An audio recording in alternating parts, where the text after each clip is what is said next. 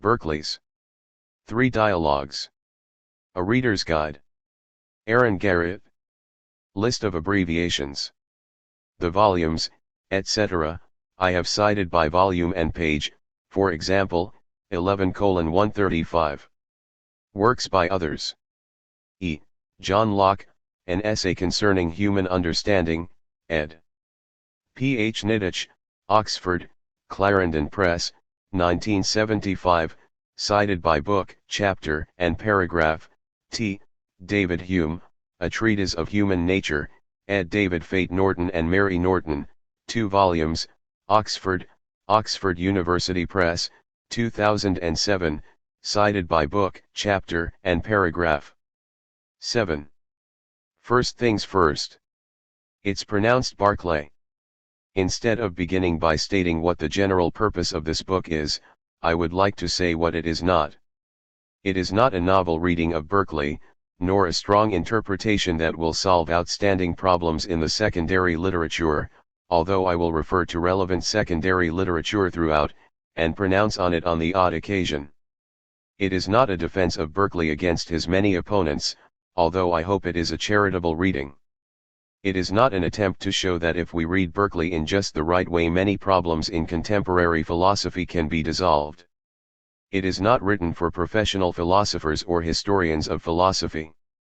It is an attempt to provide a general reader or an undergraduate student with the sort of information I would like to have had when first reading Berkeley's 3 Dialogues between Hylas and Philonous Dialogues. The dialogue speaks very well for itself.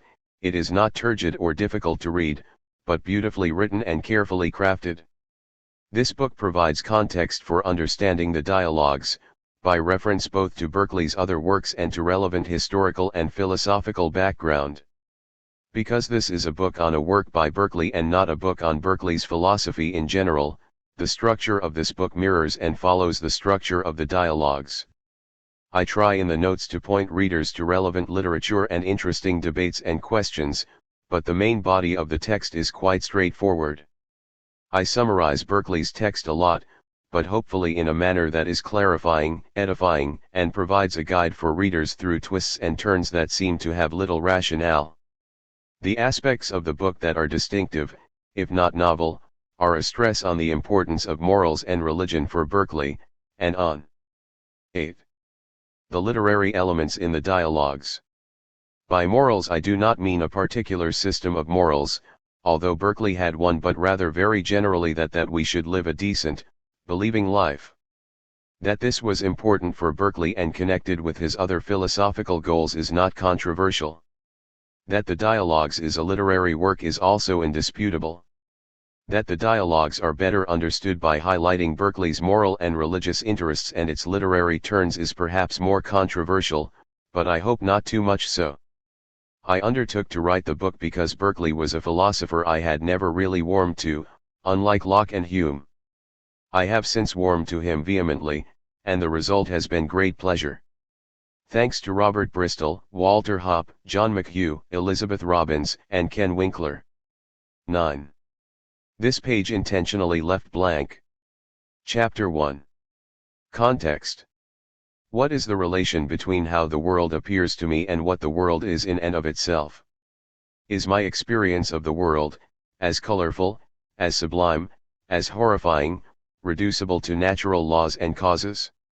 Do my ideas represent things or states outside of me? How and what do my ideas represent? What is the relation between language, the mind, and the world? And, not least of all, if a tree falls in a forest and no one hears it, does it make a sound?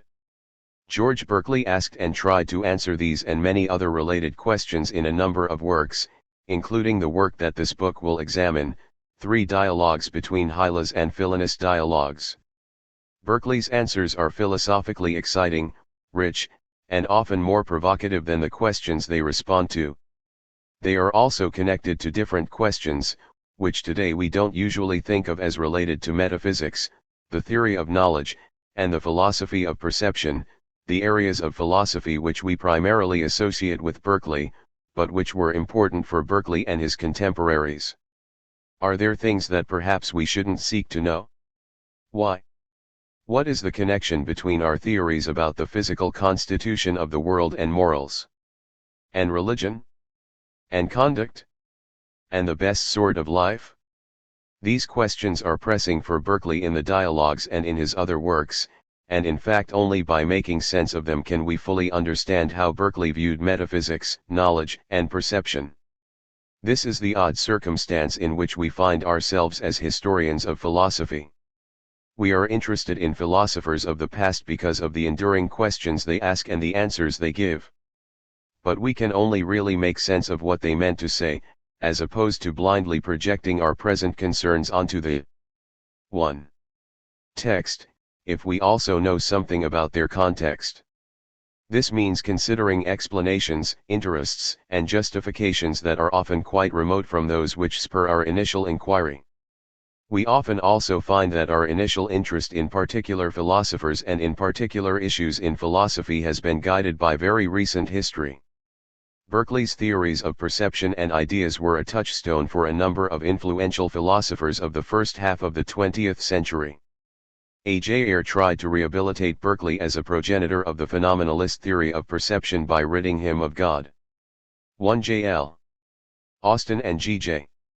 Warnock offered Berkeley as an example of the failure of a certain kind of phenomenalism and pushed us towards the analysis of ordinary language. 2. Without knowing it, and without even having read the authors involved, we glide along the tracks of a dominant interpretation, which doesn't mean that the interpretation is wrong. 3. This is a phenomenon that Berkeley understood very well. He thought that one of the main tasks of the philosopher was to challenge beliefs and intuitions which we take as obvious, for example, that we can see distance or that all of our senses have the same objects, but are in fact incoherent.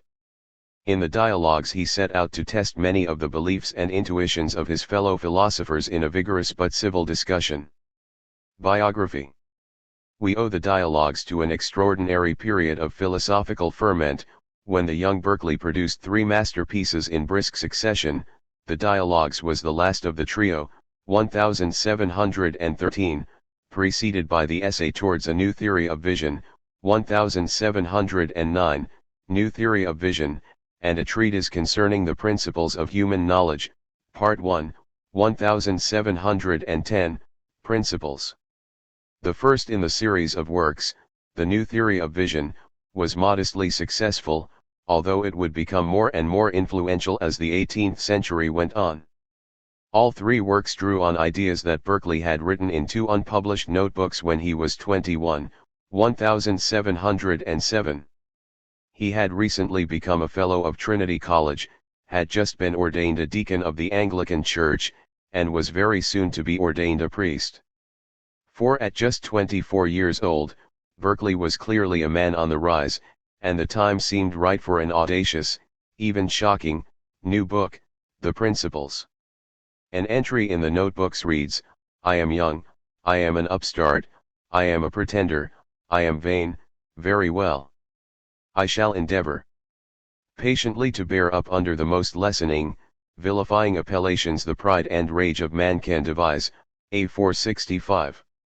5. Berkeley published The Principles in 1710 and eagerly awaited reports from Sir John Percival, one of his closest friends and the dedicatee of the New Theory of Vision, as to how the book had been received. Percival responded, "A physician of my acquaintance undertook to describe your person, and argued you must needs be mad, and that you ought to take remedies. A bishop pitied you that a desire and vanity of starting something new should put you on such an undertaking. Another told me an ingenious man ought not be discouraged from exercising his wit, and said Erasmus was not the worse thought for writing in praise of folly, but that you are not gone so far as a gentleman in town who asserts not only that there is no such thing as matter but that we have no being at all. My wife, who has all the good esteem and opinion of you that is possible from your just notions of marriage happiness, desires to know if there be nothing but spirit and ideas, what you make of that part of the 6 days' creation which preceded man." 9, 10. In a moving reply to his friend, Berkeley responded to the criticisms, admitting that he was not at all surprised to find that the name of my book should be entertained with ridicule and contempt by those who never examined what was in it, and want that common justice of trying before they condemn, L. 12, 836. He was particularly disturbed that he had been taken not to believe what he wrote, as a wit, and that he might be thought to be a sceptic bent on denying not just matter but existence and God. He responded warmly to Lady Percival's query but was clearly stung by the rest, despite his promise to bear up patiently. Worse, the principles barely registered in the wider republic of letters, with a few notable exceptions. 6. There was little rage or vilification, despite the genius and audacity of the work. The reviews that did appear were negative, dismissive, and in some cases showed little evidence that the reviewers had done more than skim the book. That the little response that was offered was negative, uncomprehending, and dismissive is not surprising, given that Berkeley argued for positions orthogonal to many commonly and deeply held beliefs. This may also explain why the book took a while to register. It was 3. Just a bit too far afield from the assumptions of his peers. Berkeley's bold arguments that matter does not exist are still best known today not from any direct acquaintance with the principles and the dialogues, but rather from Samuel Johnson's refutation of his immaterialism more than 50 years after the works were published.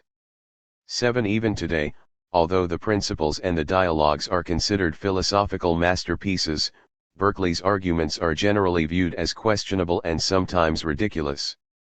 Berkeley's central argument for idealism was considered to be the seedbed of the worst argument in the world by David Stove, and he snidely referred to his reconstruction of Berkeley's argument as the gem. 8. Smug dismissal was even easier in the early 18th century when the young, relatively unknown Berkeley first presented his arguments. Given his early success and promise, Berkeley must have been deflated by the failure of the principles. Instead of publishing the promised second part, 9. He used his considerable literary skills to add many spoonfuls of sugar to the most important rejected medicine of the first part of the principles, with hopes that his basic message could then be swallowed more easily. 10. One of Berkeley's major philosophical influences, the great French Cartesian Nicolas Malebranche, had written Dialogues on Metaphysics, 1688, where he presented arguments and ideas from the earlier Search After Truth, 1674-5, with important additions and some changes, in dialogue form.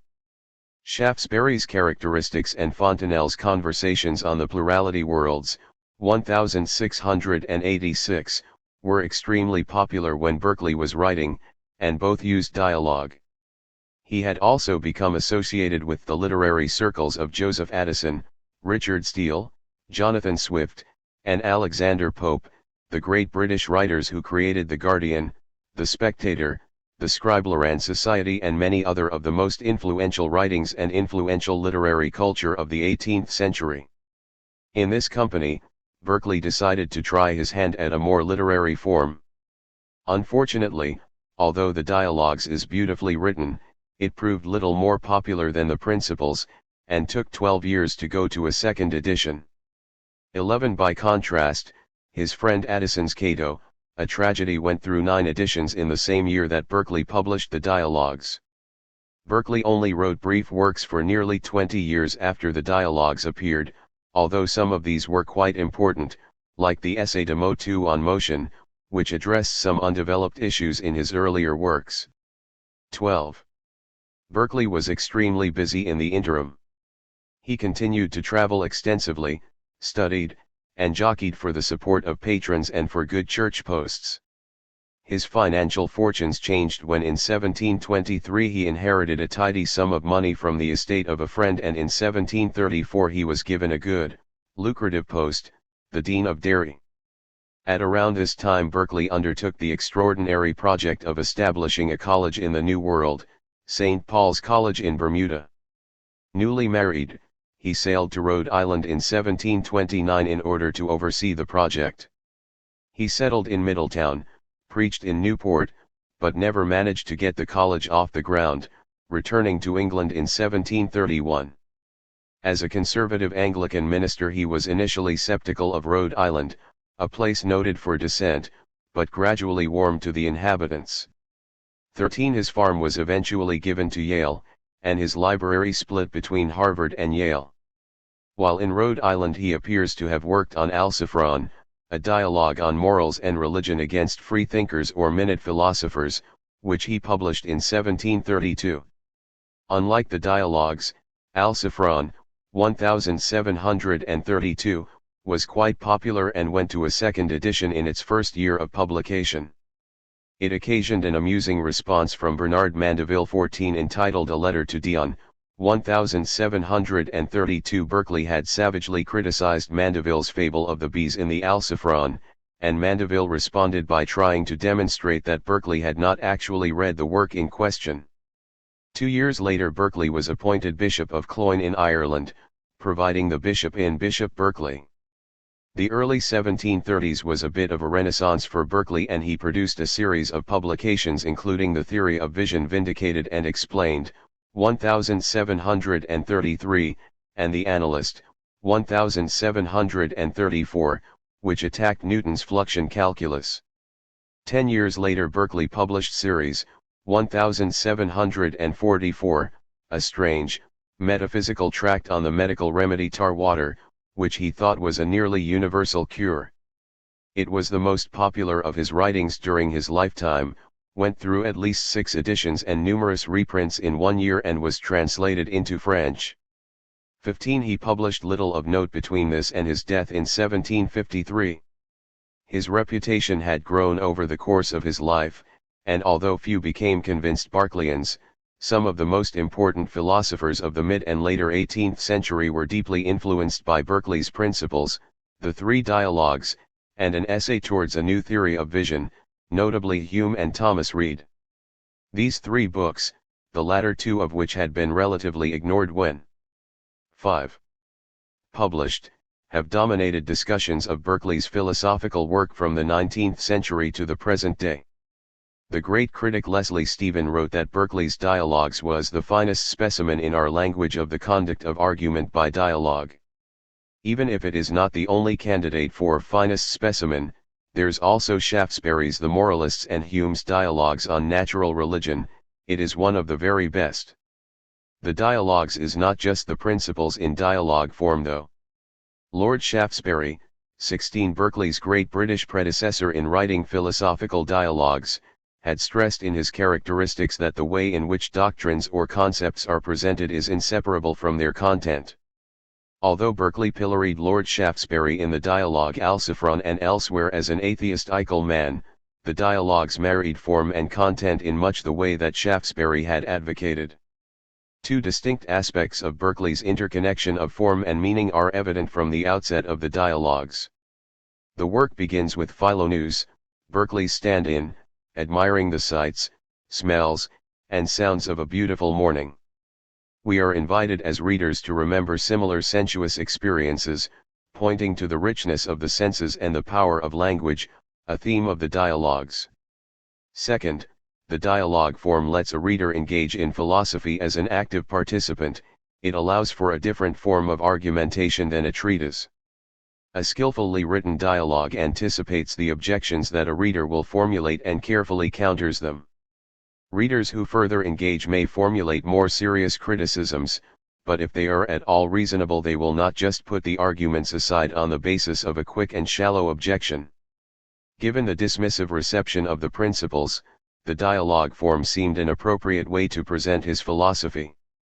Berkeley probably hoped that by engaging with the 3 dialogues readers would come to see that their reasons for rejecting his doctrines were insufficient, that their common sense had been muddied by bad philosophy, skepticism, and irreligion, and that the true common sense that Berkeley advocated is consistent with good philosophy and religion. Although few of Berkeley's readers come away as convinced Berkeleyans, many come away with a sense of the power and delight of clear, direct argument, and with a greater awareness of where some of the most important philosophical nerves are, and that they need pressing. Influences. Berkeley was influenced by a number of his notable philosophical predecessors, in particular John Locke, 1632–1704, and the great French synthesizer of Descartes and Saint Augustine, Nicolas Malebranche, 1638–1715. 17. Their influences on Berkeley took the form not of discipleship but of powerful, and normally respectful, critical engagement. The passage I quoted above about his expected vilification for having published the Principles goes on thus: I do not pin my faith on the sleeve of any great man. I do not adhere to any opinion because it is an old one, a received one, a fashionable one, or one that I have spent much time in study and cultivation of. A few sentences later, Berkeley further remarked, if in some things I differ from a philosopher I profess to admire, 'tis for that very thing on account whereof I admire him, namely the love of truth, pc 467. He was also influenced as a philosopher by writers who were not philosophers in the narrow sense. At the time he was writing and publishing the dialogues, Berkeley socialized a great deal with Addison, Swift, Arbuthnot, Steele, Pope, and other popular writers and intellectuals. He thought particularly well of Addison's philosophical abilities. Mr. Addison has the same talents in a high degree, and is likewise a great philosopher, having applied himself to speculative studies more than any of the wits that I know. He was not alone in this admiration. Hume, and many other 18th-century philosophers, admired Addison greatly. Addison famously announced in Spectator 10 that it was said of Socrates, that he brought philosophy down from heaven, to inhabit among men, and I shall be ambitious to have it said of me, that I have brought philosophy out of closets and libraries, schools and colleges, to dwell in clubs and assemblies, at tea tables and in coffee houses. 18 At the same time, Addison criticized coffee house philosophers for prattling on heretically while understanding, and meaning, little. Like Addison, Berkeley was critical of coffee house philosophical culture. 19 And he also shared the goal of liberating philosophy from its many closets and returning it to ordinary, rational scrutiny and discussion. Furthermore, there were other writers that Berkeley engaged with critically but who were less steady influences than opponents. Berkeley has a number of important affinities with Shaftesbury, who was a dominant influence on early 18th-century letters. For many intellectuals, Shaftesbury's embrace of Platonism and 7. Stoicism in a modern guise offered a playful, humanist, aestheticized, civically minded counterbalance to Locke's austere empiricism. Like Shaftesbury, Berkeley recognized the importance of philosophical style, was drawn to holism, took a critical stance towards Locke on innatism, and had a strong attraction to Platonism. However, Berkeley was scandalized by what he took to be Shaftesbury's irreligiousism and criticized him for it in Alciphron. 20 Like almost all early modern philosophers, Berkeley was influenced by Hobbes and Descartes, although he normally rejected their doctrines when he engaged with them explicitly. 21 He took much more from Descartes than he admitted, but he was not an Irish Cartesian. His relation to Newton was much more respectful. He criticized Newton's doctrines of absolute space and time, of motion, the calculus, or doctrine of flux ions, and the Newton worship that led philomathematical infidels to imitate the greatest man in his defects, DFM 15. Although Berkeley admired Newton's genius and did not doubt that he was a deeply religious man, he thought that Newton used abstract forces like gravity in a way which tended to posit abstract metaphysical causes in the physical world. This then diminished the importance of God and spurred the deists and atheists. 22 Berkeley believed that Newton's great discoveries could be given a far better support than Newton himself had given. Locke. The central influence, though, is Locke. An essay concerning human understanding was considered a watershed for British and French philosophers of the 18th century, and Berkeley was no exception in his admiration for Locke. There are far more references to Locke in Berkeley's notebooks than to any other thinker. But, true to his word, while being fully aware of the magnitude of his debt, Berkeley did not pin his faith on Locke's sleeve. One of the later entries in his notebooks, which he intended for a preface, reads, "I am no more to be reckoned stronger than Locke than a pygmy should be reckoned stronger than a giant because he could throw off the molehill which lay upon him, and the giant could only shake or shove the mountain that oppressed him." PC 678. The image is reminiscent of Newton's famous remark to Hooke that if I have seen further it is by standing on ye shoulders of giants, as well as of the bravado of the Lilliputians in Gulliver's Travels, published nearly 20 years later by Berkeley's friend Jonathan Swift. It also underscores that Berkeley thought of himself as aiding Locke, and throwing off the mountain which oppressed him, even if his usual engagement with Locke was highly contentious. Berkeley was not the only British philosopher of the first quarter of the 18th century who had wished to rescue Locke from himself. Two of the most important British moral philosophers of the first half of the 18th century, Francis Hutcheson, 1694–1746, and Joseph Butler, 1692–1752, both saw themselves, albeit each quite differently, as extending Locke's theory of knowledge and mind in a way that refuted Locke's hedonistic theory of moral motivation. Berkeley was also concerned with the moral consequences of Locke's doctrines, and saw himself as rescuing Locke, the mostly careful philosopher of the understanding, from intermittent confusion and carelessness that opened his doctrines up to atheism, materialism and immoralism, despite Locke's theist intentions. Berkeley took his methodological stance, his empiricism, and his basic concepts from Locke's essay concerning human understanding. In the opening chapters of the essay, Locke argued against innate ideas, presenting an account of the understanding where all knowledge is either derived from the senses or from reflection on our minds. Plato, Augustine, Descartes, Henry Moore, and many of Locke's other predecessors had argued for innate ideas.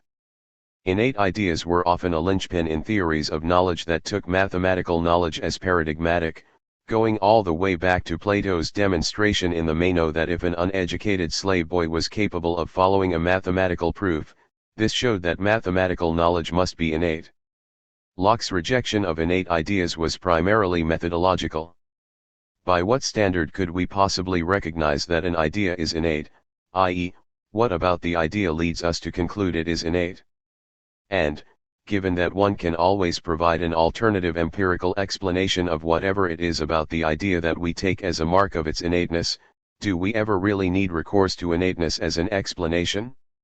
Once innate ideas had been dismissed, Locke spent much of the remainder of the essay developing a doctrine of ideas and an account of how ideas result in understanding. As already mentioned, Locke famously argued for only two sources of ideas, experience and reflection. Berkeley was deeply influenced by Locke's methodological rigor, and by his attempts to set out precisely what understanding is. 9. Of and what it is to understand. He made great use of Locke's strategy of limiting knowledge to sense experience and reflection on mental processes, and then, much like Locke, he used the limitation on knowledge acquisition to rule out competing explanations. But although Berkeley drew on the style of argument that Locke had used to rule out innate ideas, he still thought that Locke had erred by beginning the essay with a critique of innate ideas.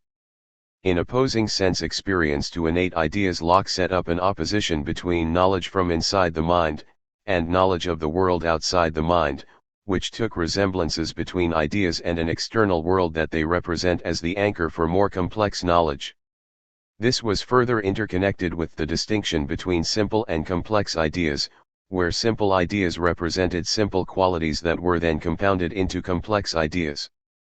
In his notebooks, Berkeley remarks that Locke should have begun instead by considering the topics of Book 3 of the essay, Language, Essence, and Substance, pc 111.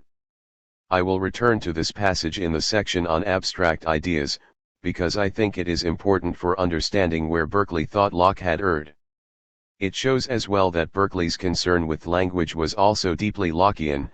In particular, it is related to Locke's idea, which spurred him into writing the essay, that the reform of language was a necessary condition for proper philosophy. Given the importance of Locke for Berkeley, I will discuss Locke's ideas again and again. For now, let's consider a few examples of how Berkeley developed from this critical engagement with Locke. At the beginning of Notebook B, the section of the notebooks that focuses on topics that he would soon systematize in the new theory of vision, Berkeley first considers Molyneux's problem. The Irish philosopher William Molyneux had written a letter to Locke proposing a thought experiment that Locke subsequently incorporated in the second edition of his essay. 23. Imagine that a man born blind can distinguish between two objects, say a sphere and a cube of the same metal, and nearly of the same bigness. Further, imagine he is given sight.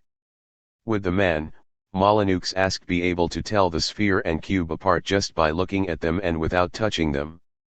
If the blind man can know or infer which is the sphere and which is the cube by sight without touching them, then there is likely some sort of connection between the different senses, for example a common sense. 24. Locke answered no to his Irish correspondent's question, for though he has obtained the experience of how a globe, how a cube affects his touch, yet he has not yet attained the experience that what affects his touch so or so, must affect his sight so or so. E211, 8. Locke quickly returned to the main thread of his argument without drawing out the consequences of his position. This brief aside in the essay became a touchstone in philosophy for centuries after. 25 due in no small part to how young Berkeley seized on the problem. In the New Theory of Vision and other writings, Berkeley developed the idea that each sense had its own distinct sense object. NTV 136. The sense of touch had its minima tangibile, and the sense of sight its minima visibile, neither of which was reducible to the other. This seems strange, because we interconnect the testimony of our different senses through experience nearly from birth. Berkeley said of himself, "I wonder not at my sagacity in discovering the obvious, though amazing truth, I instead wonder at my stupid inadvertency in not finding it out before. 'Tis no witchcraft to see." PC 279. Berkeley was also focused on a number of other issues in Locke's essay. First, Berkeley questioned Locke's presumption that there are unknown and unperceived substances which stand beneath and support the particular sensible qualities we experience as the object. We will soon see that this is one of the driving arguments for Berkeley's immaterialism. Berkeley also drew on and questioned many other of Locke's distinctions, most notably, his theory of abstraction, and his distinction between ideas of primary qualities like extension and ideas of secondary qualities like colors and smells. The criticism of abstraction was central to the principles, but less evident in the dialogues. The distinction between primary and secondary qualities was prominent in both works. Locke used the primary/secondary quality distinction to explain how we experience a wide range of qualities while at the same time distinguishing between the explanatory and causal roles of these qualities. So I might perceive this patch of blue and this extended thing. In fact I might perceive the qualities in one and the same object, this blue ball, but differentiate between the kinds of qualities, insofar as blue is caused by and explained by extended atoms, but not vice versa. Berkeley found these distinctions between quality, idea of quality, and types of qualities to be dubious, for reasons we will discuss when we begin analyzing the dialogues. Malebranche. As with his other influences, Berkeley took pains to distinguish his own philosophical positions from Malebranche's, and was scandalized when early reviewers and readers represented him as a knee-jerk Malebranchist. 26 Malebranche's influence on Berkeley was large though, and has been important for 20th-century historians of philosophy because it showed that the common pedagogic distinction between British empiricism and continental rationalism made for dubious history. 27 The French rationalist Malebranche had strong adherents among British philosophers such as John Norris, 28 and was translated into English many times in the late 17th and early 18th century. He continued as an influence on British philosophers well after Berkeley wrote the Principles and the Dialogues, most importantly on Hume's A Treatise, primarily through his occasionalism and his theory of the passions. Malebranche was associated with two controversial doctrines, vision in God and occasionalism. Like many other 17th-century philosophers, Spinoza, Leibniz, Locke, Pufendorf, et al., Malebranche was deeply influenced by Descartes, but rejected the close connection made by Descartes between innateness and truth, and the further strong distinction between innate ideas and other sorts of perceptions. Malebranche used perception in a very broad way that included everything mental from feelings to sense perception to different degrees of knowledge. He drew an important distinction between two types or categories of perception. I perceive that 2 + 2 = 4, for example, quite differently from how I perceive that a ball is blue. If I was given dragonfly eyesight I might properly perceive a ball to be alive with ultraviolet colors and to contain no blue at all. A change in my sensory apparatus would result in changes in how and what I perceived. Malebranche refers to these as perception in the soul, and the category includes many of our modes of thought. But we also perceive things outside the soul. We perceive material bodies, which I will consider in a moment. And we perceive objective truths such as 2 plus 2 equals 4. A change in my eyes or ears or nose or my brain or my soul/mind would not change that 2 plus 2 equals 4, since 2 plus 2 equals 4 it is not just correct for me, or those like me, it is objectively true. 29 Descartes famously suggested the possibility that perhaps God might make 2 plus 2 not equal 4 if he so chose. 30 And this seemed to Malebranche to be an error arising from the conflation of the criterion for recognizing that an idea is true, the transparency or clarity and distinctness of the idea, with the truth of the idea. Descartes' conflation goes hand in glove with innatism, because if the idea is innate it is all the more difficult to distinguish the properties of the ideas that tell us the idea is true from the content 31 of the idea. Given all of this, Malebranche thought that we should divide our perceptions into two types, those that are peculiar to a particular mind or soul, and those that hold objectively. The former are specific to particular minds and bodies, dragonfly or human, while the latter perceptions are of ideas, external to our particular minds and bodies and representing true states of affairs that our minds have as their objects. It seemed clear to Malebranche that many of the perceptions that Descartes took to be knowledge of innate ideas in our mind or soul, ideas of mathematical for example, were in fact perceptions of ideas outside of our minds. What about the relation between the ways we perceive truth and how God does? One possibility is that our minds do not see the same, but similar truths. God sees that 2 times 2 are 4. You see it, I see it. Here are 3 similar truths, not a single and unique truth. In the Dialogues on Metaphysics and Religion, Malebranche's mouthpiece Aristes responds. There are 3 similar perceptions of one and the same truth, but how are these 3 similar truths? And who told you they are similar? Have you compared your ideas with mine and with those of God, so as to recognize the resemblance clearly? Who told you that tomorrow, that through all the centuries, you will see as you do today that 2 times 2 are 4? Who told you that even God cannot make minds capable of seeing 2 times 2 are not 4? Surely it is because you see the same truth that I see, but by a perception which is not mine, though perhaps similar to mine. Now, if your ideas are eternal and immutable, it is evident that they can be found only in the eternal and immutable substance of divinity. It is in God alone that we see the truth. 32. The identification of objective, external to our minds, and archetypal is old and hallowed. According to this identification, to know a triangle is to access the form of the triangle or an archetypical triangle. Those ideas that we do perceive objectively are, according to 13. Malebranche, the actual archetypes on the basis of which God created the world. You might of course ask, why does God need archetypes? One answer might be that in order for God to choose, and consequently for there to be some contingency in the world, God must decide between different possible models, plans or archetypes. There was a tradition, associated with Platonists, which took knowing something as accessing the form or archetype of that thing. In a theist philosophy, in particular a Christian, Jewish or Muslim philosophy, to know the form of something was to access a form that God created and knew in order to create.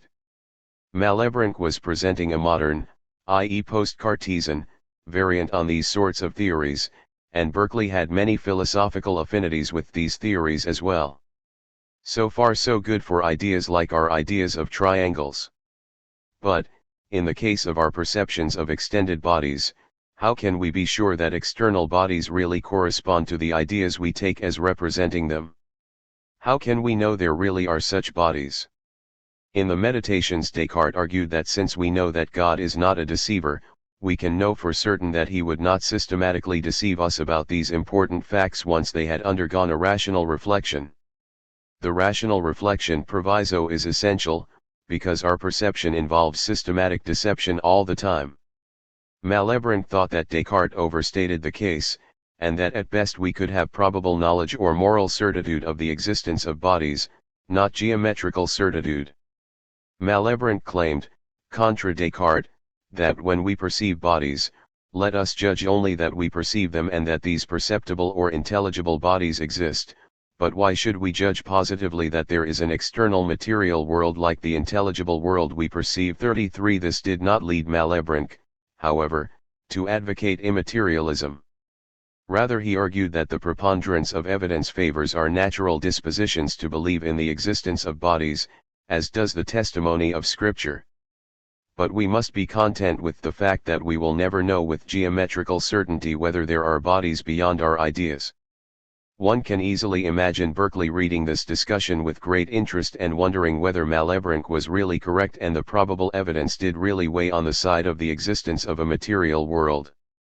Or was there some sort of solution to the skeptical doubt that avoided positing an external, unthinking, and unthought world of extension? Berkeley wrote in his notebooks. Malebranche in his illustration differs widely from me. He doubts of the existence of bodies. I doubt not the least of this. I differ from the Cartesians in that I make extension, color etc. to exist really in bodies and independent of our mind. All is carefully and lucidly to be set forth. PC 800-1.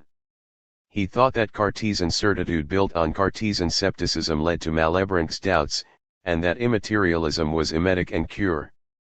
The problem was how to salvage the existence of mind-independent 34 bodies without positing the existence of matter. Malebranche's occasionalism was also important for Berkeley.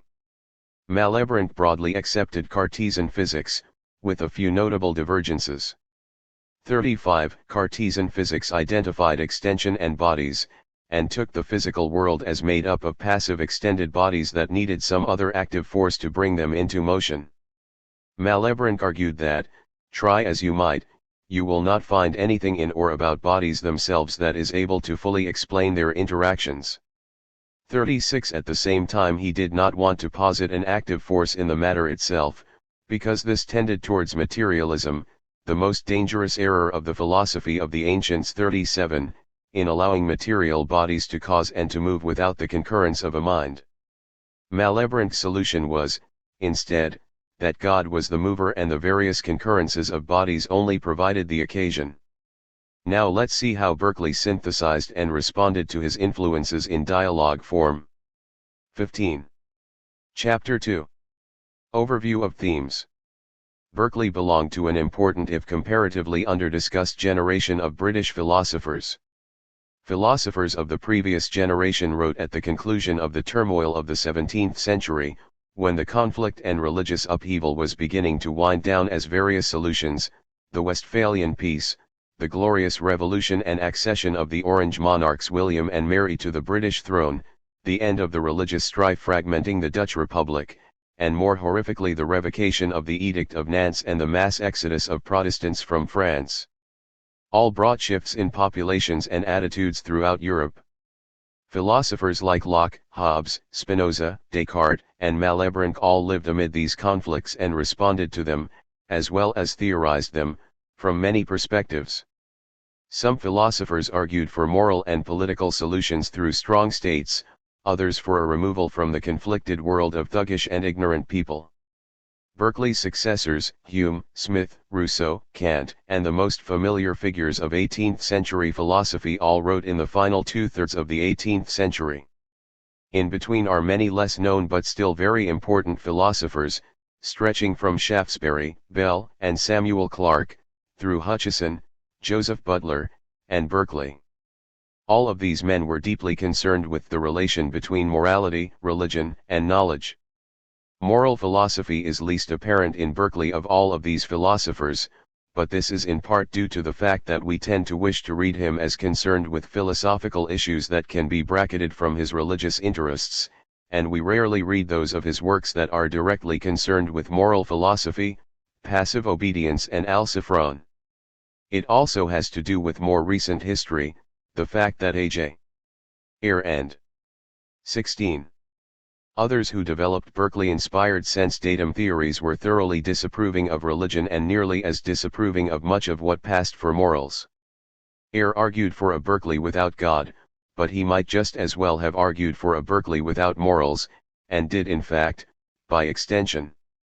All of which is a long way of saying that the central theme that threads through the three dialogues is immaterialism, and Berkeley's argument that matter does not exist, but that this should be understood as a pressing question for our moral and religious welfare.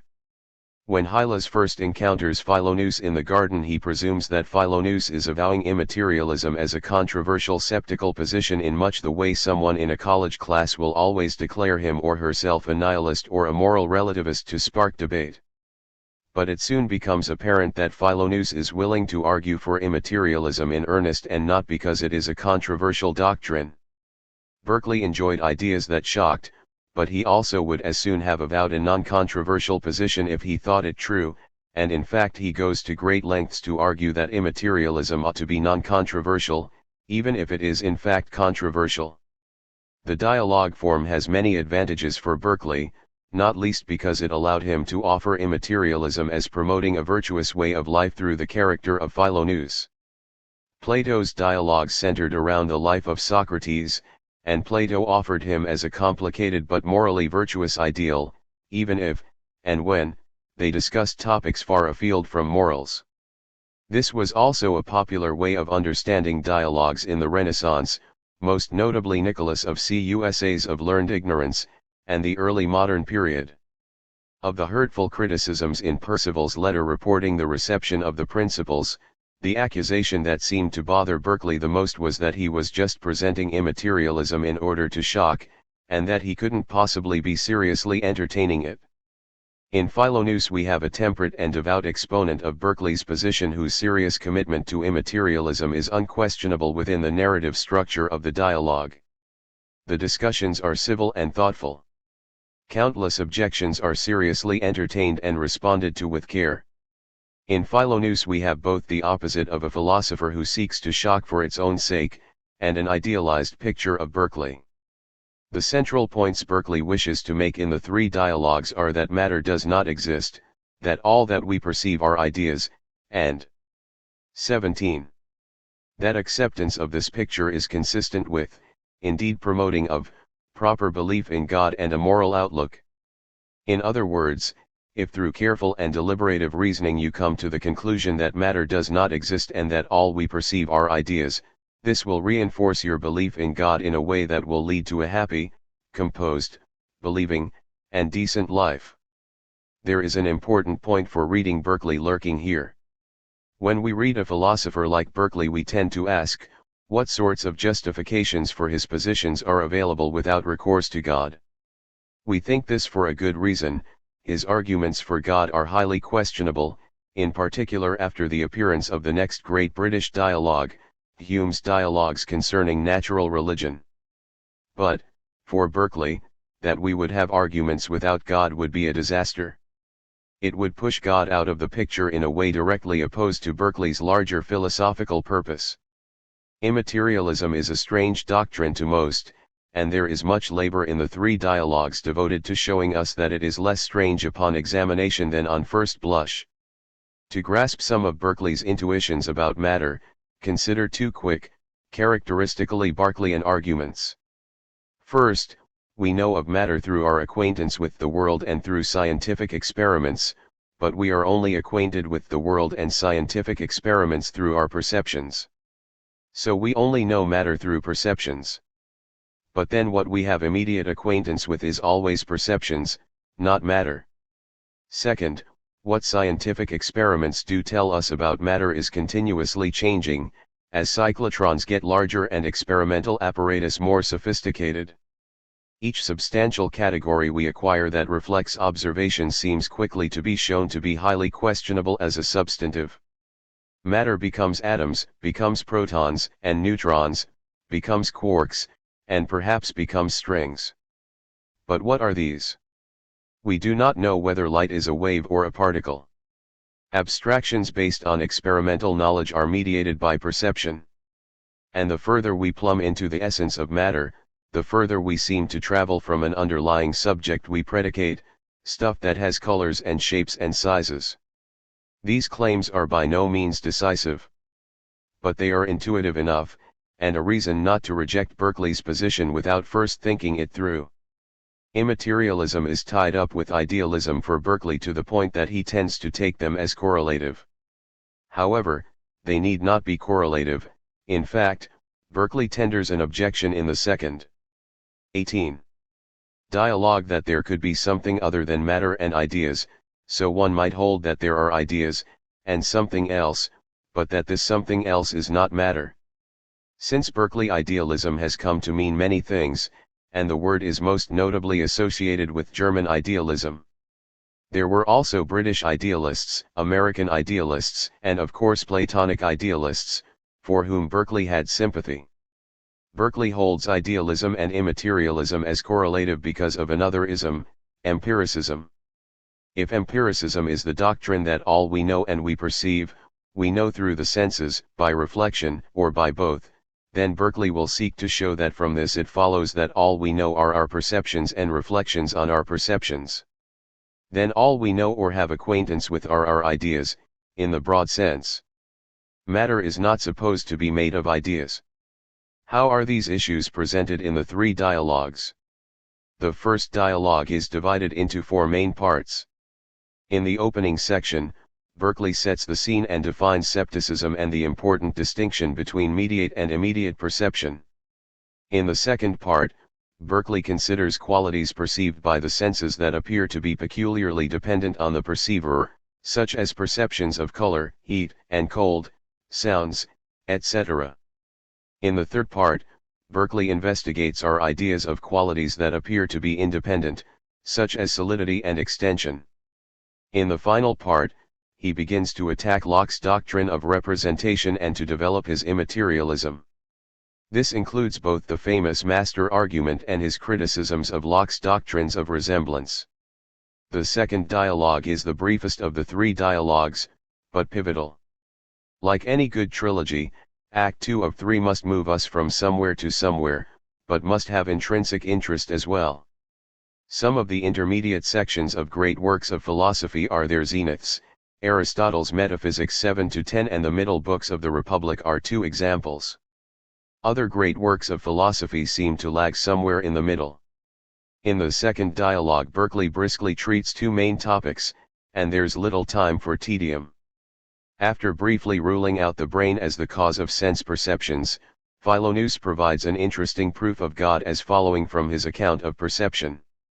Then Hylas tries to save the existence of matter through offering different ways in which matter might serve as an intermediate cause or an occasion. This leads him to a discussion of Malebranche. 19. Philosophy. Philonous shows that none of Hylas' proposed avenues evade the criticisms established in the first dialogue. The third dialogue treats a wide variety of themes, ranging from how we know that snow is white, to the doctrine of notions, to an account of action, to an immaterialist account of the Mosaic creation. It is a bit of a hodgepodge, rounding up loose objections. But it also includes some of Berkeley's most intriguing, if inconclusive notions. And it makes clear that the work is very much about spirits, ours and others, and God. 20. Chapter 3. Reading the text. And the first dialogue, 2, 167-207. The commentary on the first dialogue is far longer than the comment on the two dialogues which follow it. This is mostly due to the greater need for conceptual and historical stage setting. Much more needs to be said about Berkeley's initial concepts and arguments at the beginning than when they are referred back to later. And some concepts need to be treated, notably abstraction, which Berkeley only discusses scantily. The first dialogue also includes most of Berkeley's best-known arguments and ideas. It is preceded by a brief, but important, preface to the work as a whole. The preface, 167-9. Berkeley opens the three dialogues with a common theme of late 17th and early 18th century British philosophy, by stating that the ultimate goal of speculation is moral improvement, the improvement or regulation of our lives and actions. Similar themes are voiced in the works of Berkeley's contemporaries and immediate predecessors. For instance, in the introduction to the essay concerning human understanding, John Locke stressed that the purpose of knowledge was not to plumb the mysteries of the universe but rather to know whatsoever is necessary for the conveniences of life, and the information of virtue, E 1.1.5.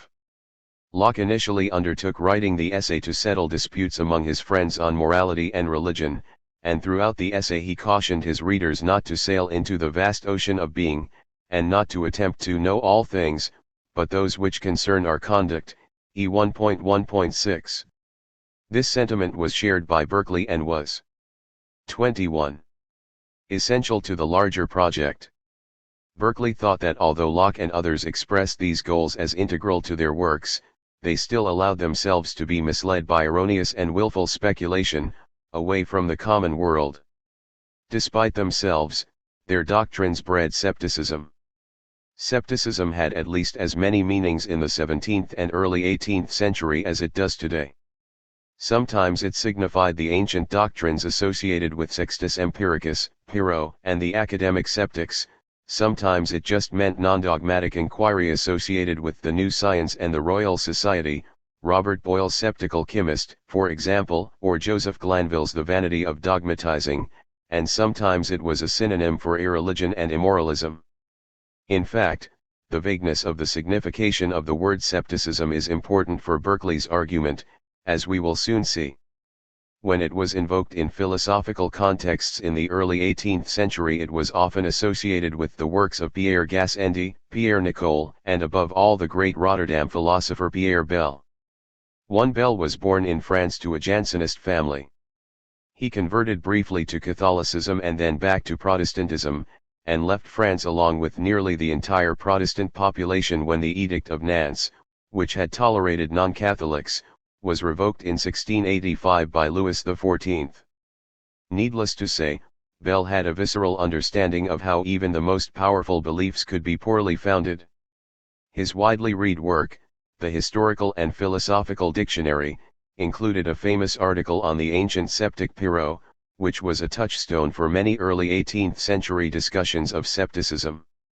In the article Pyrrho, Bell defined Pyrrhonism, which was synonymous with scepticism for many readers, as the art of disputing about all things and always suspending one's judgment.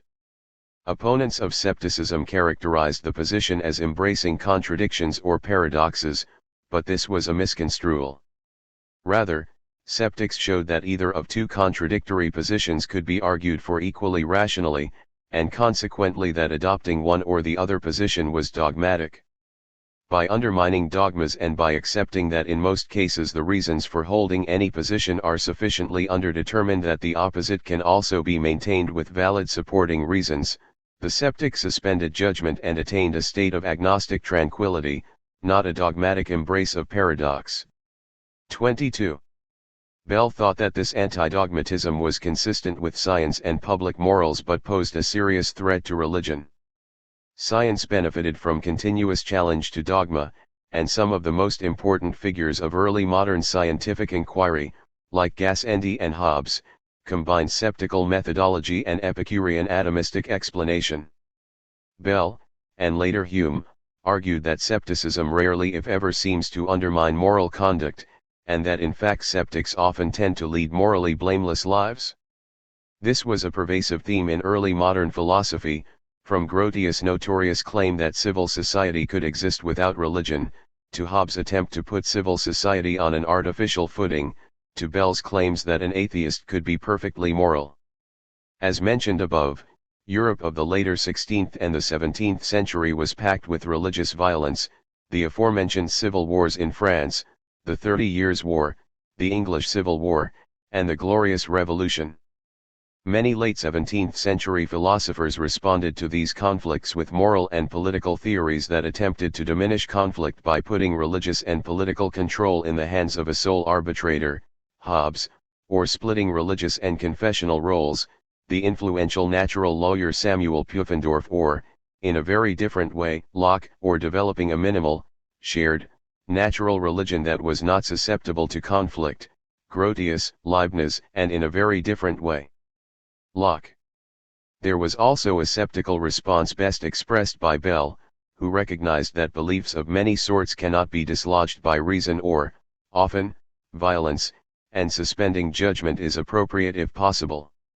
By the time that Berkeley was writing, the Glorious Revolution was 20 years in the past and England was comparatively stable. But the question of how morals, political order, and religion were connected was still central. If one viewed public morals, as Berkeley and many others did, as connected to, broadly, religious justifications, such as final judgment in the afterlife or divine providence, then the skeptic's stress on the independence of morals from religious belief becomes more dubious, too, and the pressure exerted on religion from skepticism becomes not only impious but also immoral, and Berkeley would add politically destructive as well. An example of how these concerns were connected for Berkeley can be seen by briefly considering the doctrine seen by Bell as the first consequence of Perrault's art, that the absolute and internal nature of objects is hidden from us and that we can only be sure of how they 23. Appear to us in various respects. This doctrine was central to skeptics and one of Sixtus' basic principles: honey appears to us to be sweet, and this we grant, for we perceive sweetness through the senses, but whether it is also sweet in its essence is for us a matter of doubt, since this is not an appearance but a judgment regarding the appearance. 3. This was a recurrent theme in 18th century philosophy, from Locke's distinction between a nominal essence which we can access and a real essence which is beyond our access in Book 3 of the essay, to Kant's famous claims about the thing in itself. In the preface to the three dialogues, Berkeley identified the perceived gulf between the existence of things and what is perceived, and the real nature of things and that which falls under our senses as the sources of skepticism.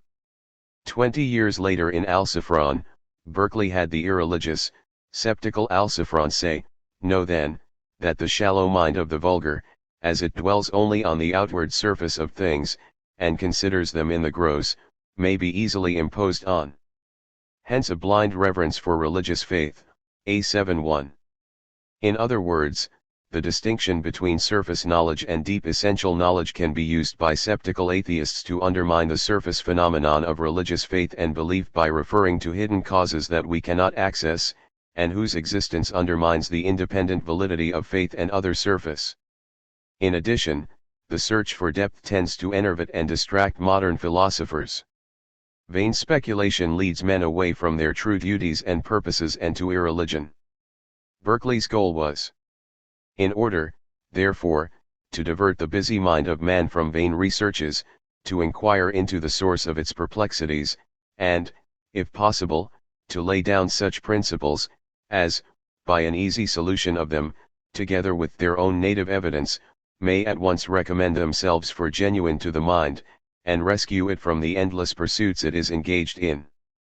Which, with a plain demonstration of the immediate providence of an all-seeing God, and the natural immortality of the soul, should seem the readiest preparation, as well as the strongest motive, to the study and practice of virtue. D2, 167. Given all of this, Berkeley's own avowedly anti-skeptical position is closer to that of Sixtus and the Hellenistic skeptics than to irreligious modern dogmatists, to embrace surfaces and not worry about 24. Essences. This kinship is something that Hume no doubt noticed in Berkeley's arguments. But for Berkeley it was a push to limit inquiry to its appropriate bounds. He stated the point elegantly in the introduction to the Principles.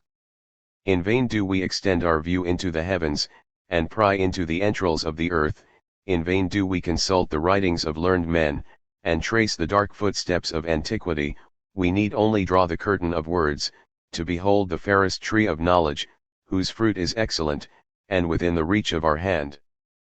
P. Introduction, 24.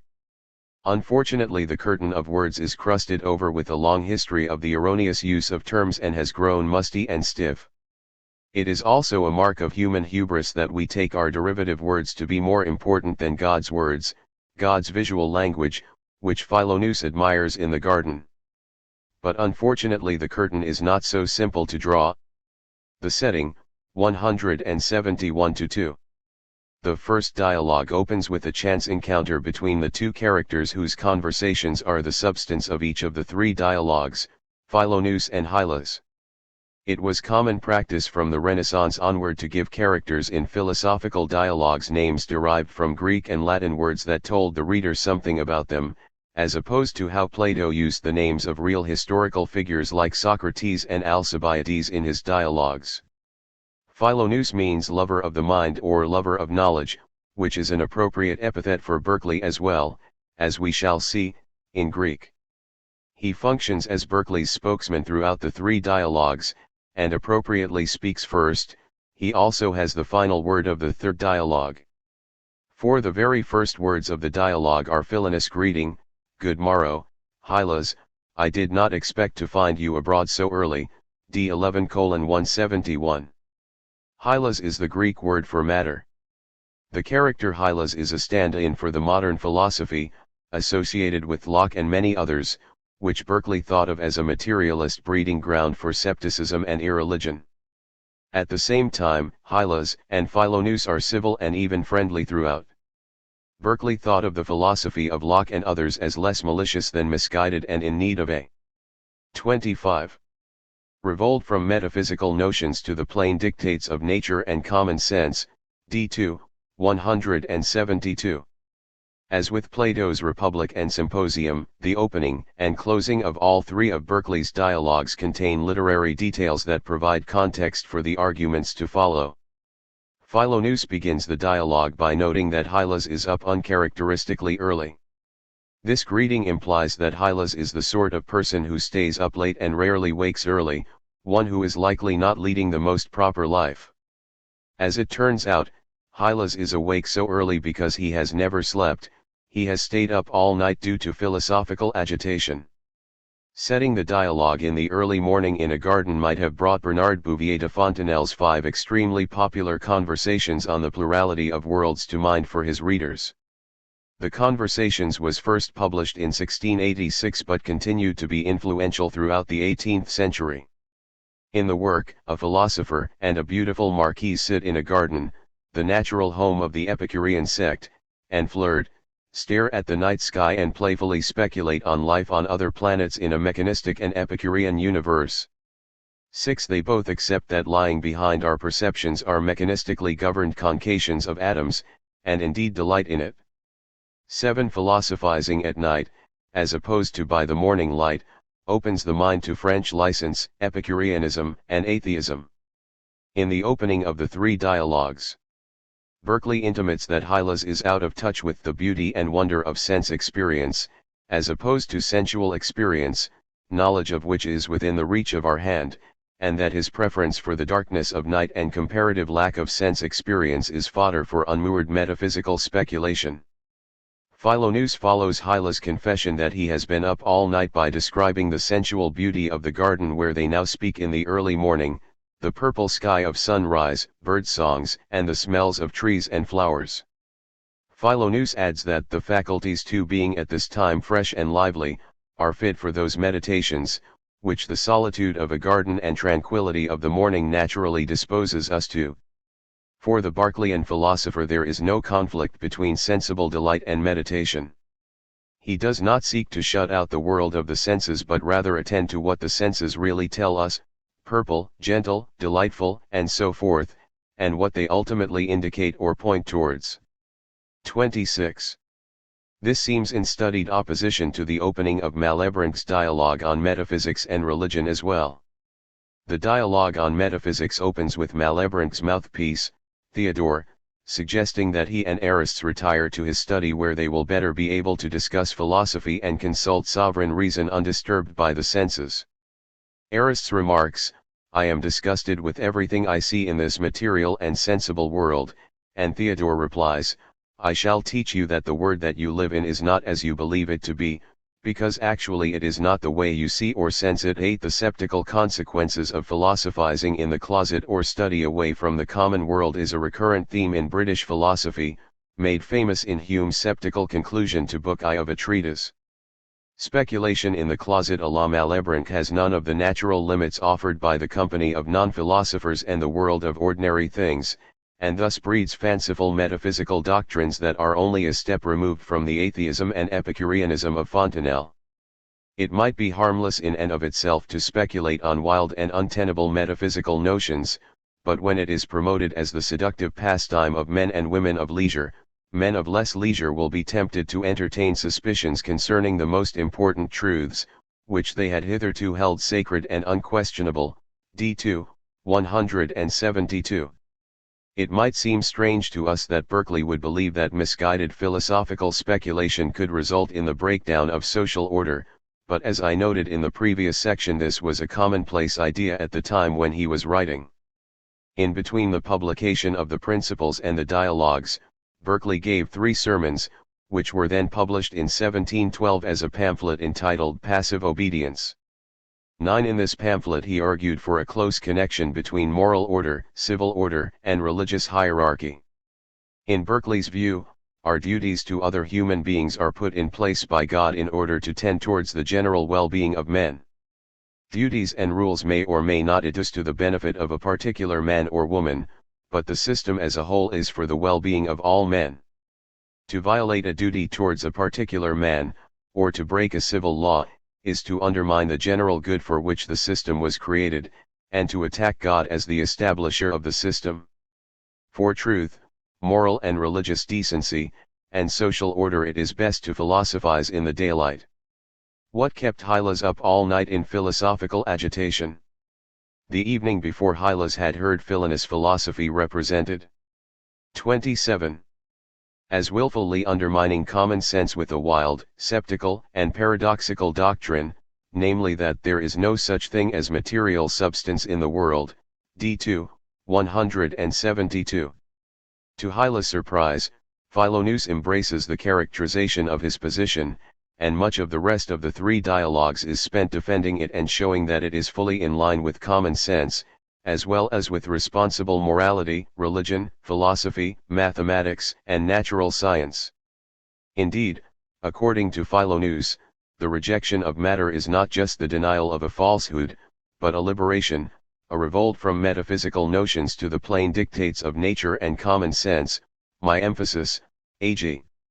He remarks further, I find my understanding strangely enlightened, so that I can now easily comprehend a great many things which before were all mystery and riddle.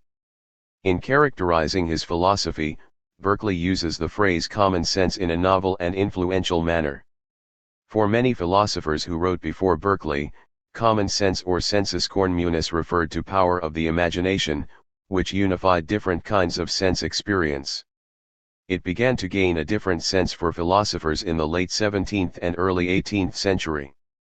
Shaftesbury was crucial in this change. One of the sections of Shaftesbury's characteristics is entitled Sensus Communis, an essay on the freedom of wit and humor, and he uses common sense there to mean, 1. The sense of public good, and the common interest of mankind, 10.2. Minimal rational capacity, 11.3. Beliefs shared by all men and women, 4. First, untutored thoughts in opposition to refined sense.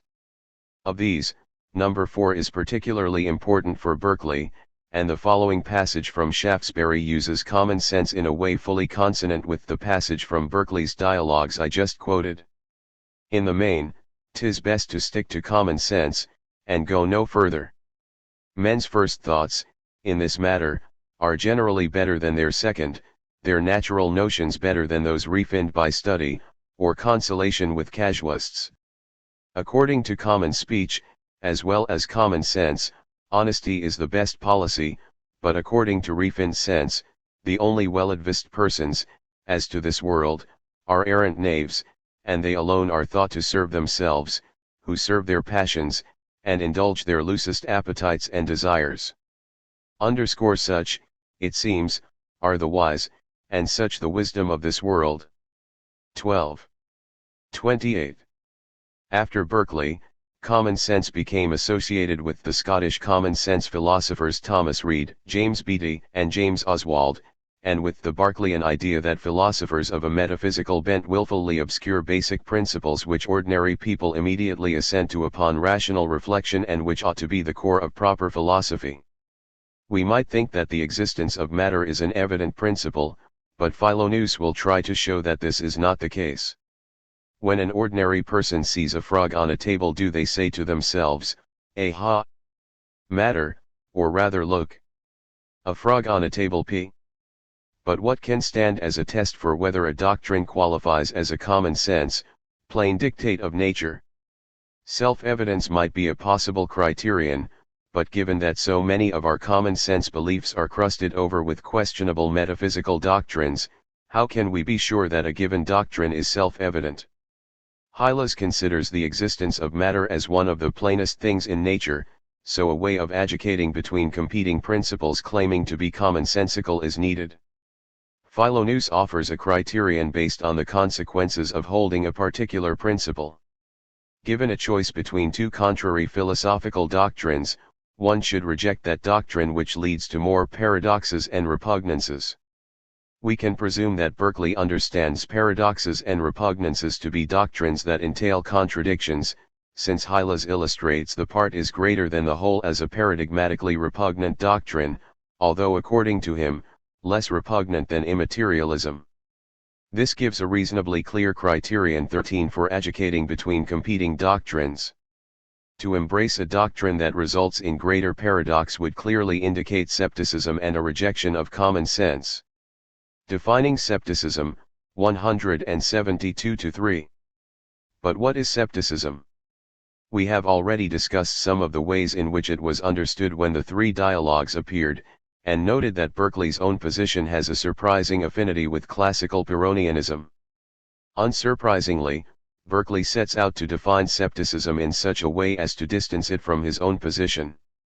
To this end, Berkeley moves dialectically through a series of possible definitions of skepticism offered by Hylas in order to arrive at a true definition. 29. Definition 1, a skeptic is one that doubts of everything. Conversely, one who entertains no doubt on a particular point is not a skeptic with regard to that point. This provides both a global and a local definition of the skeptic. One can be wholly a skeptic as well as a skeptic on a particular point. The definition hangs on doubting, but what is doubting? Is it affirmation, negation, or suspension of judgment? For example, I could claim to doubt that the external world exists in at least two different senses. If someone affirms that the external world exists, I could negate their affirmation and affirm the positive, the external world does not exist. Or, alternately, I could refuse to affirm anything at all and suspend my judgment. Classical Pyrrhonism involves both negation and suspension. To deny the existence of matter, as Philonous does, only involves the first step, and so is not skeptical by this standard. Consequently, Hylas must further qualify his definition. Definition 2, in addition, a skeptic is one who denies the reality and truth of things. Philonous immediately asks Hylas to specify which things, since scientific principles are universal intellectual notions, and consequently independent of matter. Hylas grants that scientific principles are independent of matter with surprisingly little argument. Why does Berkeley view this as so unproblematic for his opponents? Couldn't a thoroughgoing materialist say that there are no universal intellectual notions independent of matter? Perhaps, but Berkeley's opponent is not a thoroughgoing materialist, but rather an ordinary Lockean or Cartesian. It is a very important point for Berkeley. First, it establishes that there can be rational agreement between Hylas and Philonous independent of whether there is matter.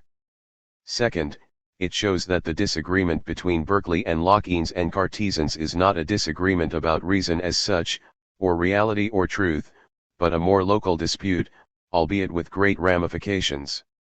This leads to a further specification of skepticism that shows what is really at stake for Hylas, and that Berkeley's position is not skeptical in an ordinary sense.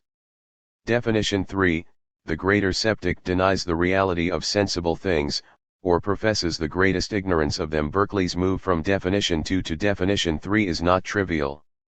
He could have had definition 3 assert that the skeptic denies the reality 30 of the external world or denies the existence of matter. But instead, it states that the skeptic denies or professes ignorance of the reality of sensible things. In order to clarify, he has Philonous ask what he understands by sensible things, and Berkeley has Hylas respond, those things which are perceived by the senses. The reality of sensible things in definition 3 thus means the reality of objects perceived by the senses. In this way Berkeley changes the focus of discussion from external objects or things to the mode by which we access them, sense perception. Since Berkeley's argument is against the new philosophers, and primarily against followers of Locke, this is not as controversial an assumption as it appears, and Lockeans would likely have accepted this elision. But, as a philosophical assumption independent of this context, it is not so clear. Take for example the famous and extraordinarily clever paper from 1905 where Einstein showed that we can know that molecules made up of atoms exist, even though they are too small for us to perceive with our senses. In the 19th century, Robert Brown observed that pollen grains jerk around in a random manner when suspended in a liquid. Einstein showed that this can be explained by the impacts of atoms that are too small to be perceived. Furthermore, the path of the motion of the pollen grains can be predicted statistically on the basis of this hypothesis. Atoms are precisely the sorts of objects that a Lockean empiricist like Hylas would hold that it would be absurd to deny. Berkeley's response will be to say that at some point knowledge depends on testimony of the senses, and then it is incumbent on us to explain how the immediate perceptual knowledge, these pollen grains are whirling about, and the remote perceptual knowledge, molecules and atoms, are connected. So in the Brownian motion example, we know of the atoms through observation of the pollen grains. In the second dialogue Berkeley claimed that from a cause, effect, operation, sign, or other circumstance, there may reasonably be inferred the existence of a thing not immediately perceived, and that it were absurd for any man to argue against the existence of that thing, from his having no direct and positive notion of it, I freely own. To this end, Berkeley introduces an account of signification via the distinction between mediate and immediate signs. 31. Signs and Qualities, 174-5. Philonous offers an intriguing example to motivate the distinction between immediate and mediate perceptions.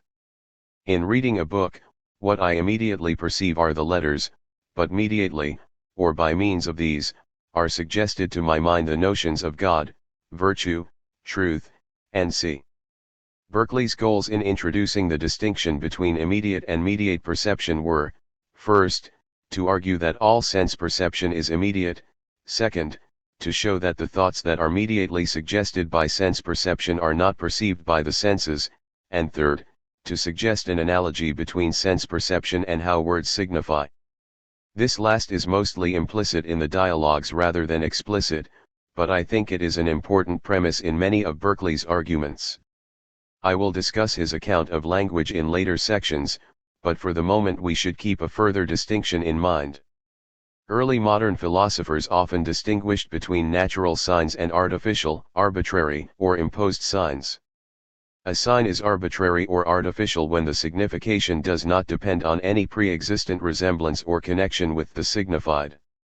For example, the word triangle is an arbitrary signifier for a triangle, in that any other group of letters, such as HUIW or LLYX, might in principle equally well stand for the shape, or red in a traffic light stands for stop, but it is an arbitrary signifier in that it could just as easily be blue.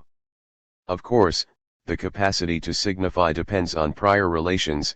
If you made all the red lights blue it would be a disaster. But these are arbitrary as well, a convention established for communication. 14. Natural signification is a bit more confusing. 11 years after Berkeley's death, Thomas Reid distinguished three senses in which signs can be said to be natural. 1. Those whose connection with the thing signified is established by nature, but discovered by experience, Brownian motion signifying atomic motion. 2. That wherein the connection between sign and thing signified, is not only established by nature, but discovered to us by a natural principle, a causal relation for example. And 3. Those which, though we never before had any notion or conceptions of things signified, do suggest it, or conjure it up, as it were, by a natural kind of magic, and at once give us a conception, and create a belief of it, such as a natural belief in God, or a fear of spiders. 15. 32. In the new theory of vision, Berkeley offers the following example of a sign that many of his philosophical contemporaries would have taken to be a paradigmatic natural sign in all three of Reid's senses. It is evident that when the mind perceives any idea immediately and of itself, it must be by means of some other idea. Thus, for instance, the passions which are in the mind of another are of themselves to me invisible. I may nevertheless perceive them by sight, though not immediately, yet by means of the colors they produce in the countenance. NTV 9. In this example the sign, blushing, seems to be naturally connected to the shame that it signifies. Later in the new theory of vision, Berkeley remarks, those passions are themselves invisible, they are nevertheless let in the eye along with colors and alterations of countenance, which are the immediate objects of vision, and which signify them for no other reason than barely because they have been observed to accompany them. Without which experience we should have no more taken blushing for a sign of shame than of gladness. My emphasis, NTV 65. What might seem to be a natural sign in senses 2 and 3 is, according to Berkeley, not even a natural sign in sense 1, insofar as he seems to be ruling out a natural connection established prior to our association of blushing and shame discovered through observation. If this seems a bit implausible, remember that some people turn red when not feeling shame, and others feel shame but do not blush. Furthermore, although the only way we can know such a connection is through experience, we do not ever immediately access the emotions of the person we observe blushing. It is a keystone of the general Berkeleyan project of showing people that what they often take to be natural, the existence of matter, is not wholly natural, or indeed natural at all. What hangs on the distinction between natural and artificial signification? As we will see in what follows, a great deal. One less than obvious thing, for us, is that Berkeley thought that theories that stressed natural causes, connections, and signs have little place for. 33. God, to what purpose might not fate or nature serve as well as deity, on such a scheme? 7 VTFF 4. God can be written out of the scheme and nature can take his place, as Spinoza and his followers, PC 824 to the power of 6th, might have wished. Signification depends on a connection or relation between sign and signified, and a sign is natural according to Reid's taxonomy if the sign and what is signified are naturally connected. The natural connection may be resemblance. A bust of Julius Caesar resembles the historical figure Julius Caesar and thus stands in for him, or a causal relation, a parent causes a child to come into existence, or some other necessary connection, a group of individuals who are part of a group with a function or a purpose. Berkeley was suspicious of such putatively natural connections, as is apparent from the blushing example. Locke viewed certain kinds of ideas as natural signs of external objects, and this dispute is at the heart of Berkeley's criticisms of Locke on representation. 16. The sign and signified are both perceived, but it is apparent that the signification relation presumes that they are perceived differently. The sign, a letter, a blush, is perceived immediately, and the signified, a sound, shame, is perceived mediately, by means of and after the sign. Immediate perceptions could then be construed as both an immediate sense content, the unreflective perception of the form or shape of a letter, and a sign that can be related to something else which it signifies. 17. Hylas quickly agrees with Philonous that we do not sense objects mediately perceived, such as the causes of our perceptions, but only sensible qualities and combinations of sensible qualities specific to and immediately accessible to each of the senses. Causes, and other relations between either perceived or unperceived qualities or things, are not given in these immediate, particular sense perceptions. According to Berkeley, these perceptions are relatively inert, i.e., we cannot derive causes or other relations from them in isolation. Instead they tell us the sea is green and like qualities. So far I have only discussed immediate perceptions as signs, but they are of course ideas as well. Idea is one of the slipperiest words in the philosophical vocabulary, which, given the slipperiness of the philosophical vocabulary in general, is saying a lot.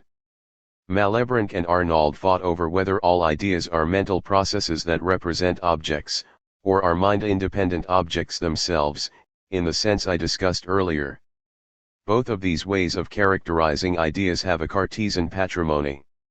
Commentators have found many 34 different senses of idea in Locke's essay as well, as objects of the understanding.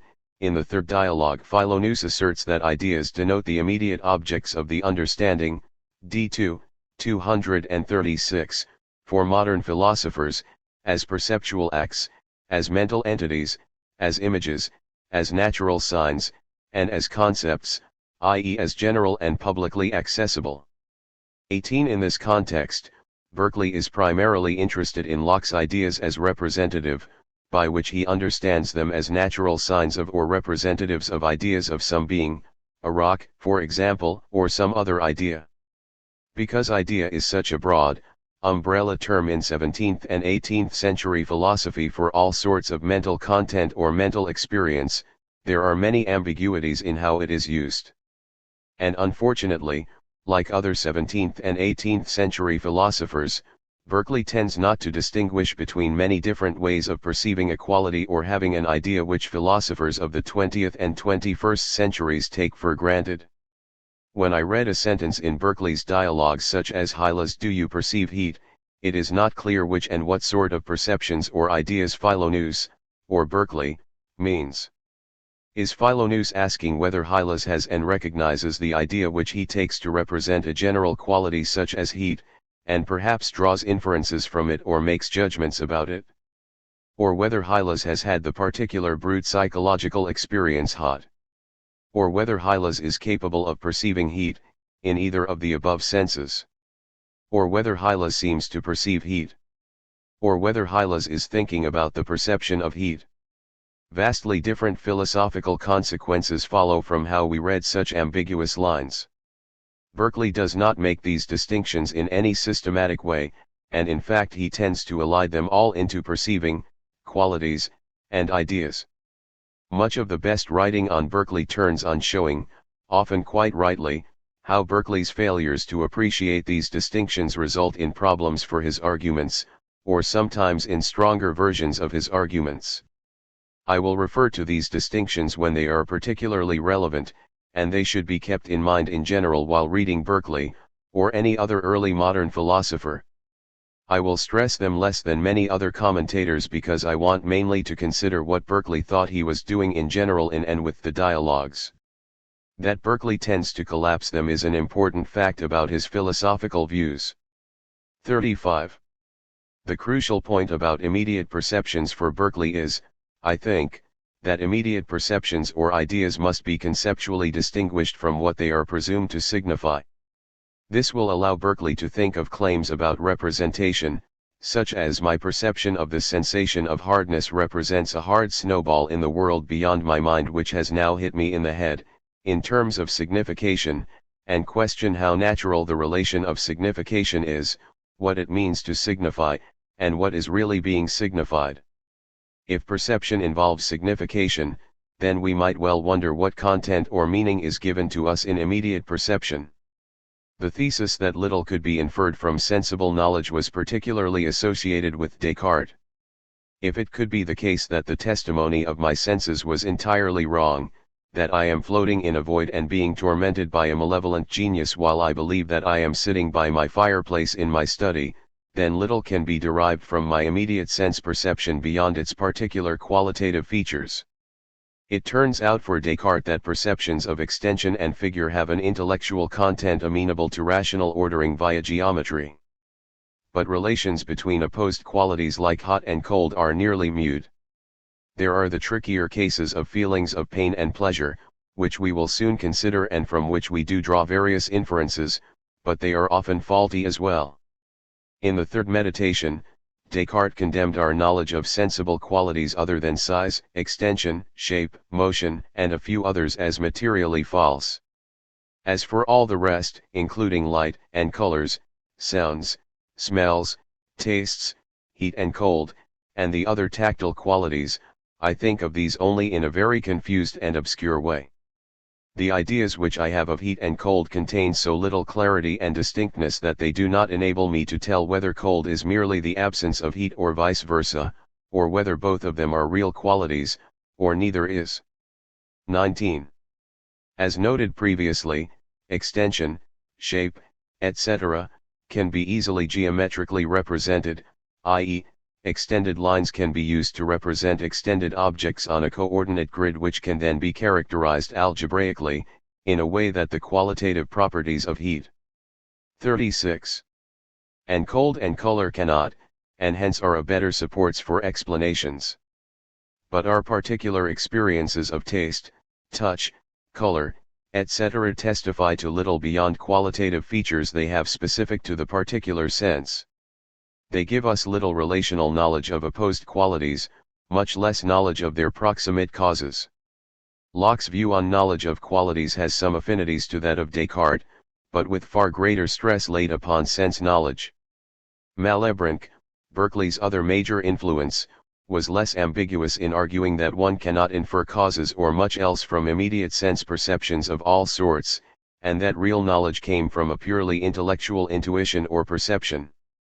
We can see then that the position to which Hylas assents was held by some of Berkeley's influential opponents, either in whole or in part. Yet in spite of Hylas' quick acquiescence, it is not obvious that we do not perceive mediate objects of sense with our senses as well. Berkeley's letter example gives us immediate and mediate objects of sense, where the mediate objects are images, letters, and the mediate objects things which seem particularly resistant to reduction images. It's even a sin to have an image of God. Perhaps, though, there are less clear-cut cases between the extremes of letters and God. J.L. Austin cited some interesting examples which we can use to problematize the distinction between direct sense perception and indirect sense perception. We might contrast seeing you directly with seeing, say, your shadow on the blind, and perhaps we might contrast hearing the music directly with hearing it relate outside the concert hall. 20. Or think of listening to a radio with bad reception. When you listen to the radio you seem not to be listening just to music, but to a bad radio with bad reception. These are cases of mediated perception, but they also seem to be as sense perceptions, or at least it's not obvious that they don't. The examples are intriguing because they question where, and what, indirect perception is, and they intimate that indirect sense perception is not only possible but commonplace. They also make us think about what might be the actual content of sense perception. Austin is criticizing Berkeley-inspired sense-datum theories such as that of A.J. Ayer, which held that what we ultimately perceive when we see shadows on a blind are not shadows but little gray and colored bits in a visual field that we can then describe. 37. In a variety of different ways. But it is not obvious that we don't perceive in more qualitatively and informationally rich bundles, bad radio, for example. We could also criticize Berkeley's limiting of sense perception in another, related way. Maybe sense perception is a broader category than Berkeley allows, and takes in not just images but also beauty, and other complex qualities. This was a position held by Shaftesbury and later by Hutcheson, and one which Berkeley criticized in Alciphron, that sense is much broader than the 5 external senses. Berkeley seems to be implicitly narrowing sense at the same time as he is distinguishing it from other kinds of thoughts in terms of its immediacy. We will have to see whether this is an accurate criticism of Berkeley. The restriction of sense perception to the immediate perception or reception of qualities specific to each of the senses is an important initial step in Berkeley's argument that to be a sensible thing is to be perceived, that SE is per tip F, P3. This in turn is a crucial step in his argument for immaterialism, since if he can convince the reader that to be a sensible thing is just to be perceived by one or more senses, then sensible things only exists as perceived by the senses, i.e., as sensible qualities and groups of sensible qualities. If inaccessible bundles of atoms beneath perceptible qualities are not immediately perceived, they do not exist, although then there is the serious problem of what gives bundles of ideas their unity. This is not to say that they are not possible, just that they are not actual. Conversely, to deny 6se is percip is to allow that there may be wholly unperceived things, qualities, or object, which exist and yet are perceivable by the senses. This latter is a highly intuitively plausible position. There may be a missing shade of blue, for example, which no one has perceived, but it seems crazy to say that since it is not perceived then it does not exist as a sense-perceivable color. I could just say that it's the shade of blue between two shades I and others have perceived, which again seems perfectly reasonable. So the burden of proof is squarely on Berkeley. Berkeley begins his argument by investigating how we perceive colors, sounds, heat and cold, smells, and tastes. Locke referred to all of these sense perceptions as ideas of secondary qualities, a term he probably derived from his friend Robert Boyle, the great early modern experimentalist and founder of the Royal Society. 21 Locke reserved different roles in his theory of the understanding. 38. For three different types of qualities. Examples of primary qualities are the bulk, figure, number, situation, and motion, or rest of, E 2.8.23, bodies, as well as solidity.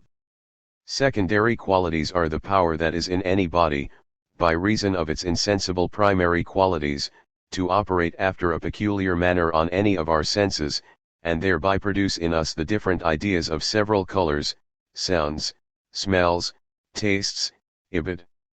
In addition, Locke briefly described a third category of tertiary qualities, the power that is in any body, by reason of the particular constitution of its primary qualities, to make such a change in the bulk, figure, texture, and motion of another body, as to make it operate on our senses, differently from what it did before, ibid.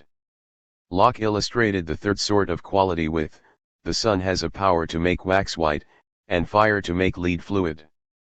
Locke defines secondary and tertiary qualities as powers to do something, to operate on the senses, or to make a change which operates on the senses, whereas primary qualities are not defined as powers to operate on the senses. This underscores a very important difference between primary and secondary qualities when coupled with the further important distinction between qualities and ideas of qualities. If an object has a quality, say bulk, we then have an idea of this quality caused by a quality which it represents. But secondary and tertiary qualities are defined not as a distinct quality which then may or may not cause an idea in the senses, but instead in relation to the idea. This asymmetry between primary qualities on the one hand and secondary and tertiary qualities on the other raises the question of whether the idea is always caused by the quality which the idea represents. According to Locke, primary qualities and the way that they are arranged are the causes of the ideas of secondary and tertiary qualities. Ideas of primary qualities represent real features or qualities of bodies communicated to us by the senses. They are natural signs that resemble qualities in the external world, whereas secondary and tertiary qualities are rather different. A secondary quality is a set of primary qualities, ultimately reducible to relations among primary qualities, which causes or disposes the senses to experience a particular idea. For example, an experience of red is caused by the arrangements of properties of light and the ways in which light interacts with various media, including the eye. Note that on this account there is no particular experience of red anywhere but in the 39. Perceiver. There are only different organized primary qualities out there in the external world. Yet, at the same time, the particular experience of red can be explained causally in terms of bulk, figure, number, situation, and motion, or resv. We can see then that Locke's distinction is an explanatory distinction which does service to an insight about differences among the content of ideas. It is amenable to the new science and the corpuscularian physics of Robert Boyle, but does not commit to one ontology or physical theory. At the same time, Locke allows that there is something mental and qualitatively irreducible about experiences of color and pain. That there is an explanation of how I experience red does not mean that it explains the particular qualitative features of the experience of red.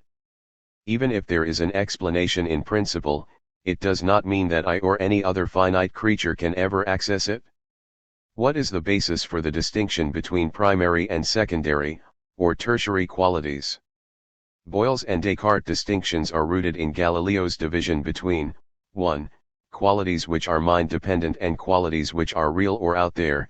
I think if ears, tongues, and noses were taken away, shapes and numbers and motions would remain, but not odors or tastes or sounds. These, I believe, are nothing but names, apart from the living animal. 22. Additionally, given that the distinction was advocated by these central early modern scientific theorists and experimentalists, it is not surprising that primary qualities have, 2. An explanatory efficacy in the atomistic new sciences that secondary qualities do not. To quote one of my late teachers, a physics based on colors might be beautiful, but if my doctor told me that the angioplasty machine he was about to use on me had been designed with a color-based physics, I would jump from the operating table and run for my life. This is connected to the sense we have that comparisons between primary qualities can be made with a much greater degree of precision than comparisons among secondary qualities, and in fact can be used to make the latter subject for more precise comparison. Pound 4.2.11. Primary qualities tend to cause ideas of primary qualities, 3, which are perceived by multiple senses. We can feel and see extended bodies, while ideas of secondary qualities tend to be ideas of a single sense. Primary qualities, 4, persist under division and other sorts of transformation. 23. In his famous wax argument, Descartes held that 40. We can modify a lump of wax so it no longer has a smell or a taste, or a color, but we cannot modify it so that it will no longer have any extension. 24. All of these justifications for the distinction between ideas of primary qualities and ideas of secondary quality identify primary qualities with permanence and ideas of secondary qualities with mind dependence and transience. 25. But why presume that ideas of primary qualities represent primary qualities in such a way that their permanence and mind independence are beyond doubt? And why presume that secondary qualities are reducible to arrangements of primary qualities when we can't access exactly how this works? In a passage that Berkeley noted with interest, Malebranche pointed to the quandary. Our eyes represent colors to us on the surface of bodies and light in the air and in the sun. Our ears make us hear sounds as if spread out through the air and in the resounding bodies, and if we believe what the other senses report, heat will be in fire, sweetness will be in sugar, musk will have an odor, and all the sensible qualities will be in the bodies that seem to exude or diffuse them. Yet it is certain that all these qualities do not exist outside the soul that perceives them, at least it is not evident that they are in the bodies that surround us. Why should we conclude then, merely on the testimony of the senses that deceive us on all sides, that there really are external bodies, and even that bodies are like those we see, i.e., like those that are the soul's immediate object, when we look at them with the eyes of the body? 26. Malebranche notes that we perceive colors as spatially extended and on bodies and sounds as spread out through the air. If this is the case, why should we have faith either that states of bodies, or primary qualities, are accurately represented by their ideas, or indeed that bodies exist at all? Berkeley considers each of the different senses, touch, taste, smell, sound, and sight. He begins with the idea of the secondary qualities heat and cold, Descartes' examples of materially false and confused ideas, in order to draw out what he takes to be the incoherence at the core of the modern position. Berkeley's overarching 41. Strategy is clear from the outset. Instead of beginning with primary qualities as foundational and as representing the external world, and then moving to ideas of primary qualities, secondary qualities, and ideas of secondary qualities, Berkeley instead begins with ideas of secondary qualities such as color, and then draws on their mind-dependent nature in order to attack their putative anchor out there in the mind-independent world of atoms or extension. In Essay 11.3, Locke distinguished between four kinds of ideas: 1. Ideas of one sense, 2. Ideas of more than one sense, 3. Ideas of reflection, and 4. Ideas suggested to the mind by all the ways of sensation and reflection, pound 11.3.1. Each sense has ideas in the first category. The most considerable of those belonging to touch, are heat and cold, and solidity. All the rest, consisting almost wholly in the sensible configuration, as smooth and rough, or else more, or less firm adhesion of the parts, as hard and soft, tough, and brittle are obvious enough. Ibid. Locke then goes on to devote an entire section to ideas of solidity, the idea we receive more constantly from sensation than any other, e 2.4.1. Solidity is crucial for Locke in that it is a basic, perhaps the basic, property of bodies, and although Locke does not explicitly refer to it as a primary quality, it seems that he viewed it as an exemplary primary quality. For Locke, solidity, as opposed to hardness, is not just a relational property of bodies, I am made of feathers so that pillow feels mighty hard, but instead appears to be an intrinsic non-relational property of all bodies. But what of heat and cold? Locke offers heat and cold as exemplary secondary qualities and argues that their paradoxical features can best be explained with a corpuscularian theory. Ideas being thus distinguished and understood, we may be able to give an account, how the same water, at the same time, may produce the idea of cold by one hand, and of heat by the other, whereas it is impossible, that the same water, if those ideas were really in it, should at the same time be both hot and cold. For if we imagine warmth, as it is in our hands, to be nothing but a certain sort and degree of motion in the minute particles of our nerves, or animal spirits, we may understand, how it is possible, that the same water may at the same time produce the sensation of heat in one hand, and cold in the other. Pound 11.8.21. 42. The quote makes clear how much of the explanation rests on minute, unperceived, mind-independent bodies, and how much the real existence of secondary qualities depends on them on Locke's account. This is the position that Berkeley's Hylas will advocate in the dialogues, once he has been disabused of a naive theory of sense perception where heat therefore, if it be allowed a real being, must exist without the mind, d. 175, 30. Of course, Locke, Descartes, Malebranche, and others did not hold that our perception of heat, or our idea of heat, is in the fire. 27. Rather, Berkeley's arguments can be understood as an internal critique of the modern positions of Locke and Malebranche, which shows that the modern position suffers from the same defects as the older theories that they critique, whether scholastic or modern. They seek to anchor the reality of ideas outside of the mind. Philonous used two aspects of our perceptions of heat and cold to undermine Hylas' position, that heat and cold come in degrees, and in fact are extremes, linked by degrees, and that perceptions of pain and pleasure go along with, and are often indistinguishable from, the perception of heat and cold. That pain and pleasure go along with all, or almost all, of our perceptions is Lockean, e 2.7.2, and connected with natural law doctrines. Pains and pleasures motivate our action in that we desire goods and avoid evils. Reflection on pains and pleasures, some remote, the yawning, fiery pits of hell, some proximate, this tasty chocolate, some great, a good job after college, and some small, a night on the town, sets out laws for our interactions with others and guides our conduct. Through pain and pleasure, rules have been woven into the world that are essential to our ultimate happiness and purpose.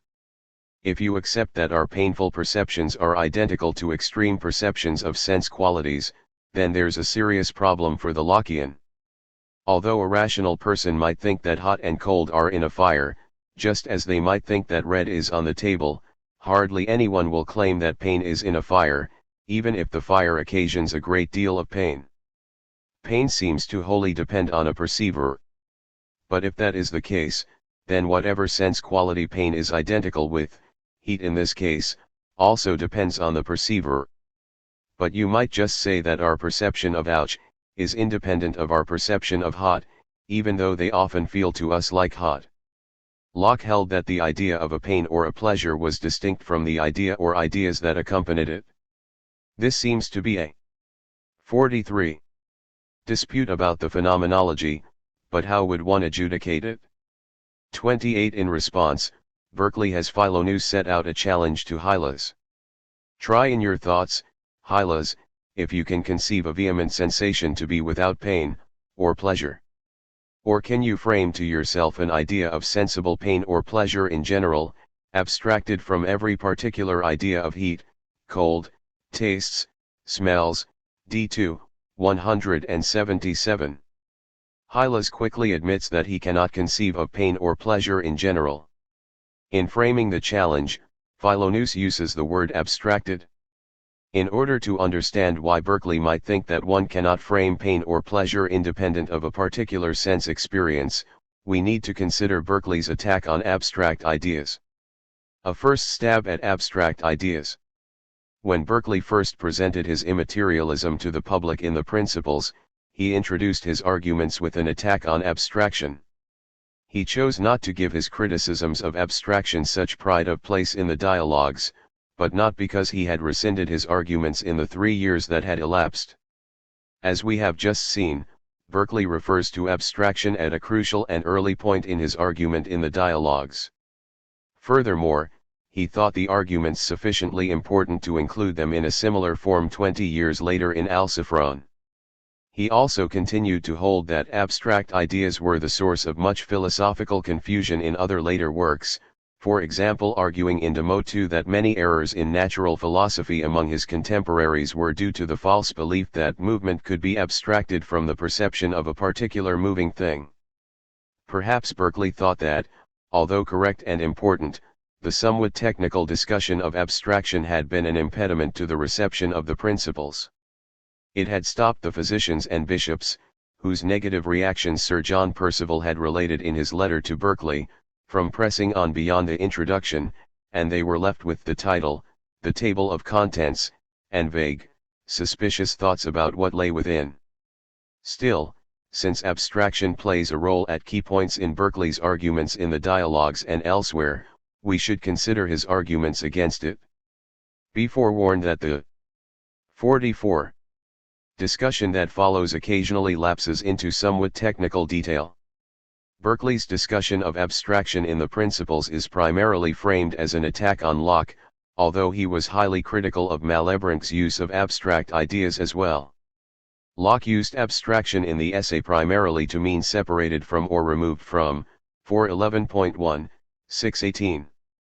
29. He also defined abstraction more narrowly as the capacity whereby ideas taken from particular beings, become general representatives of all of the same kind, and their names general names, applicable to whatever exists conformable to such abstract ideas. Such precise, naked appearances in the mind, without considering, how, whence, or with what others they came there, the understanding lays up, with names commonly annexed to them, as the standards to rank real existences into sorts, as they agree with these patterns, and to denominate them accordingly. Pound 11.11.9. Ideas that designate or represent particular beings become general representatives through the power of abstraction. These general representatives are applied through general names that stand for the ideas and for whatever might fall under them. They are precise, naked, and allow us to rank and order real existences. The larger process of which abstraction is a part thus involves ideas and words, with the capacity or power of abstraction transforming ideas of particular beings into general representatives to which general names are then attached. According to Berkeley, abstraction has had a chief part in rendering speculation intricate and perplexed, and to have occasioned innumerable errors and difficulties in almost all parts of knowledge. P. Introduction 6. Locke had presumed that since under everyday circumstances words stand in for ideas and ideas represent real existences or things, if a general term properly represents things there must be an intermediate abstract idea which it signifies and which in turn represents the thing. P. Introduction, 19, A 7.7. So just as if we use the name John Locke properly, it must signify an idea we have of John Locke, which in turn represents the late, great philosopher, so also if we use triangle generally and correctly it must signify the abstract general idea of triangle, although it may not in turn refer to a thing. 30.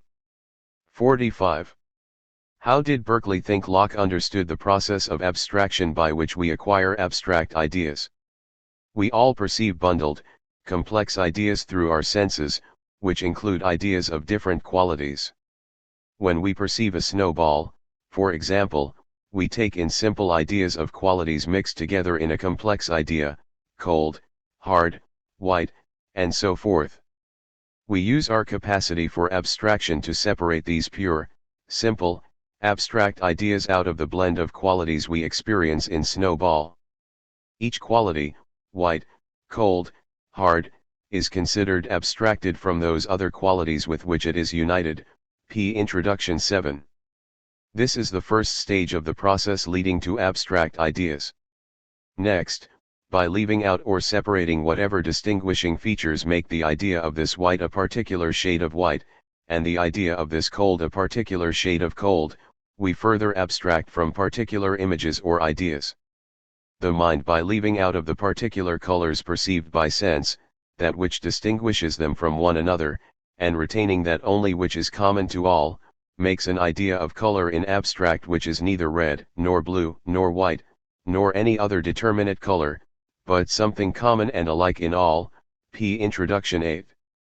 31. We no longer have just an idea of a snowball, an extended entity flying towards us, but through a process of alchemy abstract ideas of this white, and then color.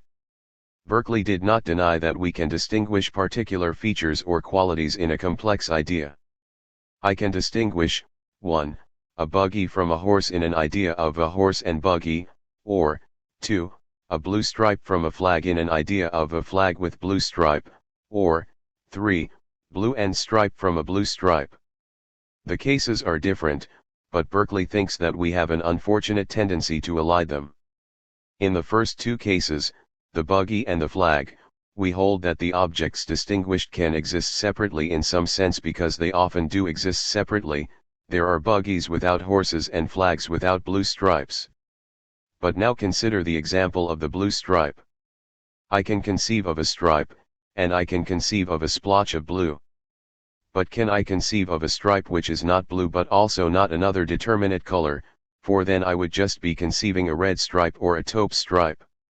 I might think I can because I can conceive a horse without a buggy and a flag without a blue stripe. Berkeley is criticizing this sort of move, where we go from ideas that we presume have objects which can be separated, because they often are, and infer that we can actually separate an idea into distinct parts of ideas, each of which is an 46. Idea, or qualities which in turn have distinct objects. In his discussion of abstraction in Alciphron, Berkeley criticized the current opinion that every substantive name marks out and exhibits to the mind one distinct idea separate from all the others, A 7.8. Due to this opinion we draw the false inference that all names denote contents of ideas, which are or can become ideas, which can then be separated. And we are led by a questionable inference to believe that we actually can conceive a stripe which is not blue, when in fact we can do no such thing. It appears to be logically possible that a stripe could be not blue, i.e., lacking in all color, and that we can abstract it in the mind even if it cannot exist separately in reality. 32. Yet Berkeley would say that you cannot mentally abstract the idea of stripe that is not colored. 33. The question is, why? Berkeley's rejection of abstraction seems related to his rejection of a tacit premise that our ideas can be chopped or separated unproblematically into further sub-ideas. Berkeley thought that once we began chopping our ideas in this manner, they lose any content. Just as we wouldn't expect that if we separate stripe further into STRI and PE that we then have an idea of STRI and an idea of PE latent in the idea of stripe, so we wouldn't expect to imagine a stripe's length without its width. One reason that Berkeley may have thought that Locke's theory of abstraction allowed ideas that were in fact inseparable to be separated is Locke's assumption that, since we build up complex ideas from simple ideas, we should be able to abstract simple ideas from complex ideas. This may lead to a false confidence, in cases like the not blue stripe, that we have separated a simple idea from a complex idea, when in fact we have distinguished between contents which are in fact inseparable. 34 But it is not obvious why they are inseparable. We ought then to look further at how Locke thought that the process worked. In Essay 4 Locke claimed about abstract ideas and the process leading to them that, when we reflect upon them, we shall find, that general ideas are fictions and contrivances of the mind, that carry difficulty with them, and do not easily offer themselves, as we are apt to imagine. For example, does it not require some pain and skill to form the general idea of a triangle, which is yet none of the most abstract, comprehensive, and difficult, for it must be neither oblique, nor rectangle, neither equilateral, equicrural, nor scalanon, but all. 47. And none of these at once. In effect, it is something imperfect, that cannot exist, an idea wherein some parts of several different and inconsistent ideas are put together. 'Tis true, the mind in this imperfect state, has need of such ideas, and makes all the haste to them it can, for the conveniency of communication, and enlargement of knowledge, to both which, it is naturally very much inclined. But yet one has reason to suspect such ideas are marks of our imperfection, at least this is enough to shew, that the most abstract and general ideas, are not those that the mind is first and most easily acquainted with, nor such as its knowledge is conversant about. E 4.7.9. Locke viewed these abstract general ideas as achievements, difficult achievements, which separate human beings from animals and adults from children. At the same time, he avoided an account of abstract ideas that smacked of excessive Platonism. Locke stressed that abstract, general ideas were non-existent fictions difficult both to form and to characterize, but important and distinctive to rational beings nonetheless. Berkeley began his criticisms of Locke in the Principles by denying Locke's presumption that we can conceive of abstract ideas at all. Berkeley responded that, try as we might, we cannot form the idea of a general triangle that is neither an isosceles nor a scalene nor some other particular triangle. Instead, when we do try to form an abstract, general triangle we always end up perceiving the idea of this or that particular triangle. This is the same strategy that Berkeley used in the passage we have just considered from the dialogues concerning the inseparability of pain from particular sense perceptions, and will use in a number of other ways later on. In this case we are separating two qualities, pain and heat, as opposed to a triangle and the determinate way in which it is a triangle, or blue from the blue stripe in my example, but the similar forms of the challenges suggests that the problems with conceiving them are related. On the surface at least, Berkeley does not provide much of an argument. I may live among people incapable of forming abstract ideas, and I may be incapable of forming them, but that doesn't mean that no one is capable of conceiving them, much the less that they are inconceivable, which is a different issue from whether anyone does happen to conceive them. To extend Locke's point about achievement, it might just be a reflection of the fact that I and all those I know 48 are not particularly high achievers. This doesn't show that abstract ideas can't be conceived. Consequently, if you have Berkeley-like intuitions and you feel that his point about the inconceivability of abstract ideas is correct, i.e., you are unable to conceive an abstract idea in Locke's sense and you infer that others are incapable of this as well because they are inconceivable, you would still need to explain why they are inconceivable if you were to be able to rule them out. One reason why they might be inconceivable is that it might be impossible to think an abstract idea if it was a complex idea made up of ideas that contradicted one another, like square circle. We can't think square circle because the geometrical formula or description of square commits us to not circle and vice versa. Square circle wears its contradictory character on its sleeve, so to speak, since it combines two simple geometrical objects, the definition of each which excludes the other, as opposed to closed circle or right-angled square. But perhaps similar contradictions are smuggled into our more complicated abstract ideas, contradictions which arise from the process of abstraction itself. Berkeley would have been developing a suggestion from Locke, since Locke seems to have allowed that abstract ideas might be conflicted or contradictory, by admitting that abstract ideas put together parts of several different and inconsistent ideas and suggesting that this may be why they are fictions. Admittedly, Inconsistent does not mean the same as contradictory to conceive, it is at most impossible to realize outside of the mind since they are inconsistent when put together. Berkeley's arguments imply that if color is an example of an abstract idea, and if it is supposed to be simple, pure, and abstracted from any particular sense perception, then the abstract idea color is neither red, nor blue, nor any other color, yet it represents all at once. Food is neither a madeleine, nor a carrot stick, nor any other food, yet it represents all food. P. Introduction 13. Yet, since it is abstracted from particular ideas, and derives its contents from these ideas, it must share something with them. But any way we look at the particular ideas from which we abstract our abstract general ideas, we just find the particular qualitative properties of these ideas, or for Berkeley the particular qualitative properties which are these ideas. So if we look at our idea of this red and we inspect its content, we just find, well, homogeneous this red.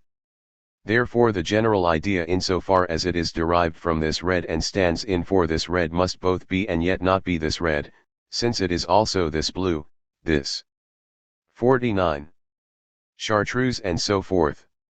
Then it must both be this red and not this red.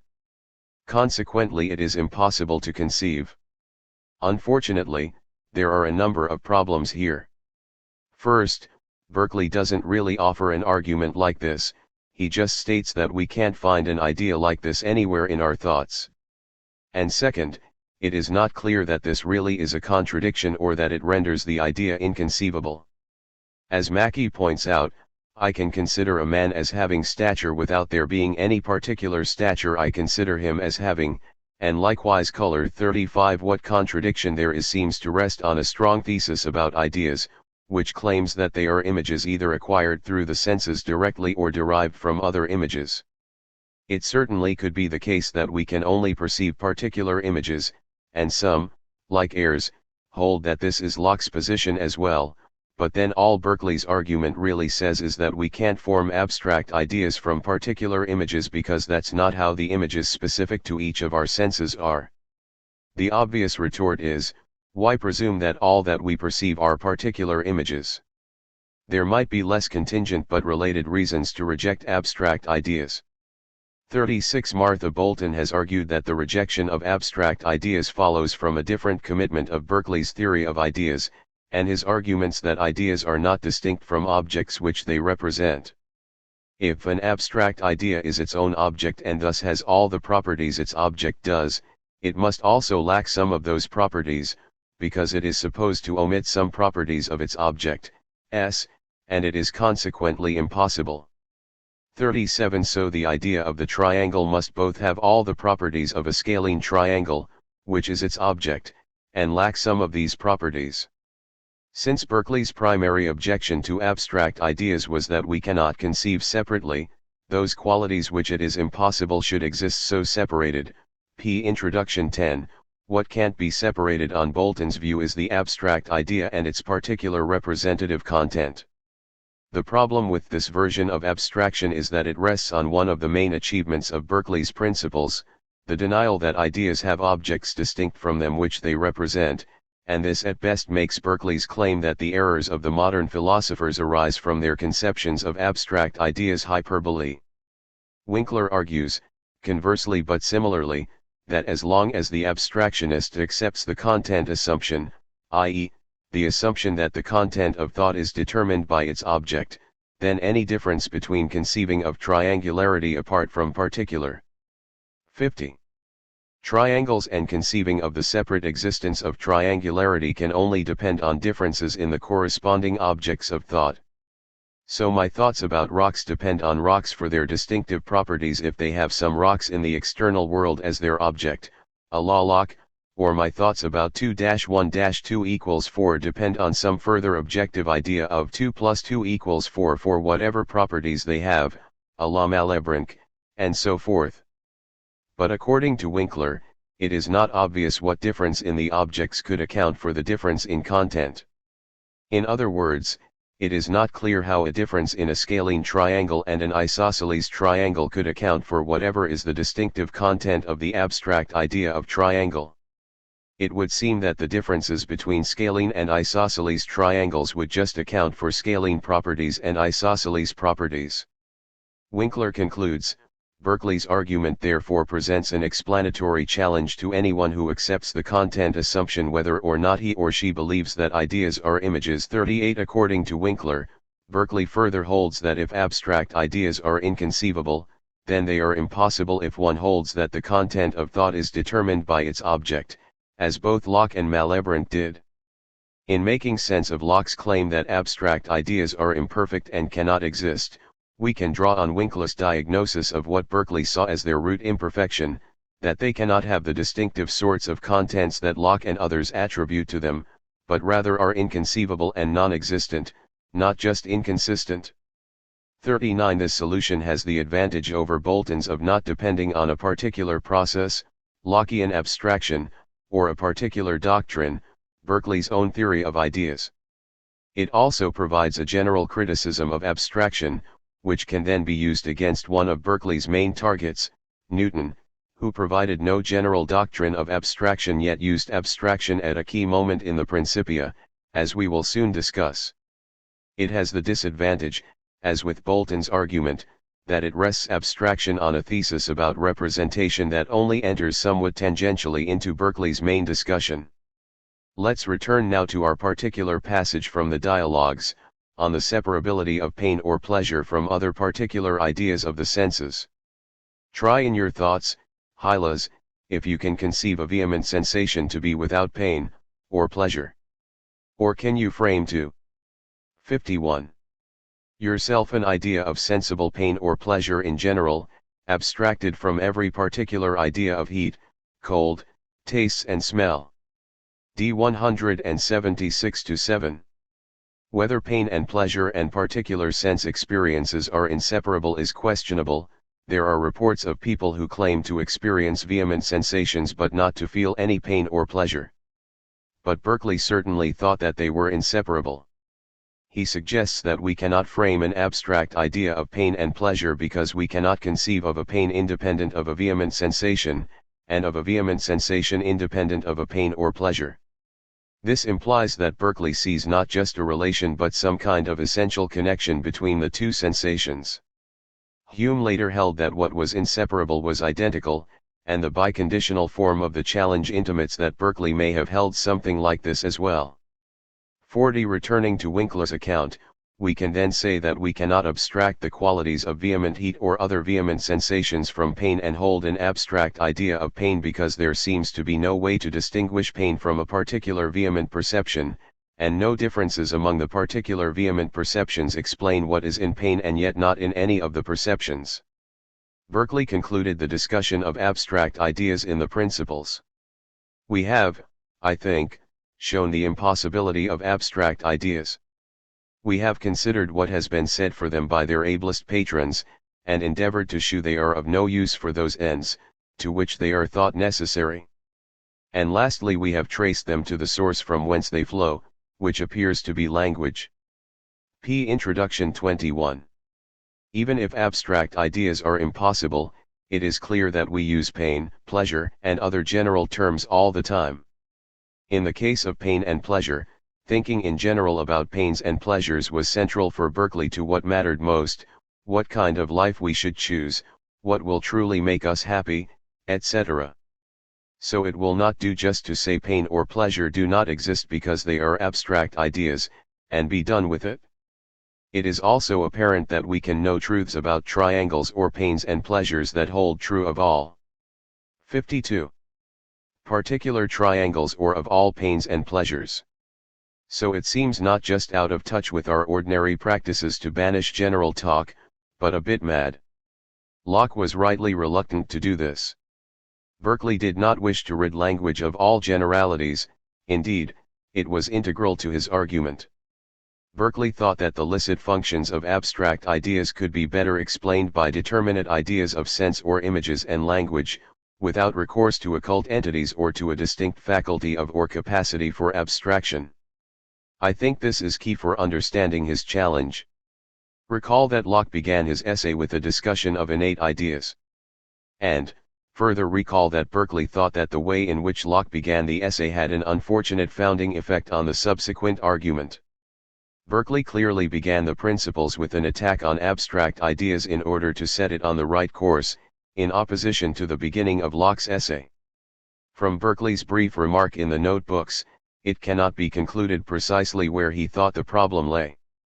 41. A plausible interpretation would be that he thought that the rejection of innate ideas, ideas that are not derived from experience, led Locke to infer that ideas represent things or processes in an external world beyond immediate perception, and consequently the most important ideas were mind-independent.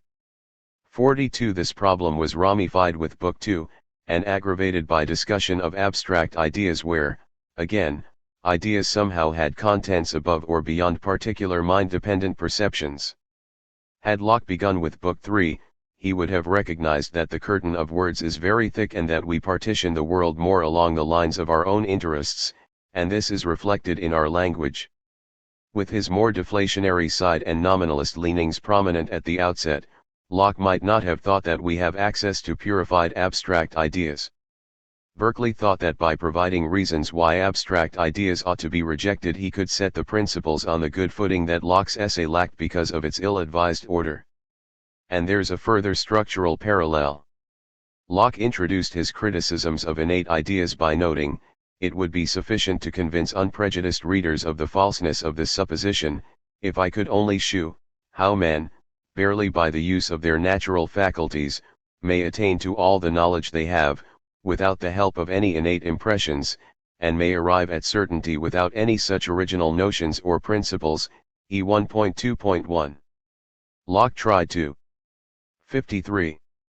Show that innate ideas were inconsistent and that even if they could exist they might be better explained differently, and that this was sufficient to rule them out.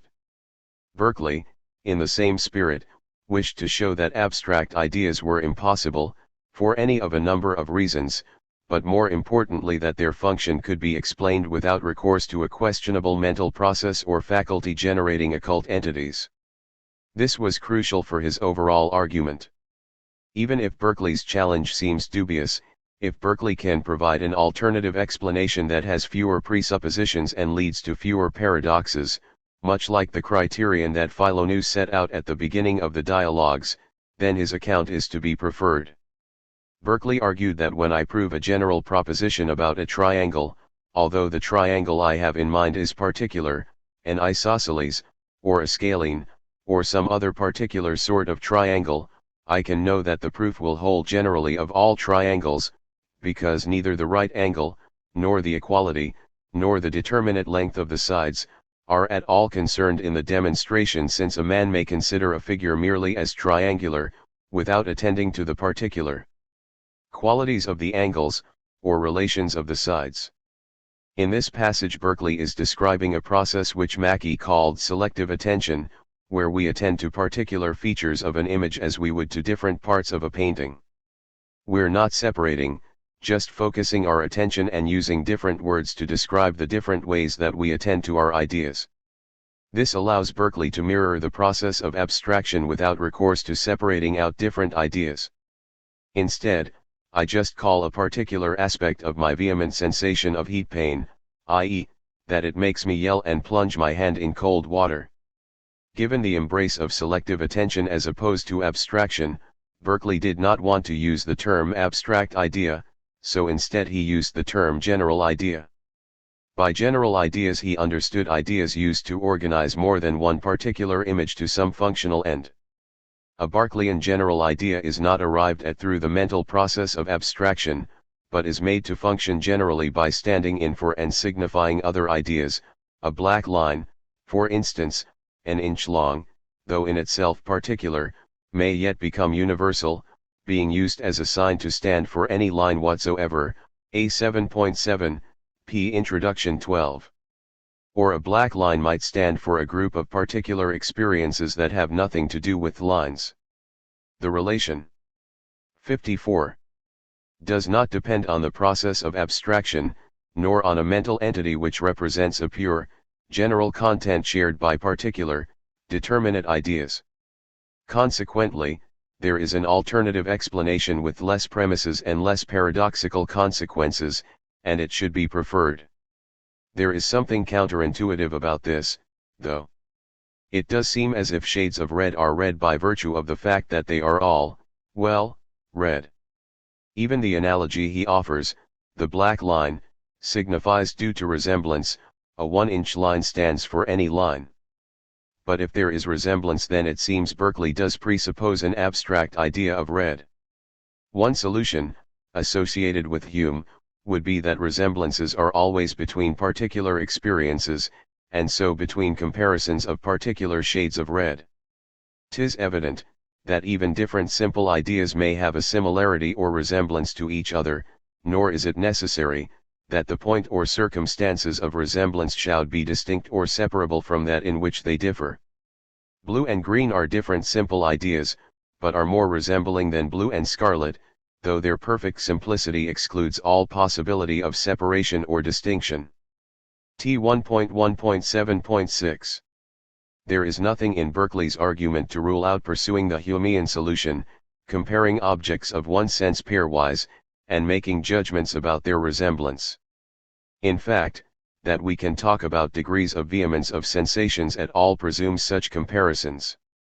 This is quite different from saying that there is an abstract idea separable from all of these particular comparisons. If this is consistent, then Berkeley did not hold that all relations we discover are arbitrary for us in the sense of willy-nilly or unstable, although even these could have been otherwise.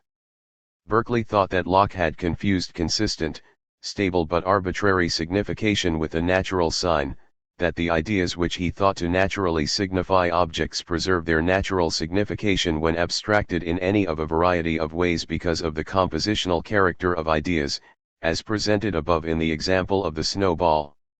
This in turn arose from the presumption that words always stand as outward marks of our internal ideas, E211.9, i.e., that if I have the word red and can use it. 55.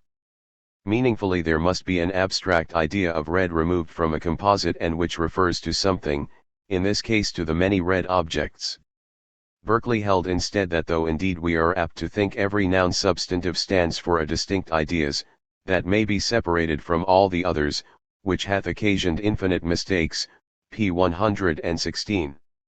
He did not think that this was solely a problem for Locke's metaphysics and epistemology, but that it also had consequences for his moral theory and his philosophical theology. The discussion of abstraction in Alciphron is, surprisingly for us but not for Berkeley's contemporaries, initiated and then followed by a discussion of Christian faith. In contradistinction, Berkeley thought that words should not, every time they are used, excite the ideas they signify in our minds, it being sufficient that we have it in our power to substitute things or ideas for their signs when there is occasion.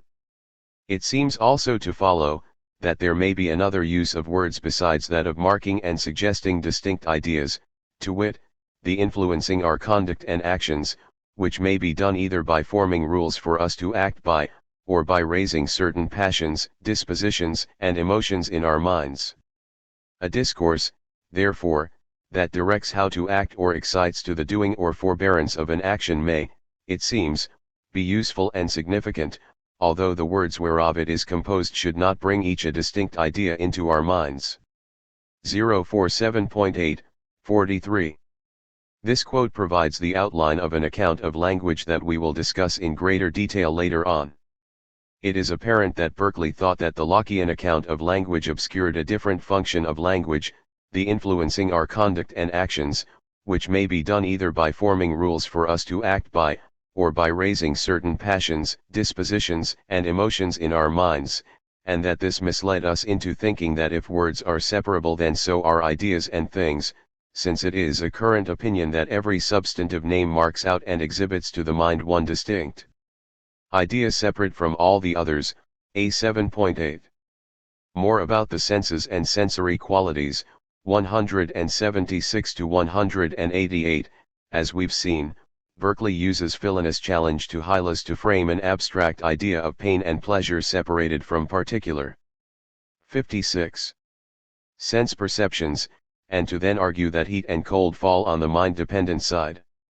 This argument is sometimes described as an assimilation argument, 44, in that heat and cold are assimilated to pain and pleasure, although it depends on a prior premise about abstraction.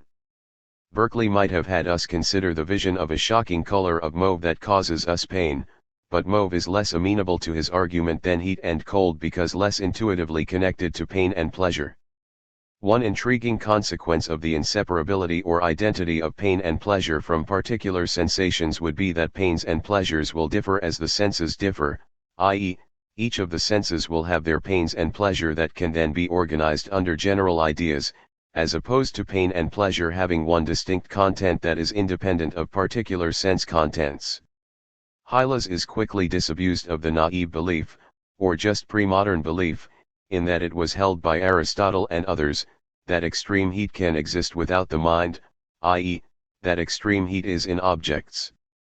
But, even if vehement heat is clearly mind-dependent because it is inseparable from pain, it is far less evident that lesser degrees of heat are in the mind. Philoneus uses examples from Locke and Malebranche 45 to attack this position. In introducing heat and cold, Locke stated that water may at the same time produce the sensation of heat in one hand, and cold in the other. Echoing Locke, Philoneus then argued that since it would be absurd to think that the same thing was both hot and cold, heat and cold cannot be in the water, or in any object. This argument is sometimes described as an argument from illusion in that the experiences of pain or pleasure are shown to be illusory since the same water result in different, even opposed, perceptions. 46. The argument from illusion was taken by Berkeley-inspired philosophers such as Ayer to show that, since some perceptions are illusory, we can infer that we do not perceive physical states, but rather that we perceive something else. Although Berkeley would be happy with this result, he will need further argument to get there. As it stands, the present argument is unconvincing for a less sophisticated reason: the physical states or structure of each hand may differ, explaining the different perceptions without entailing any contradiction. 47. But regardless of these possible objections, Hylas is convinced, and enters the modern era with the confidence that there still remain qualities enough to secure the reality of external things. And indeed. 57. The analysis of the physiognomy of heat, distinguishing between mechanistic physical causes and perception, was a triumph of early modern natural philosophy and medicine. Philoneus gives him a warning of what is to come with the comment, "But what will you say, Hylas, if it shall appear that the case is the same with regard to all the other sensible qualities, and that they can no more be supposed to exist without the mind than heat and cold?"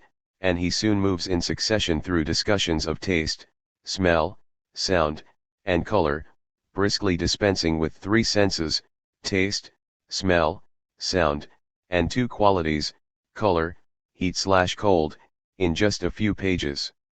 Sight and touch have a special place in Locke's account, and those of Descartes and others, in that Locke identified primary qualities with qualities like extension, which he held that we can both see and touch. Some of the arguments that Philoneus employs are similar to those he used against heat and cold. Philoneus shows Hylas that sweetness and bitterness can be assimilated to pleasure and pain, just as heat and cold can. Just as the same object can feel hot to one hand and cold to the other, so also two people may disagree on whether the same food is sweet or bitter. He also draws on other Pyrrhonian modes like the argument from differences among animal, "Can you imagine, that filth and ordure affect those brute animals that feed on them out of choice, with the same smells which we perceive in them?" D 181. These arguments were stock and trade for the modern philosopher. Furthermore, Locke, Malebranche, and Descartes all agreed that tastes, smells, sounds and colors are mind-dependent, and all of these philosophers used Pyrrhonian techniques to undermine the mind independence of these qualities. Sound and color, however, seem closer to the real physical world of external things. When we look at a dappled pony, it looks like the dapple is on the pony. When we hear the pony neigh from far away, the neighing sounds far away.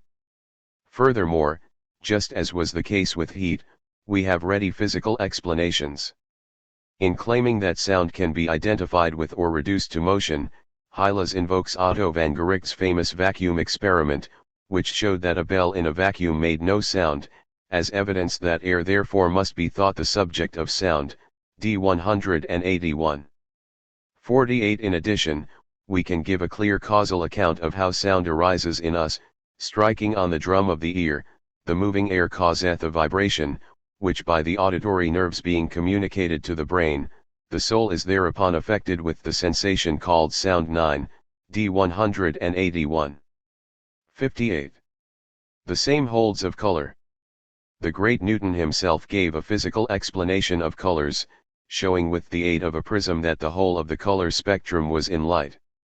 When discussing color, Hylas first advocates what much of Berkeley's audience would consider to be a naive or pre-modern account of colors. Colors are on objects, and then, with villainous criticism and aid, presents a Newton and Locke-inspired account. 49. Notably, it is Philoneus who introduces Newton's prism into the discussion. Berkeley is not attempting to undermine Newton's experimental results but rather to dispute the philosophical inferences that Newton and others drew from them. Sounds and colors each have further properties that other senses and qualities do not. Sounds allow us to localize objects in space. That bull elephant charging at me still sounds like it's a good half-mile away, in relation to our ears. Even if we hear through another source, for example a microphone, we locate objects in space around the microphone. We seem not to do this with taste and smell. Philoneus and Hylas do not discuss this aspect of sound. In fact, they dispense with sound quite quickly by employing another one of Berkeley's favorite arguments. Hylas argues that sound should be primarily identified with the mind-independent physical process leading up to us hearing the sound, and secondarily, with the mind-dependent perception of sound that we hear. But, as Philoneus notes, we never hear the former. We do not hear air or waves or motions or vibrations, we see or feel them. If this is true, then Hylas is in fact arguing that we cannot hear the most real sounds, we can only see or touch them. This qualifies as a septical paradox. There is another kind of argument latent in these passages, which Berkeley will use shortly to secure some of his most famous doctrines, esse is percip, and immaterialism. A thing A cannot be related to another thing B, and by extension A cannot cause B, if A and B are wholly dissimilar, like causes like, and unlike cannot cause unlike. Malebranche and Locke both held that causes presupposed similarity and that things which were wholly dissimilar could not be related as cause to effect, as did almost all other early modern philosophers, and ancient philosophers as well. If we add two additional premises, first, that there is no similarity between the senses of sound, and sight and touch, 50, and second, that motion is only known by sight and touch, then motion cannot cause sounds. 59. Berkeley wishes to move from the generic rule like causes like to a thesis stipulating which way things must be alike for them to be related or to function as causes. 51. But, in spite of this, the argument in the dialogues would fail if we could hear motions, although motions would then be sounds.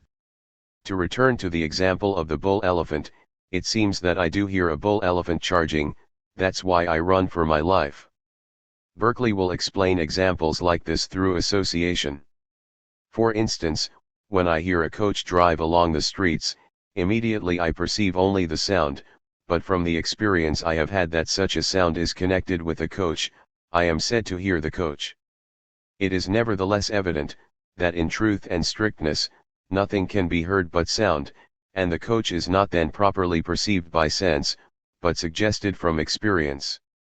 D11:204, see also NTV 46.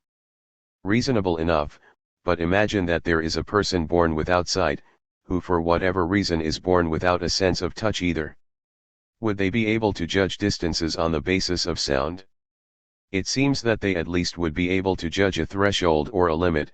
For example, they might be able to judge that however loud the report of the cannon, if it is far enough away, it will be out of earshot. 52. If the sound is painful when not out of earshot, and I am able to turn my head away from the sound and diminish the pain, why couldn't I view this as a rudimentary conception of space?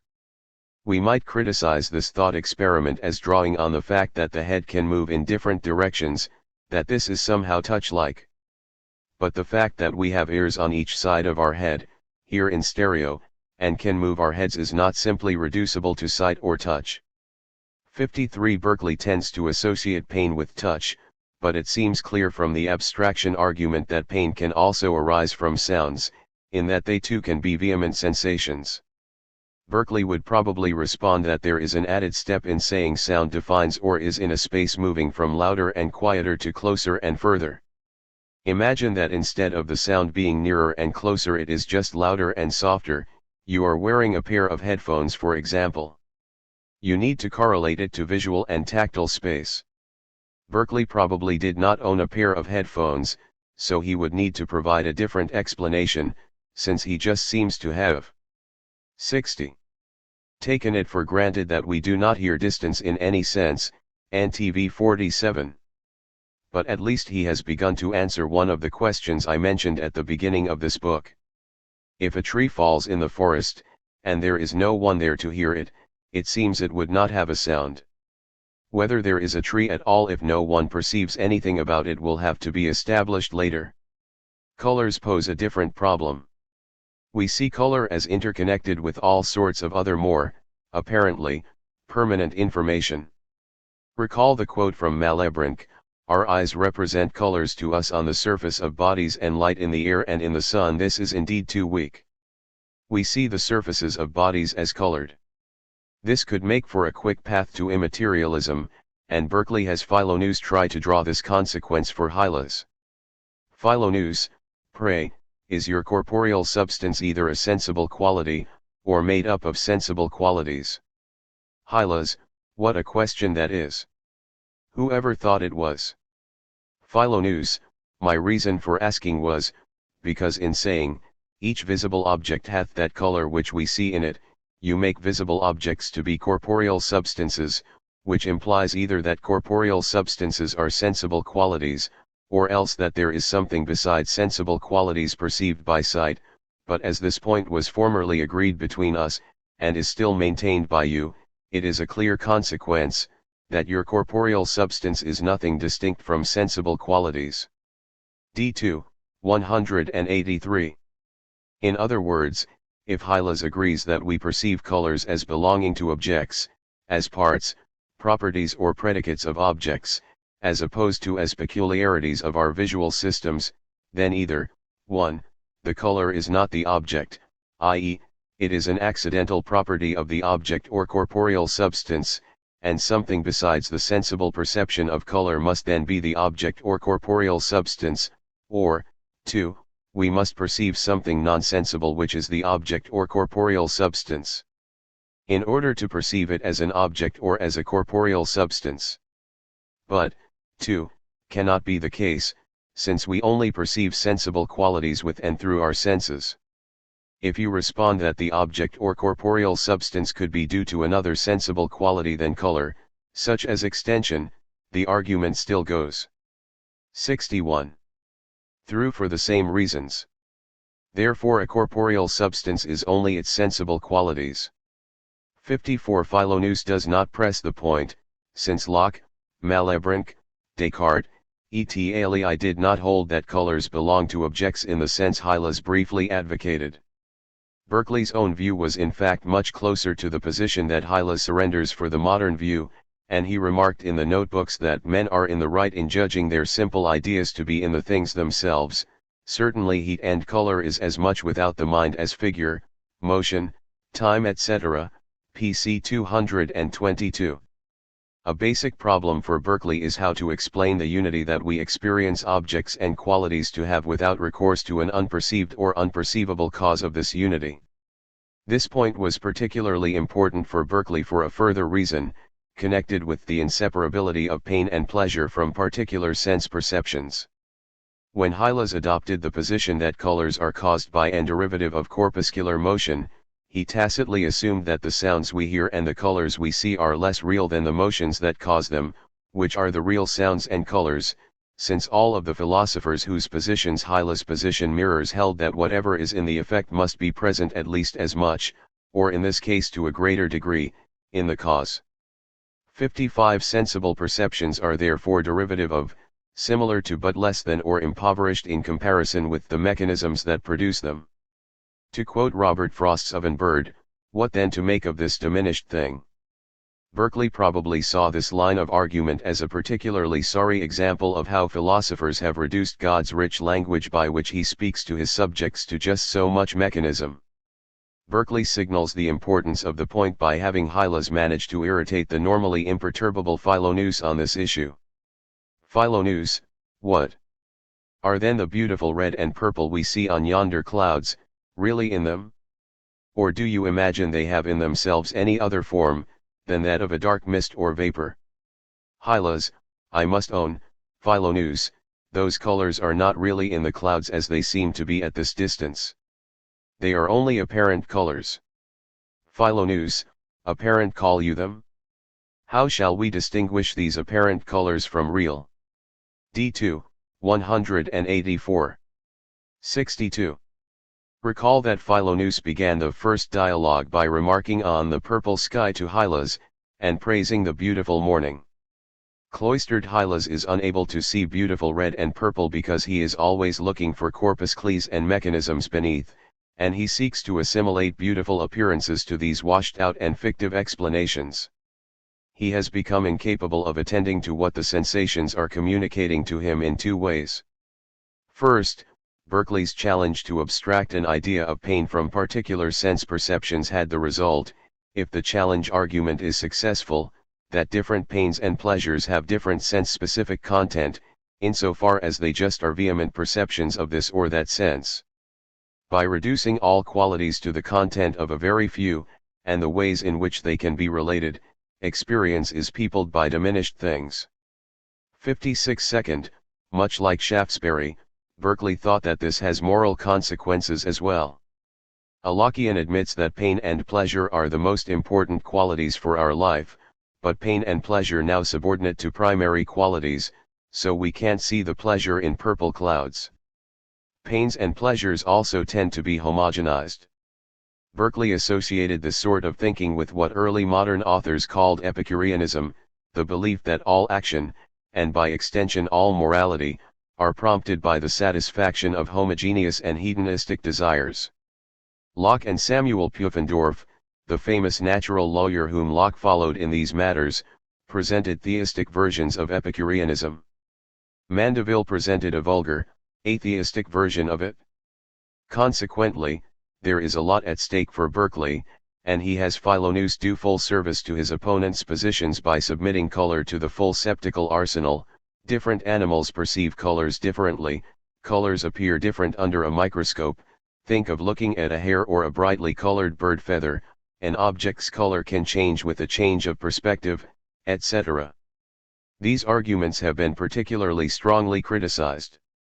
If colors are mind-dependent, then there is a serious problem in making sense of Berkeley's various claims that he is showing objects do have colors against the moderns. This will come to a head in our discussion of the third dialogue. One way out is to show that Berkeley's arguments are less for mind dependence than against mind independence. This has an advantage if it is felt that Berkeley seems too quick to jump from the fact that I perceive something and 63. That the perception is variable to its mind dependence.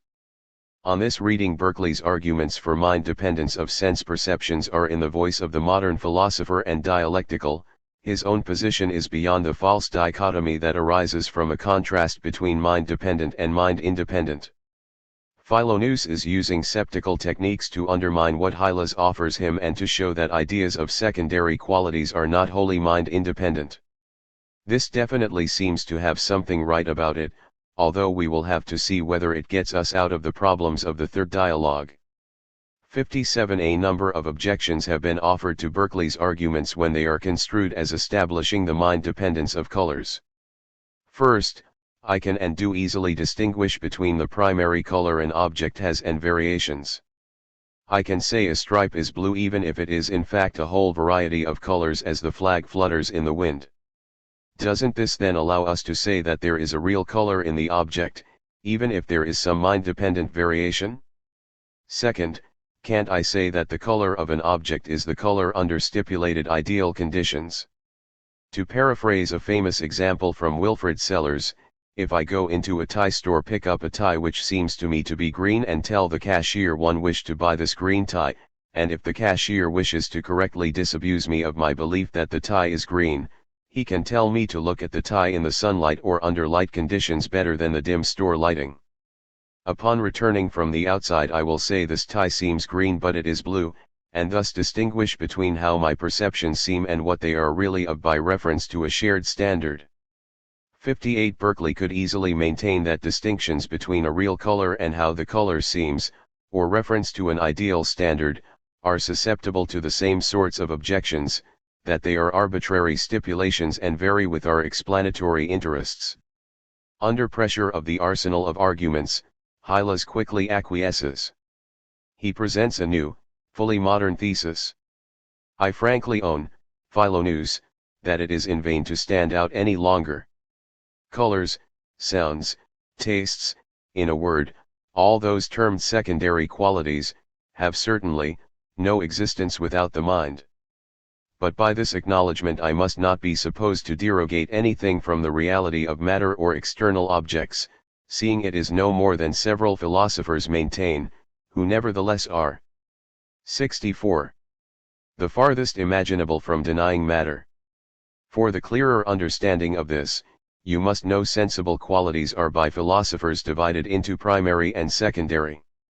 The former are extension, figure, solidity, gravity, motion, and rest.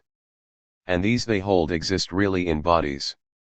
The latter are those above enumerated, or briefly, all sensible qualities beside the primary, which they assert are only so many sensations or ideas existing nowhere but in the mind. But all this, I doubt not, you are already apprised of. For my part, I have been a long time sensible there was such an opinion current among philosophers, but was never thoroughly convinced of its truth till now. D 187-8. Primary Qualities and Abstraction Revisited, 188-94.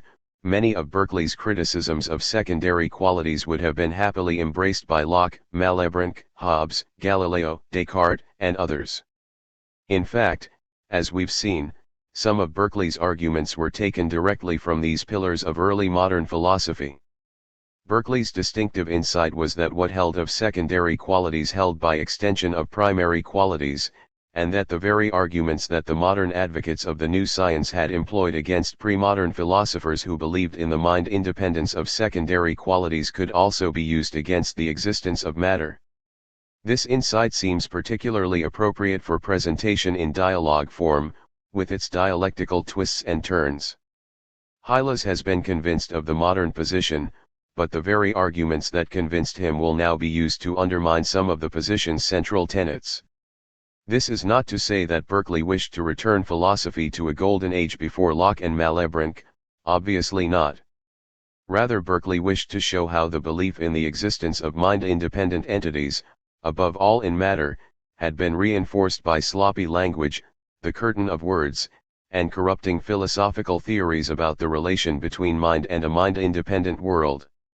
Although the errors persisted, the remedy was near. Philoneus initiates the section of the argument of the first dialogue by asking whether extension and figures are inherent in external unthinking substances. Unthinking substances would also be unperceiving substances, so the question could be rephrased, are extension and figure mind-independent qualities or properties? As 65. We have seen, from Galileo onwards properties had been tacitly divided into those that can exist without minds, like shape and extension, and those that can only exist when perceived, like odors and tastes. Over the course of the argument Berkeley has moved from the qualities which seem most mind-dependent, pain, heat, and cold, smells and tastes, to those which seem slightly more mind-independent, color, sound, and now to those which seem wholly mind-independent, extension and figure. Berkeley's predecessors and contemporaries did not agree on what exactly the relation was between matter and extension, and there were numerous variations on the thesis that extension and figure were inherent in unthinking substances. Some philosophers thought that bodies were made up of extended atoms and that extension was one of a few real qualities of bodies, Hobbes, Locke, Boyle, while others thought that bodies were extended plenums and extension was trivially inherent in bodies since their essence was extension, Descartes, Spinoza. As we have seen, the modern position is not that all qualities are mind-independent, but rather that mind-independent qualities allow for an explanation of the relation between our perceptions and the world which we perceive through them, by assigning different roles to different qualities and different statuses to the perceptions of these different qualities. Ideas of primary qualities have a direct connection to primary qualities that provide the most basic level of explanation, while secondary qualities are distinguished by our perceptions of ideas of secondary qualities. The asymmetry is crucial. If there were no perceivers, what we call a secondary quality would merely be some of many unperceived ways of arranging primary qualities, since in considering secondary qualities we move from perceptions, ideas of secondary qualities, to things, secondary qualities, but vice versa with primary qualities. The distinction has great plausibility since it both separates perceptions more prone to perceptual variation 59 from those less prone, and uses the difference between the types of qualities for explanation. Philonous begins to attack the distinction and undermine the foundational status of primary qualities with the example of a mite. Imagine perceiving the world through the eyes of a mite. 60 Like us, the mite has to make sense of the world. It uses its senses to seek pleasure and to avoid pain. Does the mite see its leg as having the microscopic magnitude that we see a mite's leg as having? Clearly.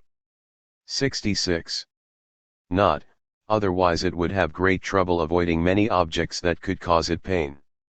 The mite sees its mite leg relative to it, just as we humans see our legs relative to us. If you accept that mites have perceptions, which a Cartesian would not but a Lockean would 61, then perceptions of magnitude and extension are as relative to the minds of perceivers as perceptions of color and sound. The relative character of measures has been an important theme in 20th century philosophy of science, 62, and these and others of Berkeley's arguments continue to be considered in different forms, for example, the coastline paradox, which shows that the length of the coastline of Britain depends on the size of the measuring stick and which led to fractal geometry.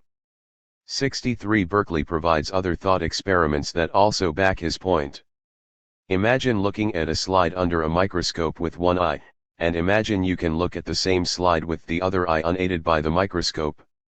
You are perceiving the same slide at the same time, the same object, and yet each eye perceives drastically different magnitudes, shapes, colors, etc. The slide can't be both sizes at the same time, therefore the differences in magnitude must be artifacts of our perception. Both microscope and mite examples were standard early modern thought experiments, drawing on microscopy and a world only accessible through the scientific instruments that had been designed and theorized by the proponents of the new science. Berkeley is turning the examples around and using them against a crucial early modern distinction. 64 He uses similar arguments against other primary qualities, motion, by showing the perceptual relativity of judgments such as swift and slow, solidity, and figure. A Lockean could certainly respond, I accept that there is something mind-dependent about the ways in which we perceive these qualities, but this does not mean, 1, that the qualities are wholly mind-dependent, and, 2, that they are as susceptible to illusion as primary qualities. Berkeley has made his case mostly with visual illusion, but it appears that when I touch something which is proximate I do know it's there in a way that I do not know magnitudes. This is susceptible to illusion as well, but far less so. Berkeley's response will be, I do not deny that our senses tell us something, I deny that they tell us facts about a mind-independent world or that there is a mind-independent world. They tell us things like ouch, move. The answer does not seem wholly satisfactory. Why don't they tell us this hot thing is out there burning me and I must move? 67. My hand away from it, as they appear to. Furthermore, it raises the interesting question of the apparently intermediate status of our bodies between mind and world, which may pose a further problem for Berkeley. These questions are related to Berkeley's use of a characteristically Lockean theme against the distinctions between qualities. Locke argued in the essay that we can have no certain knowledge of the essences of things and bodies through physical science, unlike mathematics and morals, which we construct. This is not as tragic as we might at first think, since the ultimate purpose of natural science and philosophy is to aid us in our lives, and to make our lives happier in such a way as conduces to the discharge of our moral and religious duties. Locke's instrumental attitude towards science combined with his awareness of the limitations of scientific inquiry was the inheritance of Sir Francis Bacon, 65, and was shared by many other early modern thinkers. We can know what we need to know for what matters most. 66. Like Locke, Berkeley held that our senses were not outfitted to take in eternal truths about an external world of things, but rather to navigate through this world in a manner that conduces to our benefit. In this context he makes an observation about the distinction between primary and secondary qualities. Heat and cold, tastes and smells, have something more vividly pleasing or disagreeable than the ideas of extension, figure, and motion, affect us with. And it being too visibly absurd to hold, that pain or pleasure can be in an unperceiving substance, men are more easily weaned from believing the external existence of the secondary, than the primary qualities. Since secondary qualities seem intuitively to be more proximate to pain and pleasure, in fact they are inseparable from vehement sensations, and since they are closely connected to our benefit, tasty croissant, alluring cologne, hot pits of hell, we naturally see them as connected to our desires and our minds. Ideas of other qualities are more remote from pain and pleasure, they are present so that we might ward off the things that threaten to cause us pain, and pursue those that give us pleasure, NTV 59, and so we presume them to be mind-independent without thinking the issue through sufficiently. 68. A defender of the mind-independence of primary qualities in general, and those qualities associated with space, extension, and distance, or depth, in particular, can respond that there are illusions in perceiving any and all qualities, but that these illusions can often be explained by reference to a standard, just as was the case with the variability of color. So, variations in distance or depth can be explained due to properties of our sensory apparatus, tiny mite eyes, optical illusions, and what have you. That we experience illusions and that we do not take in distance and other qualities purely and immediately does not mean that there is not some absolute standard of distance distinct from our relative and perception-dependent experiences of distance. Furthermore, if extension, i.e. space and distance, is absolute, then we might use it to anchor the other primary qualities. We can say that although judgments of swift and slow are dependent on our perception, since there is absolute extension, the distance traversed over a set time can still be compared. Characterizing space mathematically, and then using mathematics for scientific explanation was one of the great triumphs of early modern natural philosophy. Descartes' use of a coordinate system for geometrical objects then allowed him to characterize optics and vision geometrically. Berkeley's new theory of vision was an attack on Descartes-influenced theories of vision, such as Malebranche's, which argued that we see geometrical relations and then calculate to make sense of optical phenomena. Also, by abstractly characterizing space they tended to reduce width, breadth, up and down, and depth all to interchangeable dimensions, lines and grids in a coordinate system. We are all used to this, it's how we learn to represent objects as three-dimensional when we draw them. One of Berkeley's central insights in the notebooks and the new theory of vision was that distance or depth was wholly different from width and breadth, they were not interchangeable, in a way which we will now consider. In line with Descartes and Malebranche, Hylas tries to maintain a distinction between absolute extension and sensible extension, i.e., extension insofar as we sense it, against Philonous. This exchange seems particularly directed towards Newton, and has Berkeley putting one of the most celebrated Newtonian doctrines in Hylas' mouth. In the famed scholium to the definitions which began the Philosophiae Naturalis Principia Mathematica, 1687, Newton claimed that absolute space was of its own nature, had no relation. 69. To anything external, and was always the same and immovable. Relative space, by contrast, was a movable measure of absolute space, determined by our senses in relation to our bodies or some other body. The problem, Newton admitted, was how to access absolute space. Since the parts of space cannot be seen, or distinguished from one another by our senses, we apply sensible measures to them. For we define all, universed, place from the positions and distances of things from a body that we consider immovable, and then we estimate all motions with respect to such places. And so, instead of absolute places and motions, we use relative ones, which makes for no inconveniences in common affairs, but in philosophical uses we ought to abstract from our senses, in philosophicis autem abstrahendum est a sensibus, which we are able to do, for there may be no body really at rest, to which the places and motions refer. 67. Quite strikingly, Newton is admitting that we can only access absolute space through relative space, that we can never see it, and that when we discuss absolute space philosophically we need to abstract from our senses. The paradigm example of accessing absolute space through relative space would be Newton's famous bucket experiment, where the concave surface of a rotating bucket shows us the phenomenal effects of absolute space, and the necessity of positing absolute space, since there is no relative explanation of the concavity of the surface in terms of the bucket, i.e. it does not move in relation to the bucket. Since Newton himself had linked absolute space to philosophical abstraction, it is no surprise that Berkeley attacked the idea of absolute space as an abstract idea.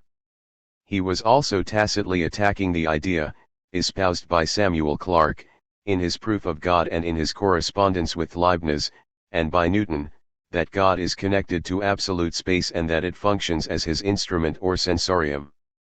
There is an intriguing theological backdrop for this difference. By positing an absolute, real abstract space, which is sensibly inaccessible, Newton's God becomes more remote and opposed to powerless creatures. 68. To be absolute, space must be abstracted from the particular things that occupy space, whether you hold that bodies are in space, as Newton did, or are modes of space, as Descartes. 70. And Spinoza did. On either count, to abstract space is to consider space independent from particular extended, or spatial, things. In Newton's case it is to consider absolute space through our acquaintance with particular extended, or spatial, things. But abstracting from particular things causes an immediate problem for philosophers committed to the idea that to exist is just to be particular in some sense. Newton's friend Locke had claimed in his discussion of the names of substance that everything that exists has its particular constitution, E 3.6.17, and Berkeley noted that this was in direct conflict with the notion of an uninstantiated, abstract space. If to be a thing means to have a particular constitution, then how can abstract space, i.e. space abstracted from every particular thing, be a thing? Even if Locke's axiom is rejected, the abstract idea of absolute space still has the same problems as other abstract ideas.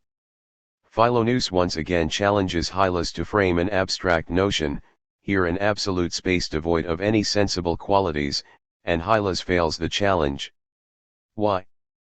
Philoneus asks Hylas if he can even separate the ideas of extension and motion from the ideas of all those qualities which they who make the distinction, term secondary, d. 193. This hints at a possible justification. The abstract idea of space must always involve particular ideas of touch. They are interconnected in images specific to each of the senses, and then associated through experience, for reasons that I will discuss in the next section, with vision and other senses. In the more extensive discussion of the impossibility of framing an abstract idea of space in the Principles, Berkeley adds: when therefore supposing all the world to be annihilated besides my own body, I say there still remains pure space, thereby nothing else is meant, but only that I conceive it possible, for the limbs of my body to be moved on all sides without the least resistance, but if that too were annihilated, then there would be no motion, and consequently no space. p. 116. Consequently, when Berkeley says that it is impossible to separate the ideas of extension and motion from secondary qualities in the dialogues, he seems to mean that our ideas of space always have built in the particular ways in which we acquire these ideas, and the content space cannot be separated from touch in that they are not 71. Just a general content acquired through a sense but are instead always linked with the motion of this body. Berkeley's formulation here is strikingly similar to the so-called master argument, which I will consider in the concluding section. Berkeley thought that Newton had been misled into positing absolute space due to his extraordinary ability to provide mathematical descriptions of natural phenomena. Since the mathematics lacks any reference to sensible modes, Newton then inferred that there must be a real insensible space being described mathematically. But the fact that they could be arranged mathematically said nothing as to the existence or even the conceivability of mathematical tools as metaphysical concepts and entities. The same could be said of Descartes, whom Berkeley is probably criticizing as well. On Descartes' account, extension is identified with body, yet independent of the sensible modes by which we acquire our idea of extension. The rejection of absolute space and absolute motion was one of Berkeley's central philosophical commitments. 8 years later, in De Motu, Berkeley argued that Newtonian absolute space was inconceivable, issuing a similar challenge to form an abstract idea of space, DM 54. As in the Principles, he argued that we smuggle a relative space with our own body at the center into absolute space when we believe we have formed an idea of absolute space, while what we have actually formed is a threadbare, relative, ego-centered space. Judgments of distance or depth involved particular ideas of touch for Berkeley, and the way in which we felt other bodies and the way in which our body itself moves, one of his most intriguing and compelling ideas. This is primordial and impossible to erase from our experience, and it remains even when we believe that we are forming an absolutely abstract idea. 69, it is our lived space. After discussing substratum, I will return to the problem of space by considering Berkeley's arguments concerning distance. Substratum, distance, and depth, 195 to 200, 200, and 1 to 3, confronted with all of these objections, Hylas is forced to reconsider much of what he had so recently gained through the distinctions between primary and secondary qualities. But he is still not prepared to give up a mind-independent world, and so he moves from arguing for a gap between the individual senses and what they perceive to distinguishing the object from the sensation, D 194. He might have 72. Wished to try this tactic a bit earlier, in that he has already conceded to Philonous a great deal about perception and what we perceive. The distinction raises questions for Berkeley's account as well. What unifies the many particular perceptions of the different senses in such a way that we perceive tulips and snowballs as opposed to this red and this smell and that smell, etc.? What more generally is the relation between perceptions and what we perceive? Initially, Hylas attempts to use the distinction between passive and active perception to argue that there are some aspects of perception that are passive, and since we take no active role in forming or undertaking these perceptions, they must be mind-independent or must represent something which is mind-independent, i.e., an object distinct from but perceived by sensation. Philonous quickly undermines Hylas' arguments by noting that pain and color are thoroughly mind-dependent, but clearly also passive experiences in the sense that we have little control over them. But Hylas also tries another more promising line of argument. In order for objects to exist, the modes and qualities that I perceive appear to need a material support or substratum that holds them up. Hylas is parroting Locke's famous assertion that we have an idea of a support of such qualities, which are capable of producing simple ideas in us, E 2.23.1. Locke admitted that the idea of substance was obscure 70 and confused, but at the same time presupposed in our thinking about objects. There are numerous interpretations of the Lockean doctrine of substance, as ultimately equivalent to what Locke called the real essence or unknown but in principle scientifically accessible constitutions of individuals or natural kinds, or as logical subjects of predication, or as persistent and stable individuals. A substratum need not be material, On some of these interpretations of Locke it is not, and Aristotle, Descartes and countless others discuss spiritual or thinking substances, but Hylas immediately describes it as a material substratum 71, and this makes clear both how Berkeley interpreted Locke's substances, and that this argument is a step towards immaterialism. Berkeley attacked the idea of material substratum or substance by attacking the sense in which it supposedly stands under or supports qualities.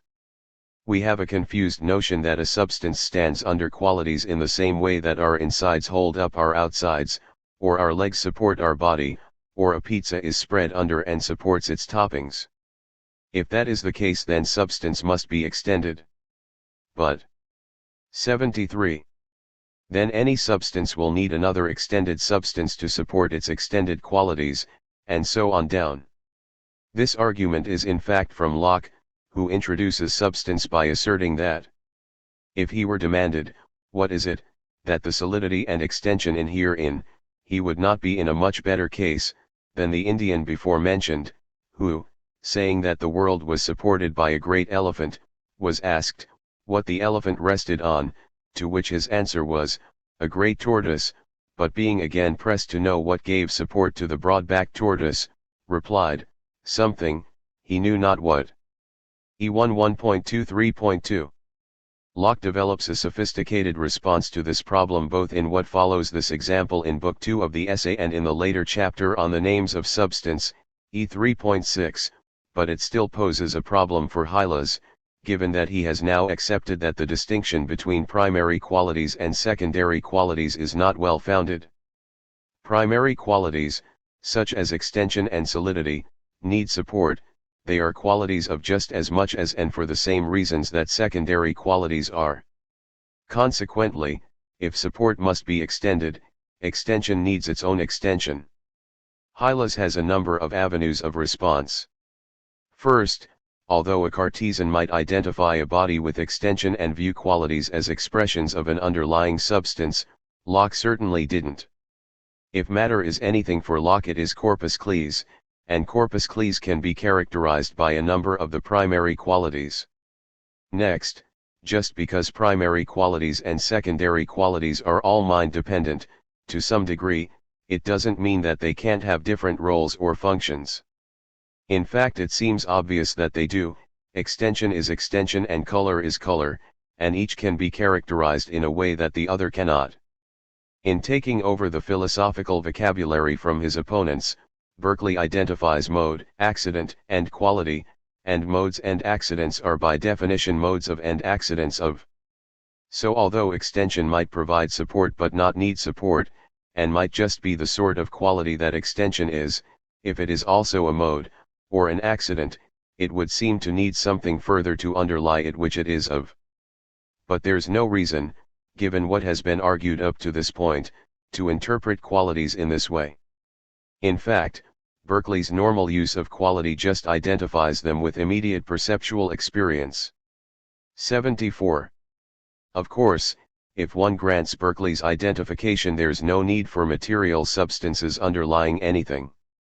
Perhaps Berkeley thought that in attacking material substance at this point in the argument, he was attacking another version of the distinction between primary qualities and secondary qualities, where now one or two qualities, solidity and extension, perform a function different from the other qualities.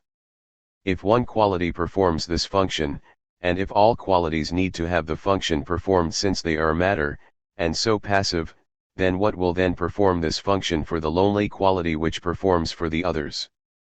Consequently, philosophers should reject the identification of substance and support, which seems the other goal of the argument. We shouldn't expect the argument to show that matter doesn't exist, since Berkeley has further arguments for that.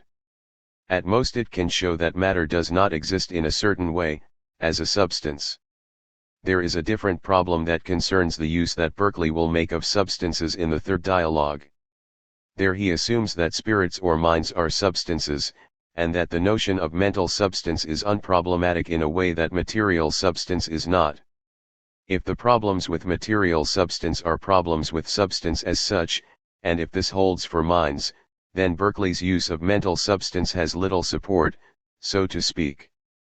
I do not think the passages in the dialogues we have just examined point to a problem in the concept of substance, but rather that a substance might be material. 72 Matter always needs something to support or underlie it because it is passive, whereas spirits are active and can underlie without needing further underlaying. In the third dialogue, Berkeley remarks, in the very notion or definition of material substance, there is included a manifest repugnance and inconsistency. But this cannot be said of the notion of spirit. That ideas should exist in what doth not perceive, or be produced by what doth not act, is repugnant. D2, 233. For the moment it is clear that the problems lie not in substance but in something that is perceived existing in something that does not perceive, or something that is thought, and indeed just is how and that it is thought, in something that is unthinking. How can something that is unthinking have thoughts in it? This is not a problem for spirits or minds or divine substance. 75. Later in the first dialogue, Berkeley returns to the theme of extended magnitude and considers distance. Hylas is again trying to establish that there is an object beyond our perceptions, and the sense of sight and visual experience of distance seem to have outside and external built into them. He mentions the examples of the stars, which seem external to me, and I judge them as external because they are very distant. When I say Alexander Hamilton is now 10 paces from me, I assume that Hamilton is an object external to me and that I perceive his distance, 10 paces. Berkeley's emphasis on distance as arising from touch not vision, which I have mentioned in the previous section, is central to his arguments in the new theory of vision for the mind dependence of visual distance. In fact, Berkeley added a footnote referring to the new theory of vision, and in the later edition of the dialogues to the new theory of vision vindicated, to these passages of the dialogues, so he clearly wanted readers to look there to buttress his arguments. It seems counterintuitive to say that we do not see distance, but consider one of Berkeley's favorite examples. When we look at an object at a great distance, how do we know it's at a great distance? Our eyes strain and we cannot make out what is at a distance as clearly as what is near, so we see the object as distant based on different visual clues. We presume that visual clues naturally signify various, different distances, and in this sense we see distance. But now consider someone who is nearsighted and has no glasses, or just take off your own if you wear glasses. The nearsighted person's eyes strain, they have the same clues as the person with ordinary vision, but they do not conclude that the object they are trying to see is at a distance, NTV 37. As with the inference from blush to shame we considered when we discussed the difference between artificial and natural signs, this is also an example of what at first appears to be a natural sign turning out to be a series of conventional associations, different for the nearsighted person and the person with 20/20ths vision. Consequently we do not see distance, we associate sensations of touch with relations in our depthless visual field.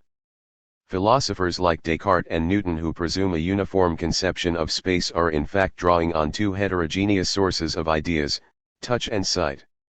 In the dialogues, Berkeley alludes to a few of the specific arguments from the new theory vision, of which there are many more.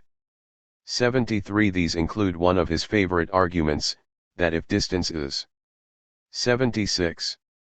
Supposed to be a line from the eye to the object, we cannot see distance since it would have to be turned endwise to the eye. He, very quickly mentions Molyneux's problem, not by name, and states that the blind man when given sight would not have any sense of distance annexed to his visual perceptions but would take them to be a new set of sensations existing only in his mind, D2, 202.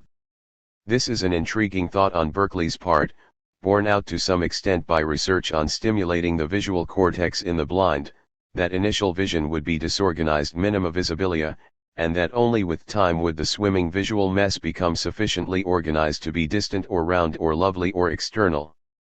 Only when they had been annexed to touch, and particularly to the experience of seeking pleasures of touch and avoiding pains, would they then come to signify heuristics for avoiding bad feelings, distance.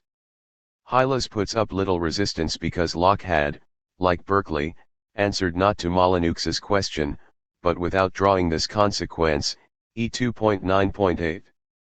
Berkeley then reminds Hylas that since colors seem to be on objects, and appear to be at a distance, but cannot be, since they are in the mind, judgments that something is distant are questionable.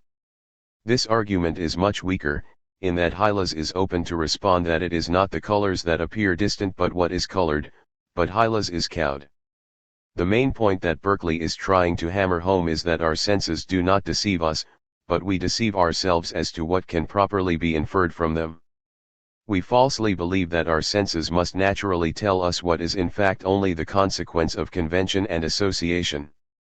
Philoneus remarks: the idea or thing which you immediately perceive, neither sense nor reason inform you that it actually exists without the mind. By sense you only know that you are affected with such certain sensations of light and colors, and see. And these you will not say without the mind. D2, 201.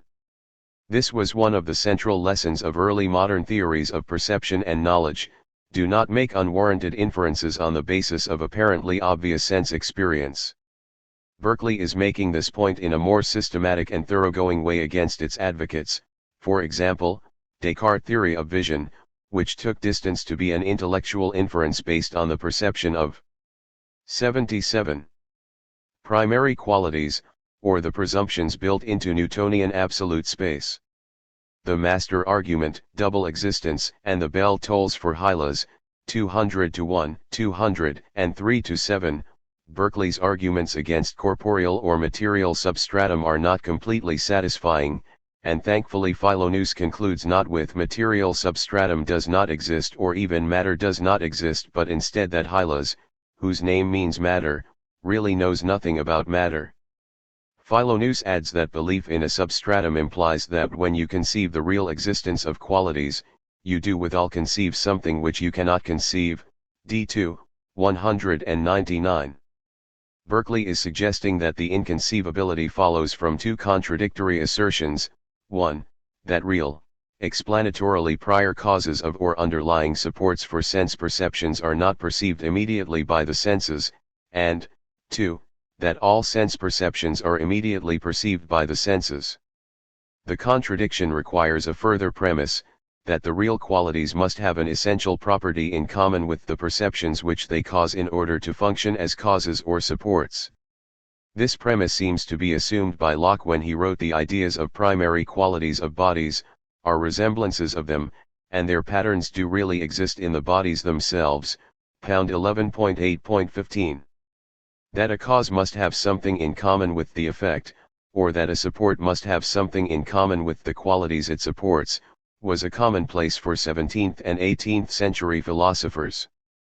Berkeley was combining this premise with the admitted mind dependence of some qualities to then try to argue that mind-dependent ideas could not have mind-independent things which are not ideas as their causes. Berkeley's argument depends on moving step by step through the many proposed real causes of ideas, and showing each to be unsatisfactory. One has a sneaking suspicion, however, that arguments like the microscope argument have shown not that qualities are wholly mind-dependent, but that they are at least somewhat mind-dependent. Hylas draws on this suspicion with the objection: now, I grant that each quality cannot singly subsist without the mind, color cannot without extension, neither can figure without some other sensible quality. But as the several qualities united or blended together form entire sensible things, nothing 78 hinders why such things may not be supposed to exist without the mind. Berkeley's procedure has shown that each quality in isolation from other qualities is not independent of the mind. But just as the qualities when taken together form one thing differentiable from the particular sensible qualities experienced, so too couldn't the qualities combine in such a way as to result in mind-independent things. This is a serious question, since it draws on the unity of our perceptions of things to argue that mind independence might emerge from combination, and thus sets the tone for the concluding sections of the first dialogue. Philoneus immediately responds that the arguments have shown that secondary qualities are not at all without the mind. Because it was impossible even in thought to separate them from all secondary qualities, so as to conceive them existing by themselves. In other words, since we cannot conceive of primary qualities as separable from other qualities, we perceive through a particular sense. Notably, this is the same formula that Berkeley invoked in his discussion of absolute and relative space. But what does this really show? Two types of properties cannot be abstracted from one another, cannot be conceived separately. If primary and secondary qualities are as connected as Berkeley suggests, i.e., as in the example we considered previously of the acquisition of ideas of space, then the distinction between the qualities is itself questionable, much like the distinction between pain and vehement heat. We would need to view qualities as different aspects or ways of perceiving complex images particular to each sense. Furthermore, on this account primary qualities could no longer be considered as acquired by multiple senses. This discussion initiates Berkeley's most infamous argument, often called the master argument, 74, and should be kept firmly in mind when considering it. It is very brisk argument, given the conclusion it purports to demonstrate. Philonous, I am content to put the whole upon this issue. If you can conceive it possible for any mixture or combination of qualities, or any sensible object whatever, to exist without the mind, then I will grant it actually to be so. Hylas, if it comes to that, the point will soon be decided. What? 79. More easy than to conceive a tree or house existing by itself, independent of, and unperceived by any mind whatsoever? I do at this present time conceive them existing after that manner. Philonous, how say you, Hylas, can you see a thing which is at the same time unseen? Hylas, no, that were a contradiction. Philonous, is it not as great a contradiction to talk of conceiving a thing which is unconceived? Hylas, it is. Philonous, the tree or house therefore which you think of, is conceived by you. Hylas, how should it be otherwise? Philonous, and what is conceived, is surely in the mind. Hylas, without question, that which is conceived is in the mind. Philonous, how then came you to say, you conceived a house or tree existing independent and out of all minds whatsoever? D2, 200. This argument is also in the Principles in a slightly different form, and a somewhat different context.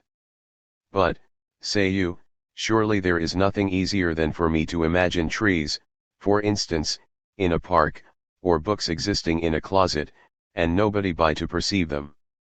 I answer, you may so, there is no difficulty in it, but what is all this, I beseech you, more than framing in your mind certain ideas which you call books and trees, and the same time omitting to frame the idea of any one that may perceive them? But do not you yourself perceive or think of them all the while? This therefore is nothing to the purpose, it only shews you have the power of imagining or forming ideas in your mind, but it does not shew that you can conceive it possible the objects of your thought may exist without the mind. To make out this, it is necessary that you conceive them existing unconceived or unthought of, which is a manifest repugnancy. When we do our utmost to conceive the existence of external bodies, we are all the while only contemplating our own ideas. But the mind, taking no notice of itself, is deluded to think it can and does conceive bodies existing unthought of or without the mind, though at the same time they 80. Are apprehended by or exist in itself. A little attention will discover to any one the truth and evidence of what is here said, and make it unnecessary to insist on any other proofs against the existence of material substance. p. 23. The argument is best known through the Principles version, but very few philosophers have been convinced by either version. This is the argument that David Stove dismissively referred to as the gem. There are many reasons not to be convinced. First, Berkeley moves from perceive to conceive, and conflates the two verbs without any explanation. I can in principle conceive of many things that I have not perceived, for example, how a mite might perceive the world, and there are many aspects of things that I perceive but cannot conceive. I perceive that a microscope really works, but I cannot conceive how a microscope really works. Next, as was objected against Berkeley's argument against the conceivability of abstract ideas, Just because Hylas cannot conceive of a tree which he has not conceived does not mean that there is no tree, or that it is inconceivable. Furthermore, even if there can be no tree which I do not perceive, that doesn't mean that there might not be something out there which I do not have the slightest acquaintance with, which I have never attempted to conceive because I have no concept for it at all. The argument is too strong in another direction as well. If to conceive of an object is always to conceive of mind-dependent qualities, i.e., to conceive of qualities in one's own mind, then we only ever conceive of our own minds. This would seem to commit Berkeley to a gross solipsism that he would wish to avoid. Furthermore, Berkeley seems to be confusing thinking about a tree with thinking that there is a tree which has the property of being unperceived. The two are clearly not the same in that the former implies that I can, at least in principle, describe the tree I saw last Wednesday in my grandmother's yard. You know, the big, green one, whereas the latter does not, a tree in a forest. These are not all the objections, there are legions more. But this is enough to work with to get a sense of what the argument is meant to show, and what it is probably not meant to show. In each of the two versions of the argument, Berkeley uses one of the standard formulas with which he issued his challenges for abstract ideas: if you can conceive, frame the idea, which 81 further hints that there may be a connection between the master argument and his criticisms of abstract ideas. Indeed, Berkeley remarked early in the Principles, "What do we perceive besides our own ideas or sensations? And is it not plainly repugnant that any one of these, or any combination of them, should exist unperceived? If we thoroughly examine this tenet it will, perhaps, be found at bottom to depend on the doctrine of abstract ideas. For can there be a nicer strain of abstraction than to distinguish the existence of sensible objects from their being perceived, so as to conceive them existing unperceived?" p. 45. It is less apparent how abstraction is involved in the Dialogues version, but as I noted there are clues in the text that it is. The Principles version of the argument seems to draw on the claim that you cannot perceive and not have it be your perception in your mind with you perceiving, i.e., that the content of the perception, this green, cannot be separated from the egocentric, perspectival character of its acquisition. There is always an T in the picture who must be there to do the perceiving, just in the sense that all the perceptions have one of us at their center. What is being abstracted on this account is some property or quality of the idea acquired through perception which is wholly independent of the way it was acquired, a view from nowhere in an arena where to be a view is to be a view by someone. If the sensible object is sensible it has to be sensed, and if it is sensed by someone from somewhere, and so forth. Berkeley seems to be developing an account of what it is to perceive and arguing that if you accept this account then you accept immaterialism.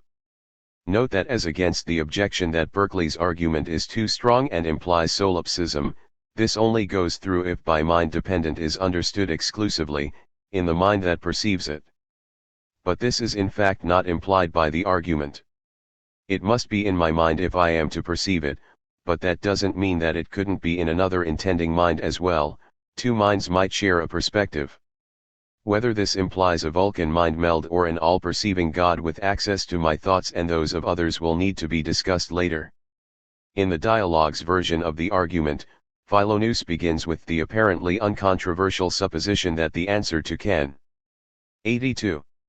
You see a thing which is at the same time my emphasis unseen is, no, that were a contradiction.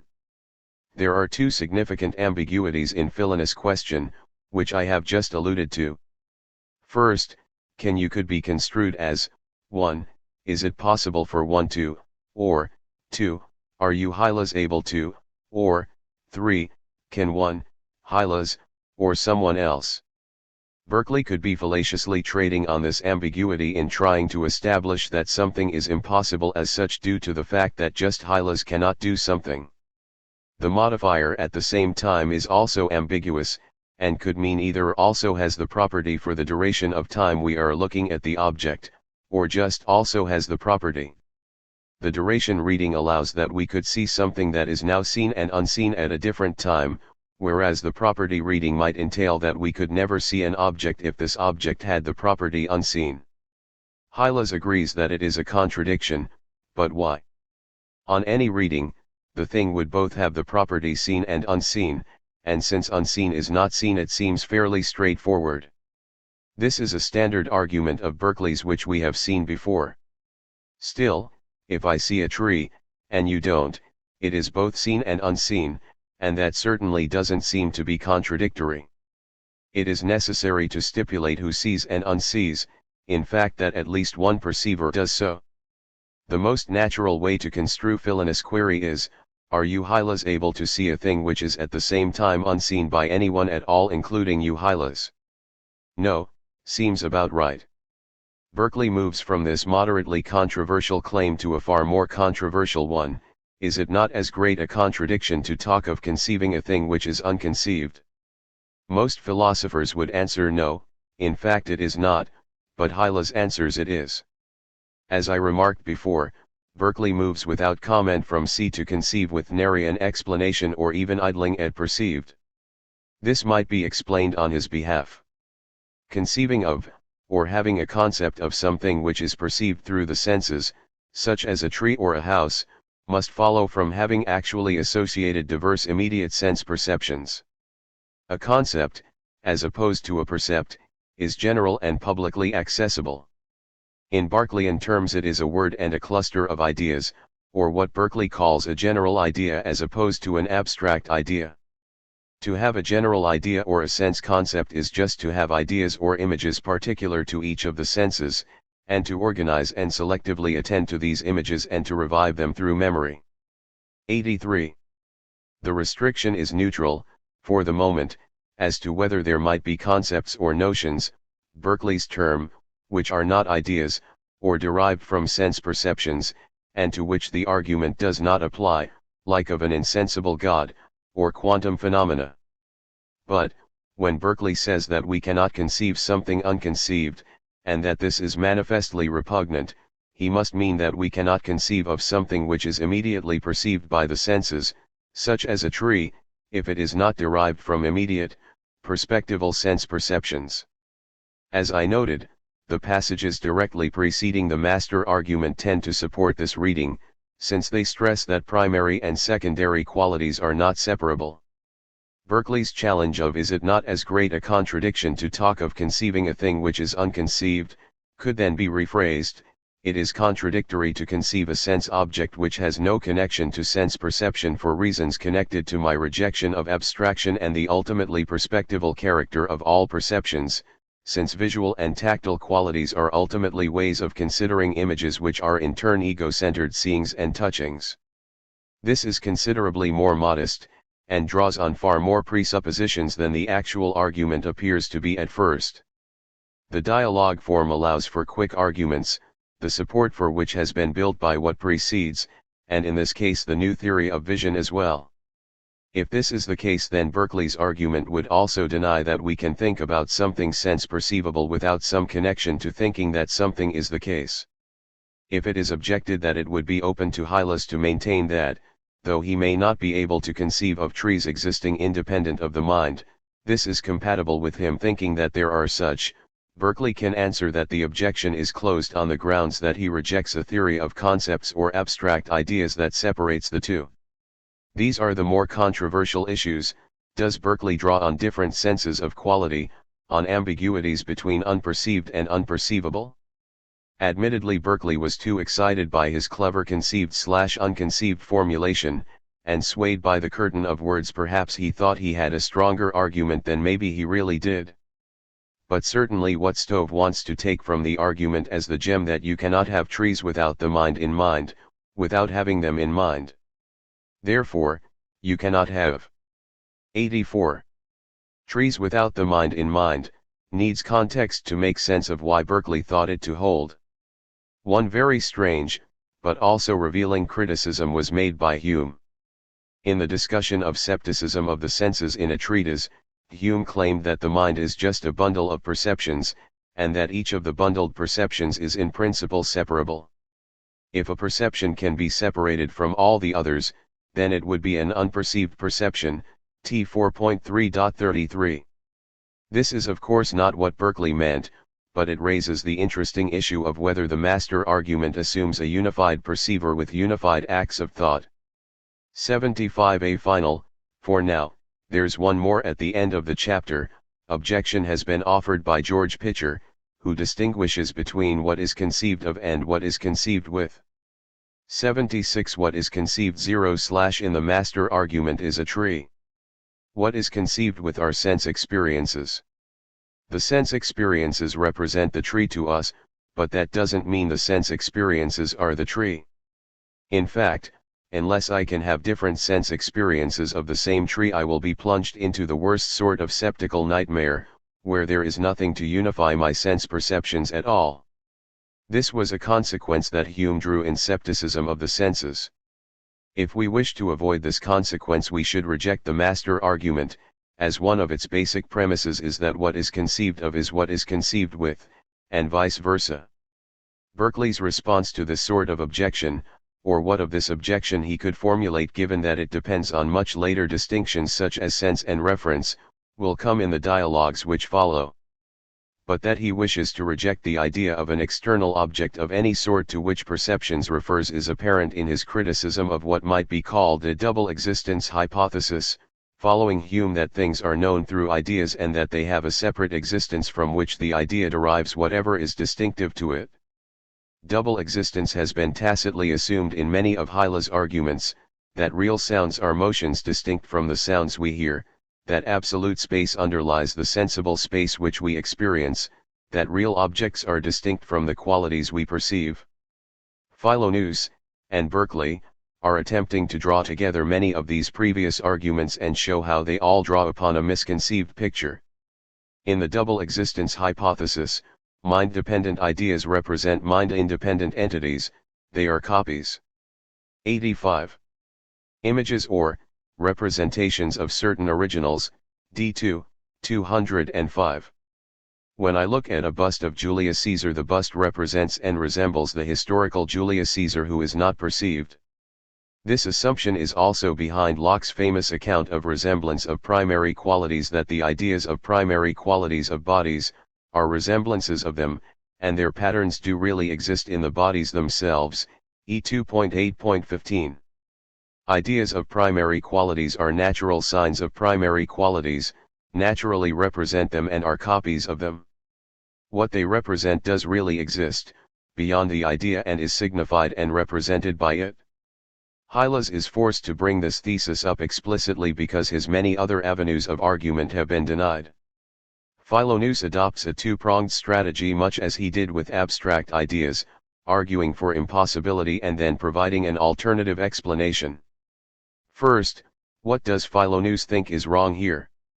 He asks us to imagine a man who knows nothing about Julius Caesar. When he looks at the representation, what does this man see? Colors and figures with a certain symmetry and composition of the whole. It is in fact not a natural sign but a conventional association. It might be properly responded that even if the association is conventional, 1, that doesn't mean that it still doesn't represent Julius Caesar, and, 2, there may be stronger examples than historical figures. Even taking both objections into account, Philonous has still secured what he wished to. 4, if we are dealing with an arbitrary sign, it will need to be explained at each turn why and how it signifies and yet resembles something which is external. In each case an alternative explanation can be offered through association of heterogeneous sense perceptions that might be associated differently. Philonous follows his discussion of the coach, which we have considered previously, with the example of a hot iron bar. When we are said to see a red-hot bar of iron, the solidity and heat of the iron are not the objects of sight, but suggested to the imagination by the color and figure, which are properly perceived by that sense. In short, those things alone are actually and strictly perceived by any sense, which would have been perceived, in case that same sense had then been first conferred on us. As for other things, it is plain they are only suggested to the mind by experience grounded on former perceptions. D2, 204. 86. Eventually we terminate the search for natural signification with each sense and its heterogeneous perceptions, or, if we are suspicious of the category of sense, with heterogeneous perceptions. We cannot infer from one sense to another except through association, and we certainly can't presume that sense experience testifies in a unified manner to a unifying external object, which is insensible and which it patterns itself after. What would it even mean in Berkeley's terms for this red, this hot and this solid to all be patterns of the same thing? Berkeley considers these sorts of objections, that sense experience is diverse, intermixed, irreducible to functionally and explanatorily distinguished classes of qualities, and wholly different from the stable, unperceived matter which it is supposed to represent, as fatal to the account. Hylas seeks stability for our perceptions, and the only sort of stability he can think of is matter. This is a good example of how, for Berkeley, the quest for external, material anchors pulls us away from God as an explanation, and this is the issue overarching all of these particular discussions. Philoneus suggests that we might need recourse to some sort of faculty beyond our senses to access these archetypes of our ideas. Not perceived by sense, an internal faculty of the soul like reason or memory, D2, 204. Hylas takes Philoneus' suggestion that we might have a priori rational or innate access to the archetypes of things as mockery, and rules it out tout à fait. This suggests that Berkeley is not interested in attacking these sorts of positions, as neither Locke nor Malebranche defended innate access to external objects. But, at the same time, Berkeley introduces his important concept of archetype. If our ideas are continually changing upon every alteration in the distance, medium, or instruments of sensation, then what will give stability to our sense experience? On the one hand it seems that it must have stability, on the other hand it seems that it can't. Philoneus gloats a bit in triumph.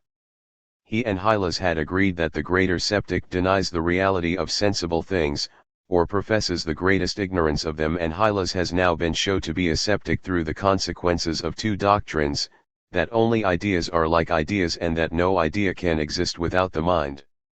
That Berkeley has not really shown the first of these satisfactorily goes unmentioned. Perhaps he takes this as a shared assumption of Cartesians, who did certainly hold it, and Lockeans, who may not. 87. Philoneus senses that he has Hylas on the ropes and begins to press immaterialism, but the bell rings and the dialogue ends. Despite the flurry of argument at the end of the first dialogue, this is in fact not a bell ringing the rounds of a boxing match, but a college bell which rings for prayers, and we now realize that the discussion has taken place in a college. They agree to meet again in the morning, and Hylas will try to conjure better arguments in the interim. Questions 1.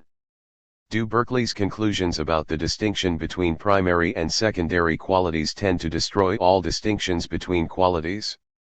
Is this tenable? 2. Why does Berkeley think that vehement heat and pain are inseparable? Does it rest on a further thesis about what sorts of things populate the world and on what it is to be a thing? 3. Does Berkeley make a mistake of the following sort in the master argument, unwarrantedly moving from a true statement it is not possible to hold that the tree exists and is conceived and that the tree exists and is unconceived to a questionable conclusion the tree exists and is conceived and it is not possible for a tree to exist and be unconceived? 77. The second dialogue, 207-26. Nature and Brain, 207-10. Hylas is once again late to meet Philoneus. He excuses his tardiness to Philoneus as due to the fact that his head was so filled with their previous discussion that he could not tell the time of day. Philoneus had offered a strong challenge to Hylas at the end of the first dialogue to try to find any flaws in his reasoning. As the second dialogue begins, Hylas sadly admits that the arguments offered by Philoneus are clear and evident. The more I consider them, the more irresistibly do they force my assent.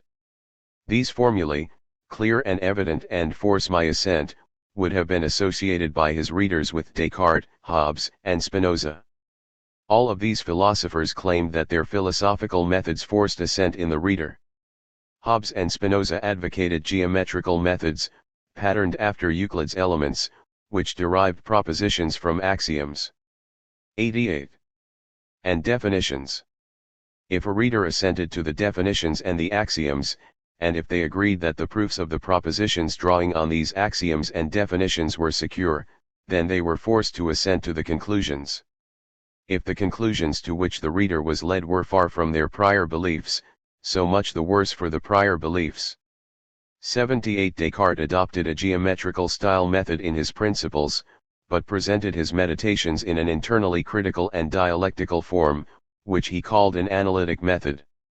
79. The analytic method was to follow the natural order of thought with minimal presuppositions. The method should not be circumscribed by syllogisms, set topics, or the unjustified definitions and axioms from which a synthetic method takes its starting point. Rather, topics should arise naturally when they are appropriate, and definitions should be achievements and not starting points. Much like a dialogue, everything ought to be open to questioning. The inquiry should be as free from presupposition as possible and reflect natural human reason, as opposed to formal syllogisms, deductions, and topics. Unlike a dialogue, the analytic method has the inquirer investigate and clear out his or her own mind, not through discussing with others, but instead through a kind of journey into the self, a meditation as journey into the self. Both of these modern methods, analytic or Euclidean/synthetic, tended to promote beliefs far afield from common sense such as materialism, Hobbes, panpsychism, Spinoza, and non-interactive dualism, Descartes. One advantage of dialogue for Berkeley is that, in addition to forcing assent through the interrogation of concepts, arguments, and beliefs, it is also capable of returning readers to the world and to common sense through descriptions of the scene and the natural give and take of human interaction. This in turn checks the wildest excesses of metaphysical speculations, the sorts of argument one might hatch alone or with another wild-eyed metaphysician in one's closet. 80. This is of course not true of all dialogue, as we've seen with the examples from Malebranche and Fontenelle, but it is a tendency in dialogue which Berkeley exploits. Hylas leaves Philonous, gets agitated when alone, and then returns to become soothed by discussion in the college garden. This pattern plays itself out in the third dialogue as well. Of course, Berkeley is equating immaterialism with common sense. Berkeley wanted his readers both to assent to the consequences that his arguments justified and to come to recognize that what they 89. Assented to was common sense, even if it initially seemed at a great distance from ordinary beliefs. This marks a great divergence from someone like Spinoza, who viewed philosophers as capable of accessing rare and difficult ideas that the vulgar or common people could not. As discussed before, Berkeley thought that this kind of philosophical hubris led to atheism and immorality. In particular, philosophical arguments justified a picture of the world which was disconnected from our natural religious and moral beliefs. It proposed an account of what was natural, a materialism built on presumptions about what sense perceptions and abstract concepts naturally signified, that in the end was horribly unnatural and far removed from our natural beliefs. 81. Hylas still cannot rid himself of the idea that natural must refer to an external, mechanistic, and general cause, as opposed to the immaterialist position to which his natural reason naturally leads him. And so he tries throughout the second dialogue to hold on to modern materialism within the constraints to which Philonous has forced him to assent. Berkeley understands that to disambiguate natural from extended matter has notable consequences for understanding what a natural sign is and how it is natural. Hylas first attempts to smuggle matter back into the Berkeleyan picture by claiming that it is natural to explain the senses through the brain, and that this is where natural reason leads us.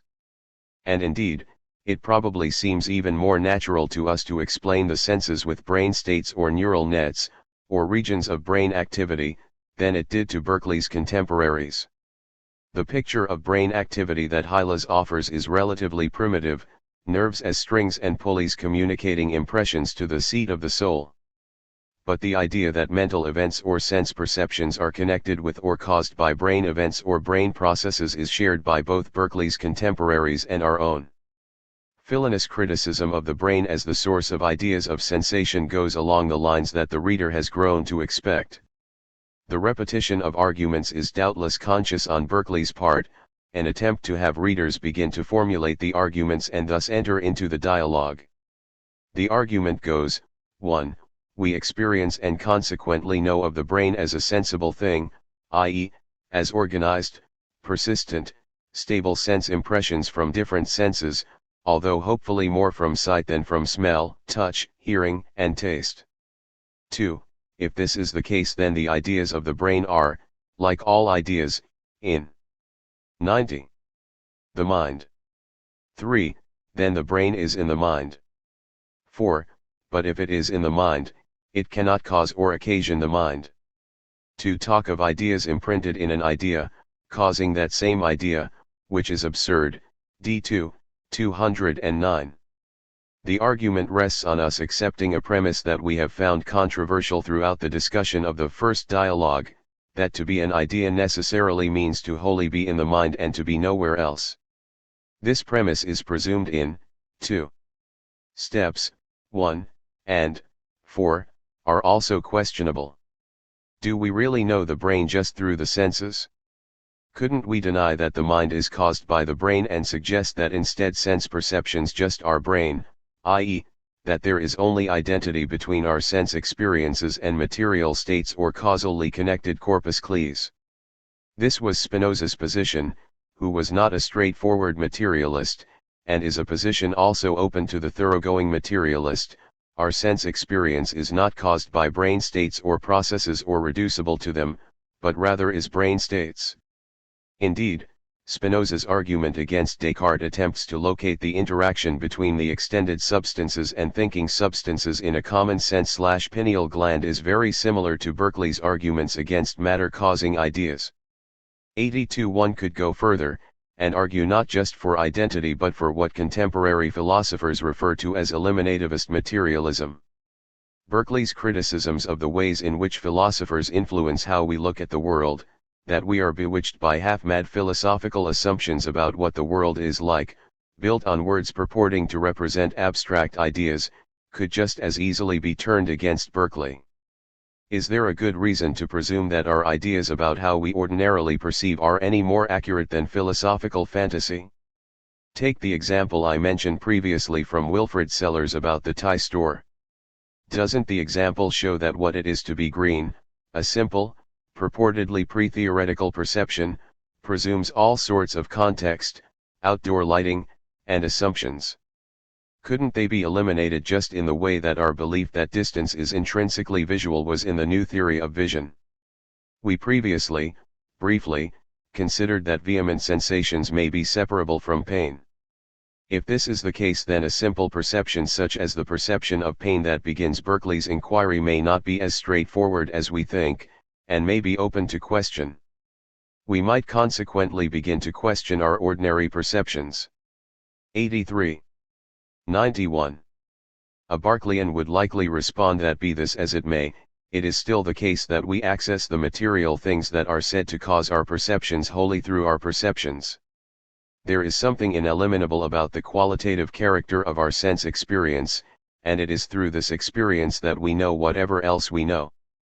This follows from Berkeley's methodological empiricism taken from Locke, that sense perception and reflection are the only sources of experience, perception, and knowledge. Even if we can come to revise our common sense perceptions, and Berkeley holds that we clarify our common sense when we lift the curtain of words, we do it by virtue of and through our ideas of sense perceptions, which are, well, ideas and not matter. It certainly does not warrant using matter as an independent external cause of ideas of sense, which has been ruled out on the basis of any number of arguments that hold independent of the potential faultiness of common sense experiences. Philoneus instead eliminates matter, while accounting for ideas, by certain motions or impressions in the brain, that is, by some alterations in an idea, whether sensible or imaginable, it matters not, and Hylas recants his hypothesis, admitting with a flourish worthy of Descartes that his argument that the brain causes sense perceptions was a mere dream.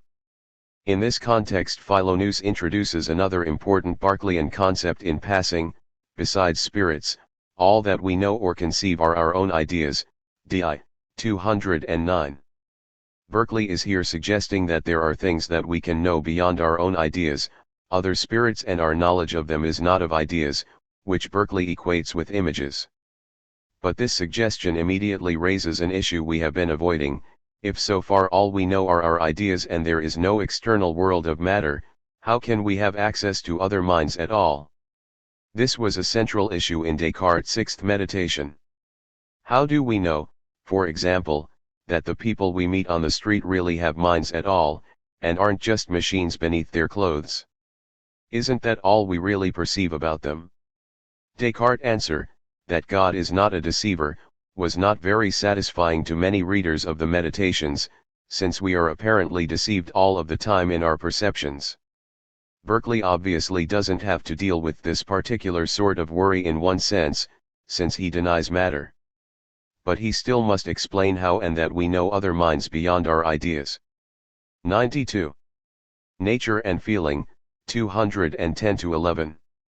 When Hylas first met up with Philonous at the opening of the first dialogue, Philonous briefly described to him the sensible beauties of the garden. Now Philonous again describes the beauty of nature in specific terms, but in a somewhat different matter. He begins by asking Hylas whether now that he has been forced to recognize no sensible things have a real existence he is in truth an errant sceptic. Hylas, having failed to show that the brain could function as a cause of sensation, is now saddled with the troubling thought that he has embraced skepticism in denying the existence of an external world. If there is no world beyond the mind, what is left besides our minds and ideas? The world seems to have become ghostly, inhabited only by floating, virtual specters. This is a key issue for Berkeley, given that he is advocating a kind of idealism.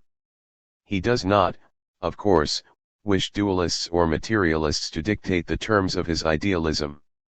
And just because one is an idealist doesn't mean that ideas must be thin 84 representatives of the external world sans external world. But the question is, what then? Philonous' long response is worth quoting at length, because it begins to answer this question. Look! Are not the fields covered with a delightful verdure? Is there not something in the woods and groves, in the rivers and clear springs that soothes, that delights, that transports the soul? At the prospect of the wide and deep ocean, or some huge mountain whose top is lost in the clouds, or of an old gloomy forest, are not our minds filled with a pleasing horror? Even in rocks and deserts, is there not an agreeable wildness? How sincere a pleasure is it to behold the natural beauties of the earth! To preserve and renew our relish for them, is not the veil of night alternately drawn over her face, and doth she not change her dress with the seasons? How aptly are the elements disposed! What variety and use in the meanest productions of nature! What delicacy, what beauty, what contrivance in animal and vegetable bodies! How exquisitely are all things suited, as well to their particular ends, as to constitute apposite parts of the whole! And while they mutually aid and support, do they not also set off and illustrate each other? How vivid and radiant is the luster of the fixed stars! How magnificent and rich that negligent profusion, with which they appear to be scattered throughout the whole azure! 93. Vault. Yet if you take the telescope, it brings into your sight a new host of stars that escape the naked eye. Here they seem contiguous and minute, but to a nearer view immense orbs of light at various distances, far sunk in the abyss of space. Now you must call imagination to your aid. The feeble narrow sense cannot descry innumerable worlds revolving round the central fires, and in those worlds the energy of an all-perfect mind displayed in endless forms. But neither sense nor imagination are big enough to comprehend the boundless extent with all its glittering furniture. Though the laboring mind exert and strain each power to its utmost reach, there still stands out ungrasped a surplusage immeasurable. Yet all the vast bodies that compose this mighty frame, how distant and remote soever, are by some secret mechanism, some divine art and force linked in a mutual dependence and intercourse with each other, even with this earth, which was almost slipped from my thoughts, and lost in the crowd of worlds. Is not the whole system immense, beautiful, glorious beyond expression and beyond thought? What treatment then do those philosophers deserve, who would deprive these noble and delightful scenes of all reality? How should those principles be entertained, that lead us to think all the visible beauty of the creation a false imaginary glare? To be plain, can you expect the scepticism of yours will not be thought extravagantly absurd by all men of sense? D2, 210-11. Hylas cannot yet comprehend what Philonous is telling him in this speech, he is still caught in a self-pitying sceptical malaise. But we can. As the first dialogue made clear, our sense perceptions do not naturally signify external bodies.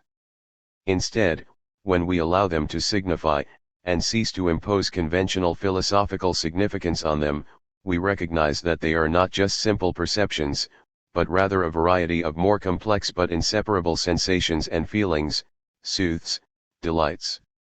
This is a further consequence of Berkeley's argument that pain/pleasure and sensation cannot be abstracted from one another. Instead, pains and pleasures are particular and connected to particular sensations, which give rise to signs through emotions, pleasing horror, and result in judgments, agreeable wildness.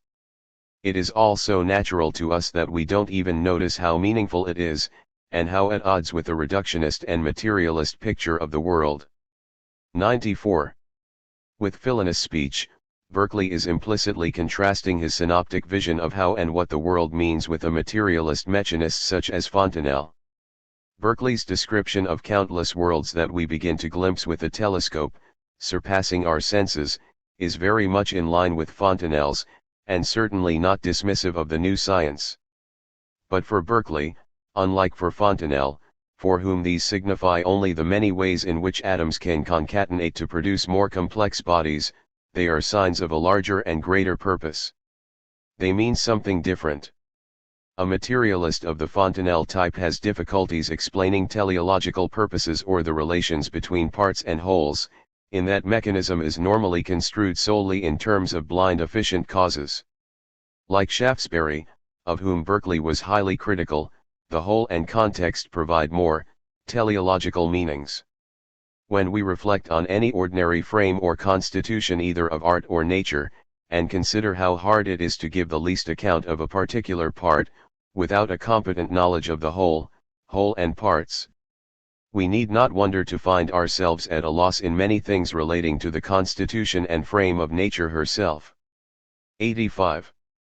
In this influential passage Shaftesbury is arguing that although we can have reasonably good knowledge of the internal workings of individuals, without knowledge of the whole as such we cannot understand our place in the larger workings of nature.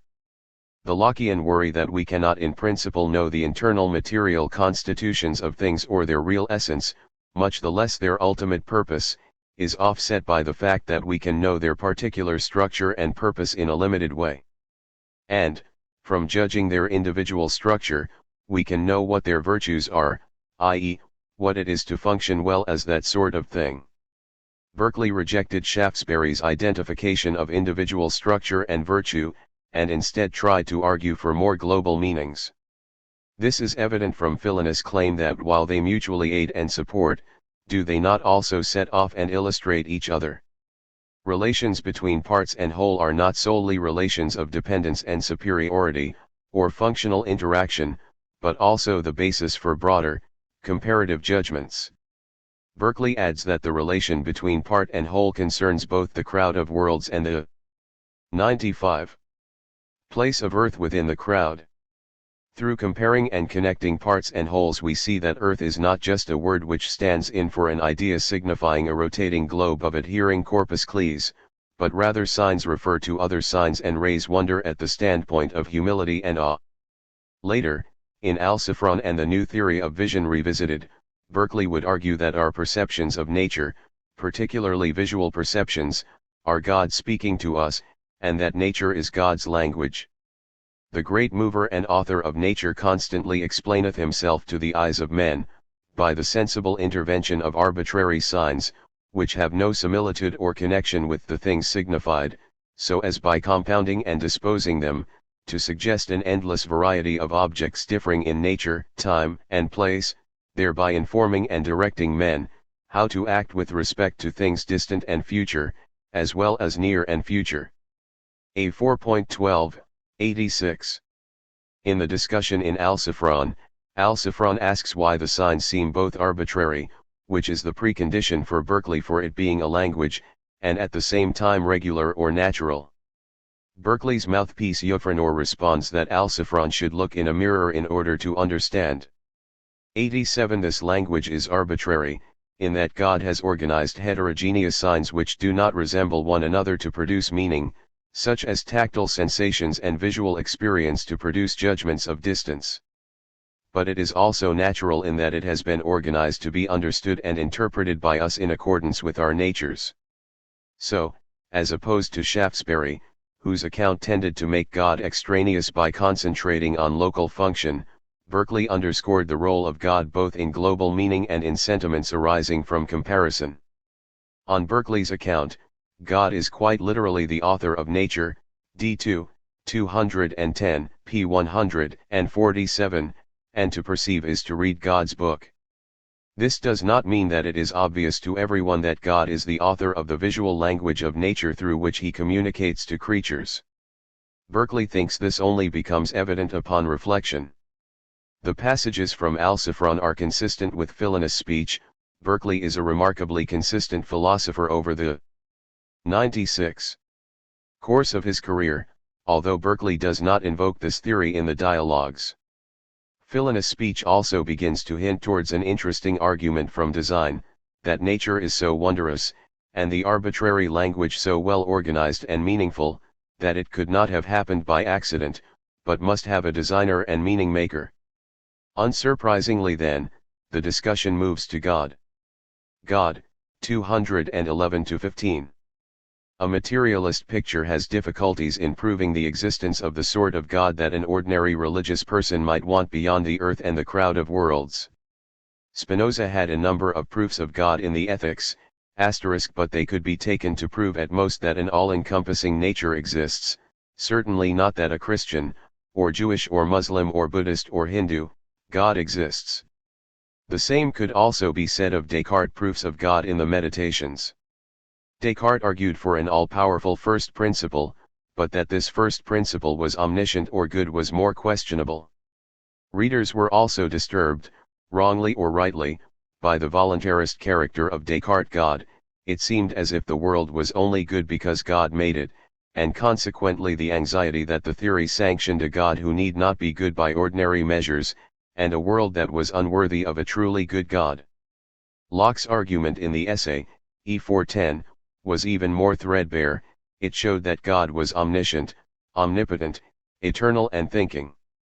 But although Locke concluded the proof with a number of arguments that God cannot be material, his admission that we cannot be sure, however improbable, that matter does not think, E4.3.6, undermined his sincerity.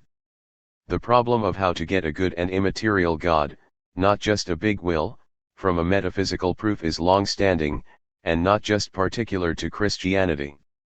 Maimonides, Crescas, Avicenna, Averroes, and many others in the Islamic philosophical tradition, which included Jewish philosophers as well, struggled with how to do this before Christian philosophers took up the questions, as did philosophers in other religious traditions.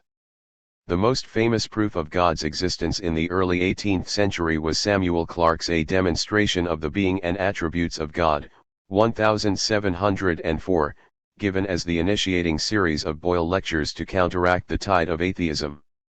Clarke's argument was a priori, i.e., unlike an argument from design, it presumed nothing about the world other than the rather general claim that something 97 exists from all eternity, and very formal.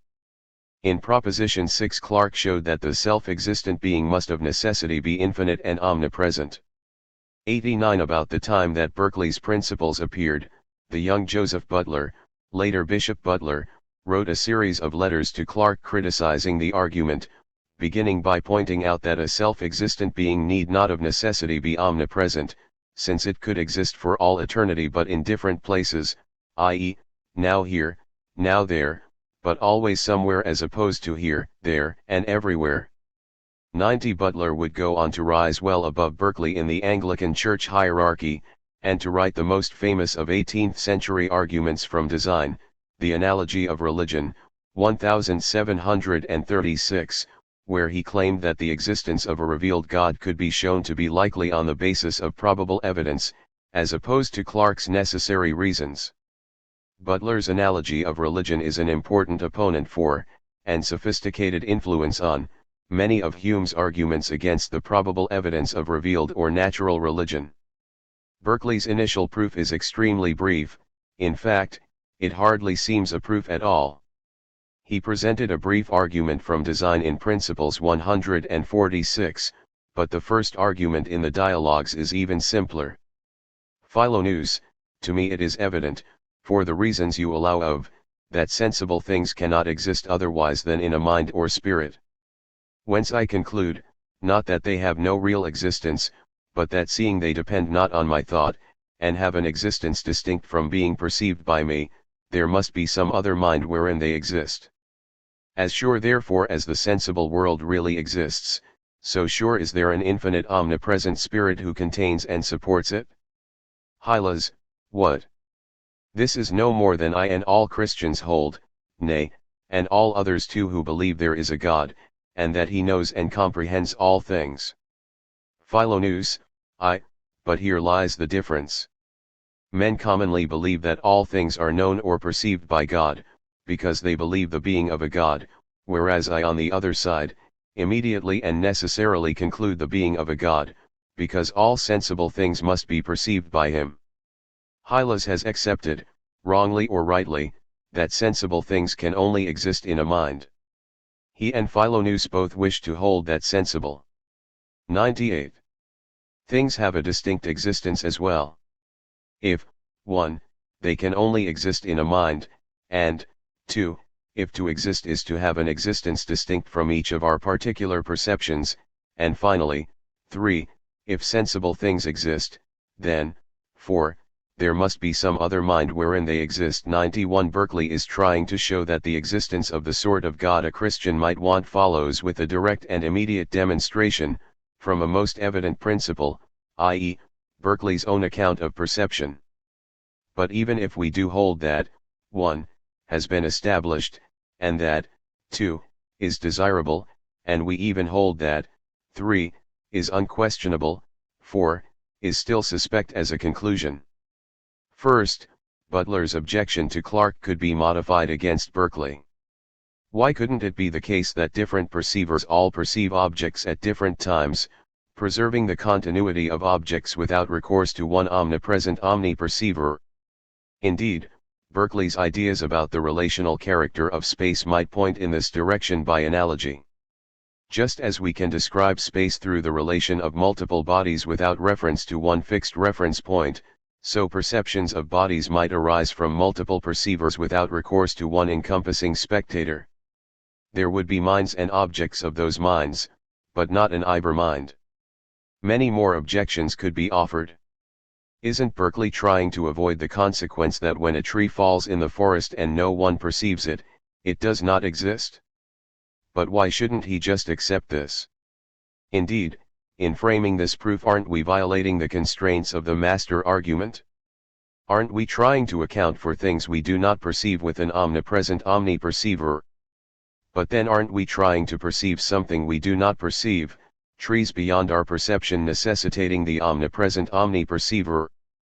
Berkeley will respond to the objection that he should just embrace solipsism by arguing that two features of ideas point towards some perceiver beyond me.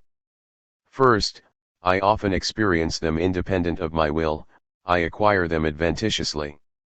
This was an important criterion of externality for both Descartes and Locke, E 4.9.3, that I acquire the ideas in a manner beyond my control and therefore they could not be produced by me. Second, if I did produce the ideas they would have to arise from the imagination. But when I imagine things, the experience is far less vivid than, and parasitic on, my experiences through the senses. The second argument is questionable on Cartesian grounds, If we have experienced extremely vivid dreams and hallucinations, how can we be so sure that the products of the 99 imagination are less vivid than waking experiences? Hume would later take up the distinction between degrees of vivacity of our ideas from Berkeley, but use it to argue for a thoroughgoing skepticism. The difference between reality and illusion is just a matter of a degree of psychological force. Similar arguments can be used against the first point as well. Does the fact that I don't want something, and experience it independent of my will, really mean that it's not produced by me? If that's the case, I would never have a headache. Philonews supplements the proof with a further argument. An infinite mind should be necessarily inferred from the bare existence of the sensible world, to them only who have made this easy reflection, that the sensible world is that which we perceive by our several senses, and that nothing is perceived by the senses beside ideas, and that no idea or archetype of an idea can exist otherwise than in a mind. D2, 212. Here the steps are: 1. We perceive the sensible world with several senses. 2. Nothing is perceived by the senses except ideas, from which follows: 3. No archetype of an idea exists without a mind. There is a missing step presumed: 2a, that an archetype of an idea is sufficiently idea-like that it too must be perceived by a mind. As we discussed briefly when considering Malebranche as one of Berkeley's influences, there is a long tradition of presuming that things must have archetypes in order for God to choose to create them. Malebranche suggests that God gives us access to these archetypes in order to understand the material world. But Berkeley cannot draw on this tradition as the basis for an argument for the existence of God since, as the example of Malebranche makes clear, the tradition presumes the existence of God. We might think that archetype here means not a divine archetype, but whatever provides an independent unity of our varied perceptions through different heterogeneous senses in such a manner that we experience them as unities, re-identify them, etc., and that he wants this concept to do some technical work. But I don't think this is right either. Instead, Berkeley seems to be saying that if you use a concept like archetype, whether a Malebranchian objective idea in the mind of God or an archetype or pattern of a thing in the external world, then this archetype presumes a mind. As was the case with the arguments against abstract ideas, Berkeley's strategy is to ferret out modern 100 assumptions and to show that the moderns share immaterialist commitments, whether they like it or not. In this case, whatever archetype theory you hold, the archetype doesn't get you beyond needing a perceiver God. This was also a challenge to philosophers whom Berkeley considered atheists: Spinoza, Hobbes, and Lucilio Vanini, the Renaissance anti-scholastic who was burned at the stake in 1619. If they conceive how so much as a rock, a desert, a chaos, or confused jumble of atoms, how anything at all, either sensible or imaginable, can exist independent of a mind, D2, 213, they should also see that their atheism is flawed. Berkeley seems to be suggesting that, like it or not, their theories depend on perceivers, and if they have any stable, persistent, and basic category in their theories, which they use to build up the others, such as atoms, it must be perceived in a unified way, and this presumes God. Certainly, none of Berkeley's atheists would be likely to accept Berkeley's arguments. Berkeley seems more to be suggesting to followers of Locke and Malebranche and other more moderate moderns that these theories are dreadfully flawed and that Berkeley's own philosophy makes the flaws even more readily apparent than the modern systems. More generally, we should understand Berkeley's arguments for God as trying to show the proximity of God to us, as opposed to philosophers he understood to be deists, like Collins and Shaftesbury, who wrote God out of the world, while at the same time avoiding lapsing into Malebranche's position that we actually see God's ideas. The divine language theory does just this, in that our visual language is made by God to communicate to us, but it is not God. Malebranche, Passive Ideas, Vision in God, and Occasionalism, 214-16, in order to underscore the difference, Berkeley has Hylas agree that Philinus' argument is highly serviceable to religion, but also has him note that Berkeley's arguments appear very similar to Malebranche's seeing all things in God. Berkeley's early reviewers noted this as well. The late 17th and early 18th century was a time of great popularity for Malebranche's philosophy. Locke wrote a critical commentary on Malebranche's account of seeing all things in God in 1690, and the British Malebranchian John Norris had published the second volume of his An Essay Towards the Theory. 101. Of the Ideal or Intelligible World, 11F01-4, less than 10 years before the publication of the Dialogues. Berkeley had tried to distinguish his doctrine from Malebranche's in the Principles, p. 148, but apparently to little success. Ironically, in the Dialogues Berkeley makes Philonous unfamiliar with the Malebranchian doctrine, and has Hylas explain it to him. On Hylas' account, Malebranche holds that since we are spiritual beings and incapable of union with matter, God gives us access to the archetypal perfections on the basis of which material objects have been created. These perfections are purely spiritual, immaterial, and so capable of immediate union with our souls. We perceive them better or worse due to our own minds and perceptual abilities, but God gives us access to them through His grace. Through them we have knowledge of the otherwise inaccessible material world. Philonous immediately responds to Hylas that since ideas are passive and inert, they cannot be in God who is purely active. Berkeley discussed the passive character of our ideas in the Principles. All our ideas, sensations, notions, or the things which we perceive, are visibly inactive, there is nothing of power or agency included in them. So that one idea or object of thought cannot produce or make any alteration in another. To be satisfied of the truth of this, there is nothing else requisite but a bare observation of our ideas. For, since they and every part of them exist only in the mind, it follows that there is nothing in them but what is perceived, but whoever shall attend to his ideas, whether of sense or reflection, will not perceive in them any power or activity, there is, therefore, no such thing contained in them. p. 26. Since ideas are just what a perceiver perceives them to be, a questionable corollary of Berkeley's claim that all that we perceive are ideas, to be an idea is just to be perceived by a perceiver. It is a questionable corollary because from all we perceive are ideas it does not follow that ideas are just what a perceiver perceives them to be, or that to be an idea is just to be perceived, or, indeed, that they are passive. Berkeley thought that he had arguments for claiming that ideas are just what a perceiver perceives them to be, since they and every part of them exist only in the mind, it follows that there is nothing in them but what is perceived. The intermediate step is then 102. That ideas exist only in the mind, a thesis he has argued for over the course of the first dialogue.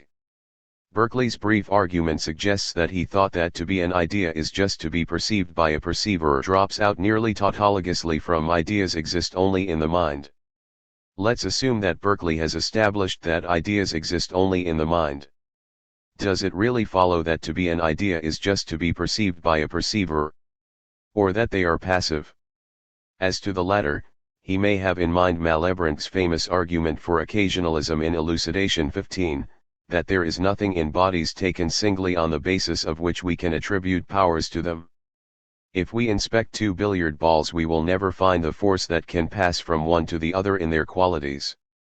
This argument holds by extension of sensible ideas, since they are the qualities of bodies in which we are searching for power or force, and nothing besides these qualities. Or he may be drawing on the general shared early modern presupposition, which we have discussed before, that sense perceptions are inert. But it is by no means evident that by simply attending to our ideas we will see that there is no notion of power and activity in them. Berkeley's thought seems to be that they just are our perceptions of them, and consequently there's nothing beyond our perception which could be a power. But this presumes that power or activity is nothing we perceive directly. As to the former, we speak all the time of hidden motives unknown to the agent, and we often presume that our own minds are very opaque to us. Aren't these examples of unperceived perceptions in the sense that Hume discussed, perceptions which are not perceived, as opposed to the sense putatively ruled out by the master argument, perceiving something unperceived? This objection seems not to have occurred to Berkeley because, like Descartes, Locke, Malebranche, and many other early modern philosophers, he equated thinking with a unified power of consciously attending to sensible qualities, facts, meanings, etc., and so would have considered the objection incoherent. This does not mean that Berkeley did not recognize that we often think in a ramshackle and confused way.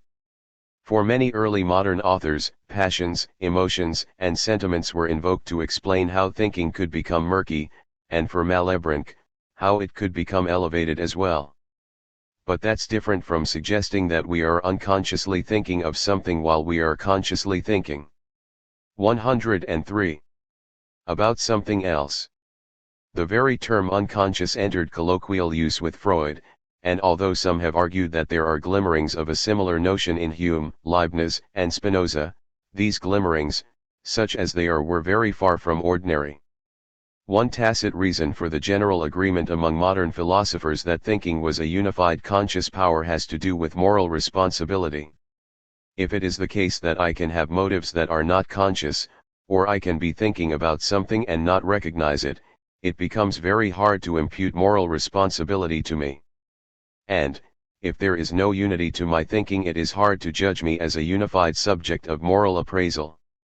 There is of course the interesting issue of original sin, which many Christian philosophers struggled to explain in terms of corruption or failure of conscious processes, as opposed to unconscious impediments. Notably, of the three philosophers who are associated with, perhaps, having a doctrine of unconscious motivation, two of them, Hume and Spinoza, rejected this kind of picture of morality as depending on conscious grounds for moral responsibility. They also rejected the idea of a unified soul, eternal and separable from the body, which was also connected with this picture. There is also a connection between conceiving the mind as unified and fully conscious and anti-innatism of the sort that holds that we cannot have deep thoughts in our minds which we then draw out. If this was the case, then we would have thoughts which were in our minds and yet which we did not perceive or think until they were drawn out, even though they were in our minds all along. Some of the strongest defenders of innatism, such as Descartes, also held that the mind was a unified, conscious power, in part in connection with arguments for the separability of the soul. But Cartesians like Malebranche found the position incoherent, and rejected innatism. Surprisingly then, Berkeley was fairly agnostic on the question of innate ideas, particularly surprising given that he is rarely agnostic. As we've noted previously, he thought that Locke's beginning the essay with a criticism of innate ideas had bad consequences for the rest of the work. There are passages in series where he seems to accept a Platonic doctrine of innate ideas, and portrays them in rather Baroque terms. But upon closer inspection he only explicitly accepted what fit in with his own account of perception. And as the Platonic philosophy supposed intellectual notions to be originally inexistent or innate in the soul, so likewise it 104 supposed sensible qualities to exist, though not originally, in the soul, and there only. 316. Berkeley went on to distinguish ancient theories of innate ideas from the sort of account of innate ideas that modern philosophers, presumably Locke and Malebranche, rejected. His point seemed to be that in rejecting innate ideas, philosophers drew the unwarranted inference that ideas must come from the outside, which is false as well, and indeed potentially incoherent without a further explanation of what outside means. Berkeley may not have wished to rule out innate ideas in the sense of propensities or dispositions for reasons to do with his divine language theory. Indeed, he concludes this section of the discussion by stating his proof succinctly in a different form, linking the a priori argument for a divine unifying perceiver to an a posteriori argument from the providential and governed design of the world. There is a mind which affects me every moment with all the sensible impressions I perceive. And from the variety, order, and manner of these, I conclude the author of them to be wise, powerful, and good beyond comprehension. Mark it well, I do not say, I see things by perceiving that which represents them in the intelligible substance of God. This I do not understand, but I say, the things by me perceived are known by the understanding, and produced by the will, of an infinite spirit. D2, 215. In other words, The perceptions I have, which have been produced by the Divine Spirit and placed into me, exhibit an order which shows that their author is the sort of God we might want, as opposed to a malicious demon. They exhibit not just power but wisdom, the divine understanding, and goodness, the divine will. I am predisposed to read these perceptions in this cogent manner, and they make the world meaningful. Berkeley presumes here that he has shown that these perceptions are exhibited to me by God. They must exist in some mind, we do not produce them, and so they must be produced by another mind. But it is not at all clear what it means for an idea to be produced by a mind and then exhibited to us. Again, the analogy with language seems to be doing some work. God perceives them and then communicates whatever is relevant to us for us to perceive. But even if we 105 accept all of Berkeley's arguments, does this clearly follow? And what does it really mean for an idea to be actively made to be passive? In sum, there are reasons why for Berkeley the perceiver, not the idea, is the active power, as opposed to Malebranche, for whom the idea itself is active, even if the arguments are questionable. For Malebranche this is a metaphysical solution to a Cartesian problem, how to deal with our access to the external world if there is no interaction between mind and matter, and how to hold that truths are objective as such, not just for this or that mind. Berkeley's rejection is based not on metaphysical objections, even if metaphysical issues are in the background, but on arguments from the nature of perception. Despite their similarities, which were greater than Berkeley might have liked, they have very different affinities. This was only Berkeley's first objection. Philonous also offered an internal criticism of Malebranche's theory, that if God grants us access to his ideas, which are the archetypes of material objects, this makes material objects extraneous. Malebranche argued that God's creation was ordered to maximize simplicity and efficiency, on the basis of which he explained the simplicity of laws of rectilinear motion and other phenomena. 92 But if this is the case, then according to Berkeley God has not acted in the simplest manner, since the existence of matter is to no purpose and all could be more efficiently explained just by ideas. The brief discussion of Malebranche's philosophy concludes with Philonous' admission that he is not surprised, if some men imagine that I run into the enthusiasm of Malebranche, though in truth I am very remote from it. D2, 214. The philosophers differed on abstract ideas, the external world and the testimony of our senses, although notably Berkeley differed with Locke on these questions as well, so it does not say as much about his specific divergences from Berkeley as Berkeley might have liked. No, not what, no, not why. 217-26. The remainder of the second dialogue is primarily concerned with refuting positions that argue for matter as an occasional or intermediate cause of ideas. More accurately, it is Berkeley's attempt to demonstrate that philosophical positions that might seem to be consistent with his own in fact use matter in questionable ways, and to show the reader how to reason properly about them. As we just saw. 106. Berkeley thinks it is very important that God is immediately in our world, although we are not in God. Each layer of matter smuggled in by philosophers adds additional weight to the curtain of words. Hylas begins by suggesting that there might be a third entity besides active spirits and passive ideas, matter, and that matter has a limited role as cause, instrument, general or particular, or occasion of ideas.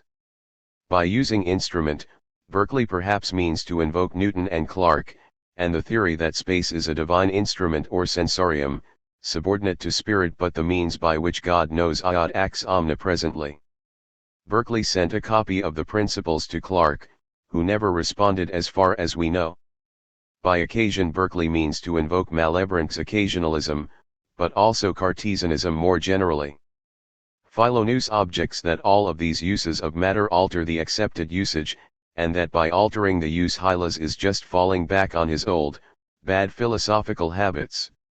Philonous accordingly argues against these objections in the same way he has against other objections, that ultimately all of these intermediate entities rest on, or are, sensible qualities, and that God can act without needing intermediaries.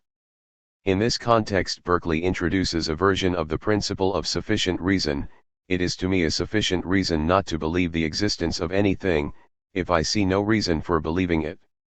Philonous goes on further to remark that neither a philosopher nor a man of common sense should pretend to believe you know not what, and you know not why. The principle of sufficient reason was associated with Cartesians, and particularly with Spinoza and Leibniz. Berkeley's version is a negative, epistemic principle of sufficient reason, that I am warranted in believing that something does not exist if I see no reason for believing that the thing exists. Berkeley seems to presume the positive version as well, that I am warranted in believing that something exists if there is a reason for it to exist. Philonous applies the principle to matter: if there is no good reason to hold that matter exists, then that is a sufficient reason to conclude matter does not exist. If all of Hylas' objections can be shown to be without warrant, then that alone will be a good reason to deny that matter exists.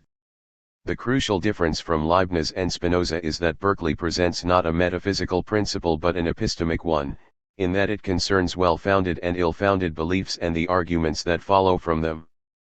An epistemic principle about the warrant of 107. Belief should not slide into a metaphysical principle about what necessarily is without further justification.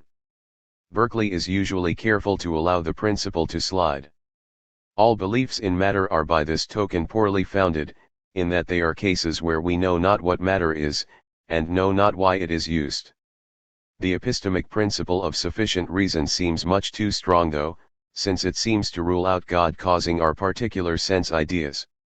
Why would God need to create a web of passive sense perceptions when he could communicate with his creatures even more directly? Of course Berkeley could respond that we do perceive passive ideas, and given that we do, this is the best explanation, and at the very least far better than these competing explanations. But why not take the next step towards a direct realist theory, get rid of passive ideas entirely, and suppose that we perceive neither ideas nor matter, but tables, chairs, trees, and chipmunks? 93. Furthermore, it always seems that there might be a better explanation. Berkeley presents a number of arguments that draw on the principle of sufficient reason. They take the form: do you really know what the thing you are discussing is, and can you offer a reason why it should exist? For example, I desire that, beside what has been hitherto suggested, you will farther consider whether, upon supposition that matter exists, you can possibly conceive how you should be affected by it. Or supposing it did not exist, whether it be not evident you might for all that be affected with the same ideas you now are, and consequently have the very same reasons to believe its existence that you now can have? D2, 221. In other words, do you really know what it means to be affected by matter, and can you offer a reason why it should exist given that it would seem to change nothing at all?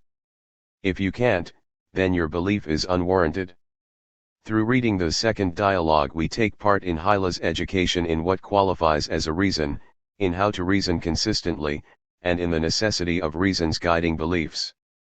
The words reason and reasoning occur over and over again in the second dialogue, and at one point when Hylas admits that even though he knows that matter does not exist, he cannot help but believe that it does exist, Philonous notes that there is need of time and pains, the attention must be awakened and detained by a 108.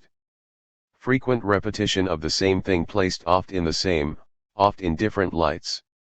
This is because reasons are offered as counterballast to stubborn beliefs.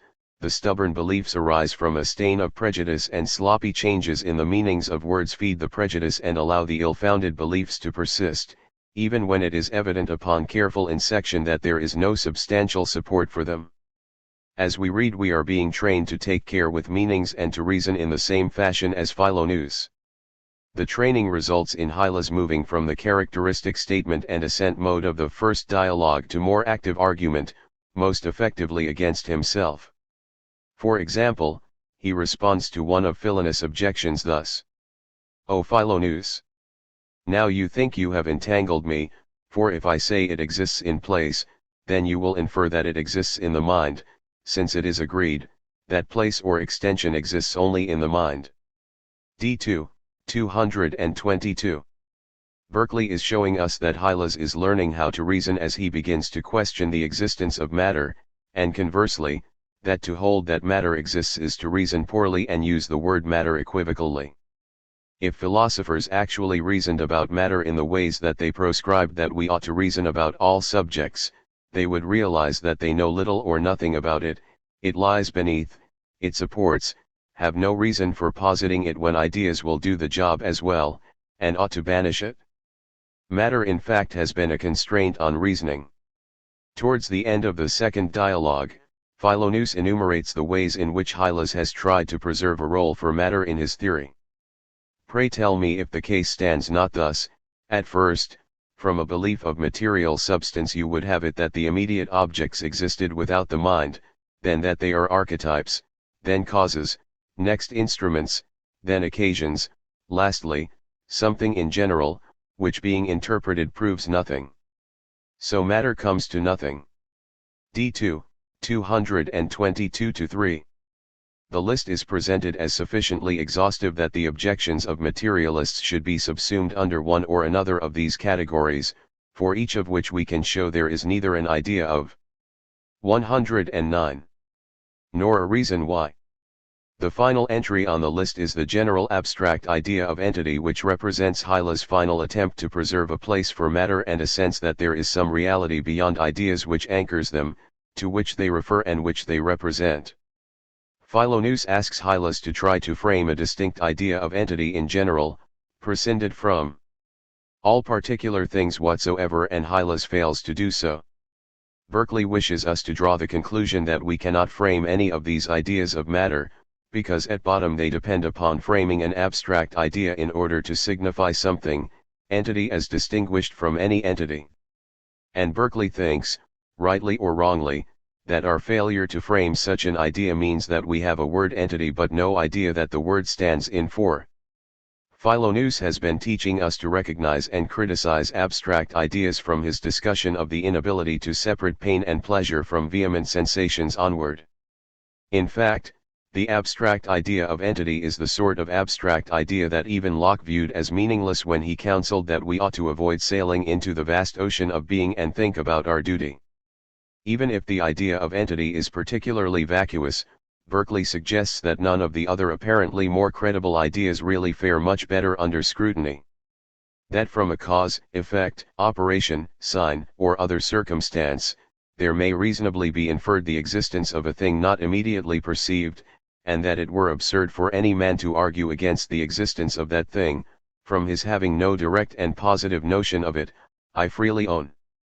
But where there is nothing of all this, where neither reason nor revelation induces us to believe the existence of a thing, where we have not even a relative notion of it, where an abstraction is made from perceiving and being perceived, from spirit and idea, lastly, where there is not so much as the most inadequate or faint idea pretended to, I will not indeed thence conclude against the reality of any notion or existence of anything, but my inference shall be, that you mean nothing at all.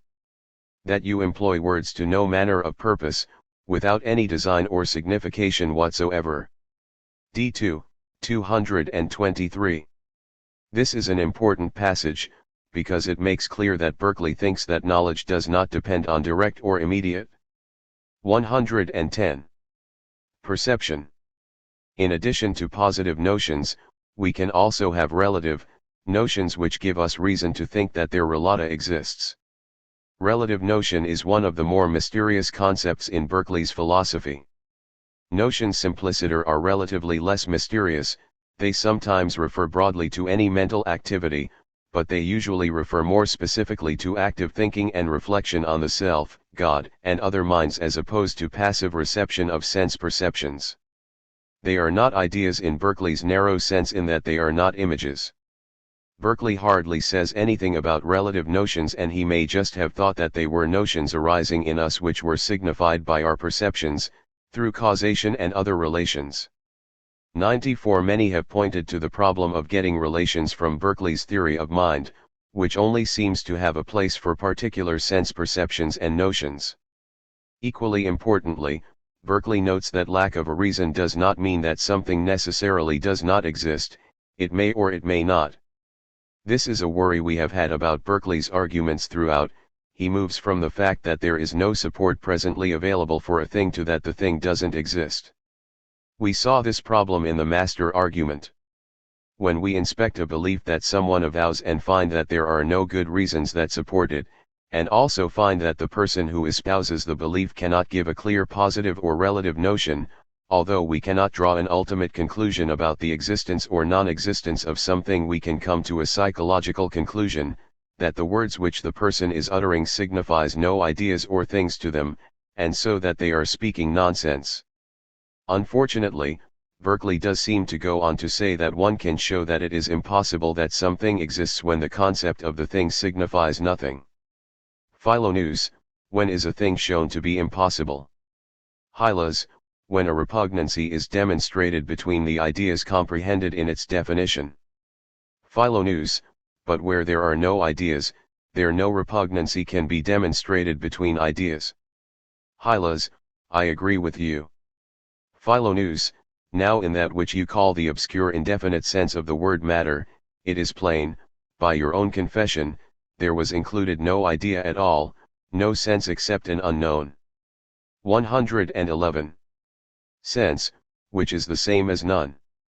You are not therefore to expect I should prove a repugnancy between ideas where there are no ideas, or the impossibility of matter taken in an unknown sense, that is no sense at all.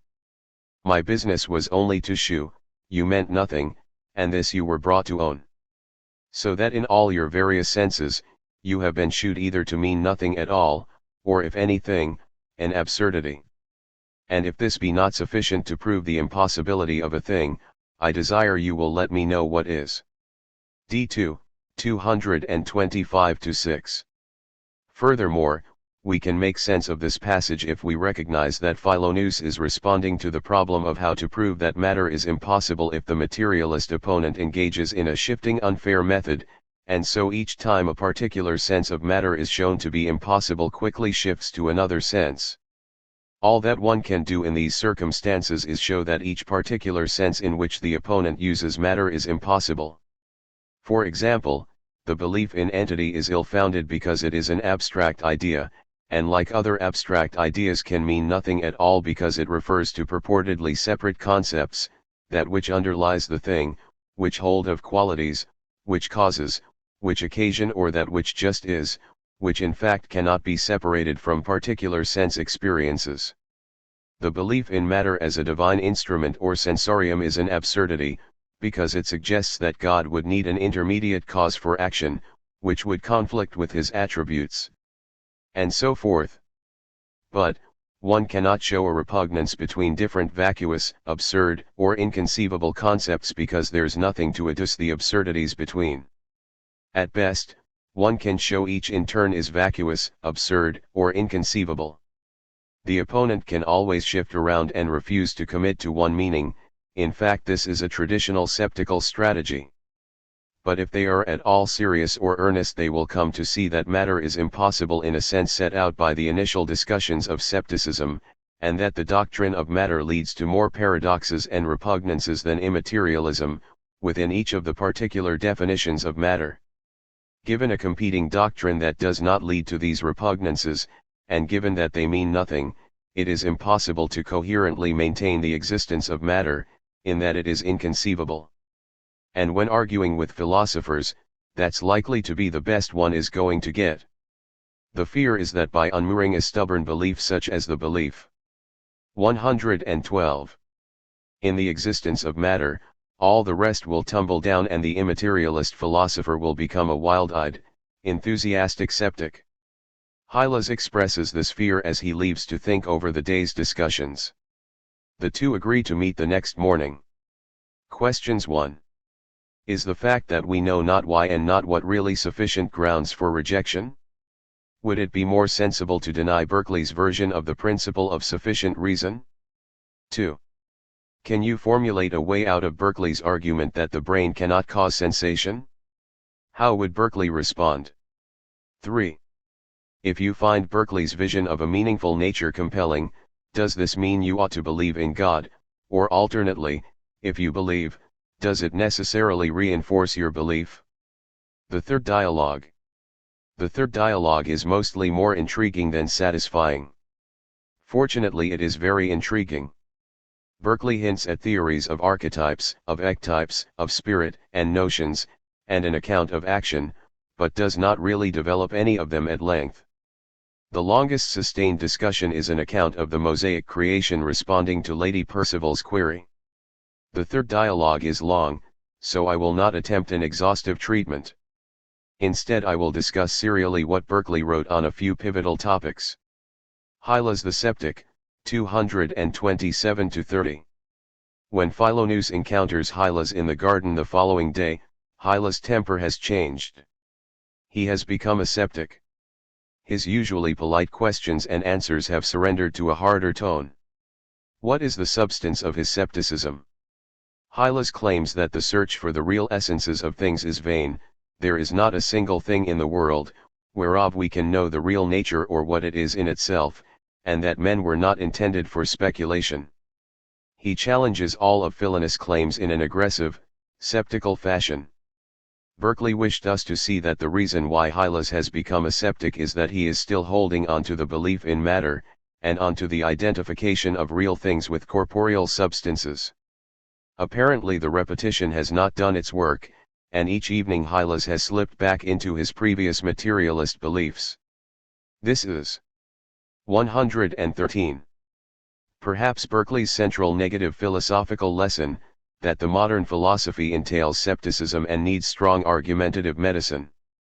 Berkeley thought that Locke had posited a causally, ontologically, and constitutively prior world of matter and corpus clis that we cannot ever know in itself, nor fully access. Malebranche argued that although our knowledge of the material world is merely probable, and we can never access it directly, it is undeniable, and our experience of even divine ideas and divine occasions are in its service. For Berkeley, these philosophers, and others, attempt to explain what they do know on the basis of what they admittedly cannot. And scepticism is the unsurprising result.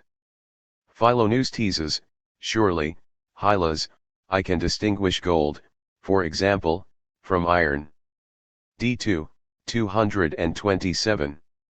This was the example that Locke used in his discussion of the difference between nominal and real essences, the discussion that is tacitly being invoked by Hylas to support his scepticism. A difference that is knowable by an empirical test, such as dissolving gold in aqua regia, only involves nominal essences or the ways in which we organize the qualities we perceive for our use and benefit, and does not involve the deep structure or real essences of individuals or classes, which is wholly inaccessible to us. In Essay 3.6, Locke argued that sortal terms, the words we use to sort the world into classes and kinds, and species, are always set by nominal essences and appearances. It is true, I have often mentioned a real essence, distinct in substances from those abstract ideas of them, which I call their nominal essence. By this real essence I mean, that real constitution of anything, which is the foundation of all those properties that are combined in, and are constantly found to coexist with the nominal essence, that particular constitution which everything has within itself, without any relation to anything without it. But essence, even in this sense, relates to a sort, and supposes a species. For, being that real constitution on which the properties depend, it necessarily supposes a sort of things, properties belonging only to species, and not to individuals, e.g. supposing the nominal essence of gold to be a body of such a peculiar color and weight, with malleability and fusibility, the real essence is that constitution of the parts of matter on which these qualities and their union depend, and is also the foundation of its solubility in aqua regia and other properties. Accompanying that complex. 114. Idea. Here are essences and properties, but all upon supposition of a sort or general abstract idea, which is considered as immutable, but there is no individual parcel of matter to which any of these qualities are so annexed as to be essential to it or inseparable from it. That which is essential belongs to it as a condition whereby it is of this or that sort, but take away the consideration of its being ranked under the name of some abstract idea, and then there is nothing necessary to it, nothing inseparable from it. Indeed, As to the real essences of substances, we only suppose their being, without precisely knowing what they are, but that which annexes them still to the species is the nominal essence, of which they are the supposed foundation and cause. E 3.6.6. In this passage, one can see the heart of why Berkeley had such distaste for abstract ideas, and why he thought that Locke's essay would have looked different had Locke begun by considering language and essence. Here in Book 3 of the essay, Locke is beginning to harvest the sceptical fruits of his earlier misguided labors, all the more so in Book 4. Abstract general ideas are nothing real or in the world but conventions used to sort things. We often use general words since they conduce to our utility and benefit, but that does not mean that they stand in for any one idea, much less for things or substantial beings. In fact, we do not know what real essences are, except as foundation and cause of nominal essences. Berkeley concluded that there aren't any material, real essences beyond our perceptions, or any unperceived archetypes. Locke himself thought that there were cases where nominal and real essences were identical. Both moral ideas and mathematical ideas were examples of what Locke referred to as mixed modes. In each of these cases, the real essence was identical with the nominal essence, albeit for different reasons. Berkeley's diagnosis of passages like this is that the desire for a real essence, independent of nominal essences, follows from a belief in corporeal substances that we do not have access to. This splits the world into two, real and nominal essence, body, and representative idea, archetype or ectype, i.e., model and sensibly perceived manifestation.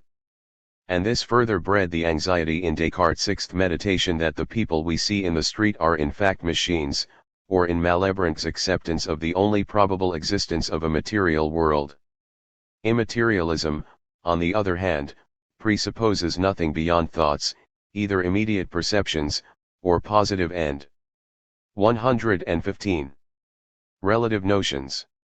If a skeptic responds that this leaves the immaterialist just with ideas, taken broadly and non-technically to include notions, sole ideas, the immaterialist can respond in turn that ideas are just only when they are viewed in opposition to a material world that is somehow more real.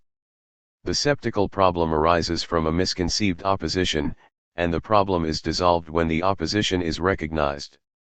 This dialectical therapy results in the ability to see what the sensible world actually means.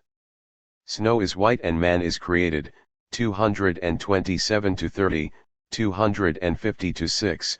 Berkeley goes on to suggest that his philosophy is far better equipped to deal with claims like snow is white, fire is hot, and the real things are those very things I see and feel. He means by this that snow just is our perception of white among other perceptions, and fire just is our perception of hot among other perceptions. Fire and snow are amalgams of particular sensible perceptions, and nothing beyond them. As intriguing as the suggestion is, there are, at least, two serious problems. First, if ideas of perceived things, such as snow and fire, are ultimately the particular sensible perceptions that make them up, since their unity cannot arise from an underlying substance, and if these perceptions are continually shifting and changing, as we saw in the first dialogue, then how can we possibly hold that snow is white?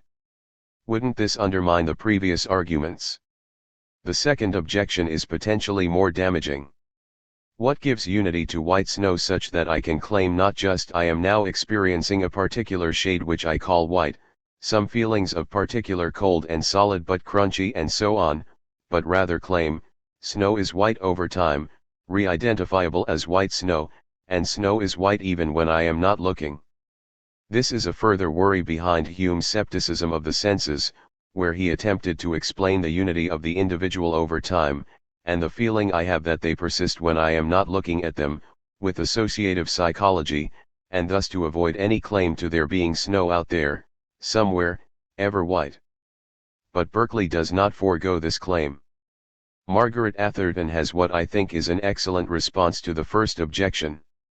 Instead of thinking that snow is white means that there is one color white, which is always and ever predicated of snow, instead take white as a cluster of shades and colors that relate to one another, and each of which can be reliably anticipated. 116. In appropriate circumstances. 95. The same could be said of other qualities ascribed to snow and perceived through and by different senses.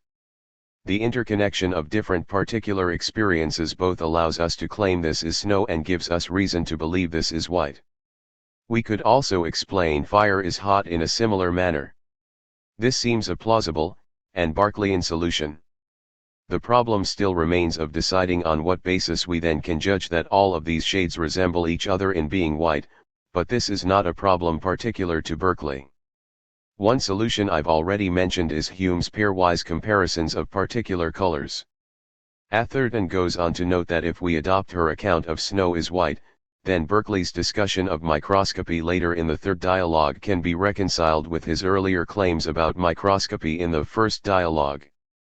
In the first dialogue, Berkeley used arguments drawing on how different the colors of objects are when they are placed under a microscope, and the aforementioned thought experiment of looking at an object with one eye through a microscope and the other unaided, to show that colors are mind-dependent. As we saw, Philonous praises telescopes in his lengthy speech in the second dialogue, and shows how through them we perceive a wide variety of things that give rise to moral and religious emotions, which in turn connect with other perceptions to signify grander and more important feelings. Berkeley's point is that we have to be attentive to what is actually being signified. In the third dialogue, Berkeley takes up the example of the microscope again. Strictly speaking, Hylas, we do not see the same object that we feel, neither is the same object perceived by the microscope, which was by the naked eye. But in case every variation was thought sufficient to constitute a new kind or individual, the endless number or confusion of names would render language impracticable. Therefore, to avoid this as well as other inconveniences which are obvious upon a little thought, men combine together several ideas, apprehended by diverse senses, or by the same sense at different times, or in different circumstances, but observed however to have some connection in nature, either with respect to coexistence or succession, all which they refer to one name, and consider as one thing. Hence it follows that when I examine by my other senses a thing I have seen, it is not in order to understand. 117. Better the same object which I had perceived by sight, the object of one sense not being perceived by the other senses. And when I look through a microscope, it is not that I may perceive more clearly what I perceived already with my bare eyes, the object perceived by the glass being quite different from the former. But in both cases my aim is only to know what ideas are connected together, and the more a man knows of the connection of ideas, the more he is said to know of the nature of things. What therefore if our ideas are variable, what if our senses are not in all circumstances affected with the same appearances? It will not thence follow, they are not to be trusted, or that they are inconsistent either with themselves or anything else, except it be with your preconceived notion of, I know not what, one single, unchanged, imperceivable, real nature, marked by each name. D. 245. This passage affirms one of the main doctrines of the new theory of vision, that the object we see under a microscope is indeed a different object from what we see with our unassisted eyes. And just as Berkeley claimed before for the telescope, here he notices that the microscope discovers causes and connections among things that tell us about the nature of things. In contradistinction to the modern's belief that a microscope might inform us about deep structure and real essences, Berkeley has the microscope show us larger and larger clusters of ideas, which give rise to feelings and make for meaning. We can really trust our senses if we know what to ask them: will this burn me, is this sublime, and so on. 96. If we ask a microscope for ultimate structure, we will just be led to paradox and skepticism, that a feather or a hair which appears to have a color at the micro level has different colors or is transparent at the micro level.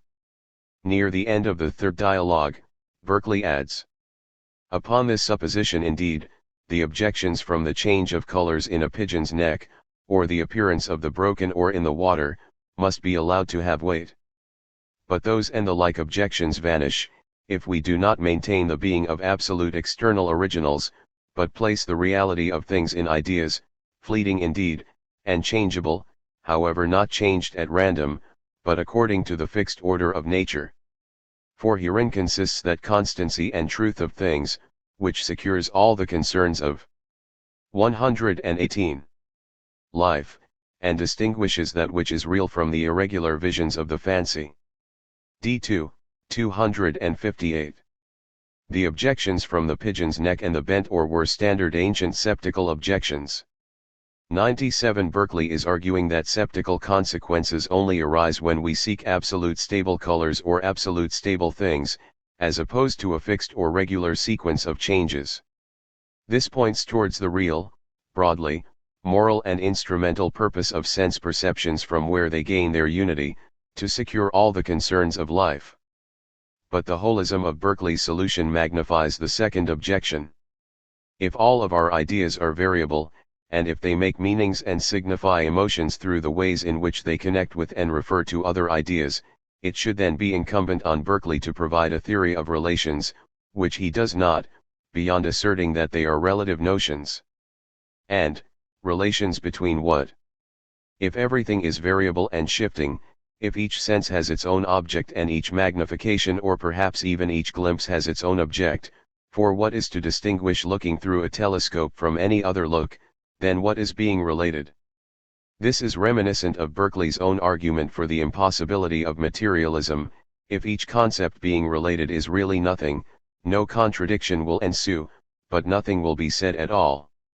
Chunks or islands of meaning just seem to emerge. The stopping points on perception are the minima particular to each sense, although the minima go unmentioned in the three dialogues.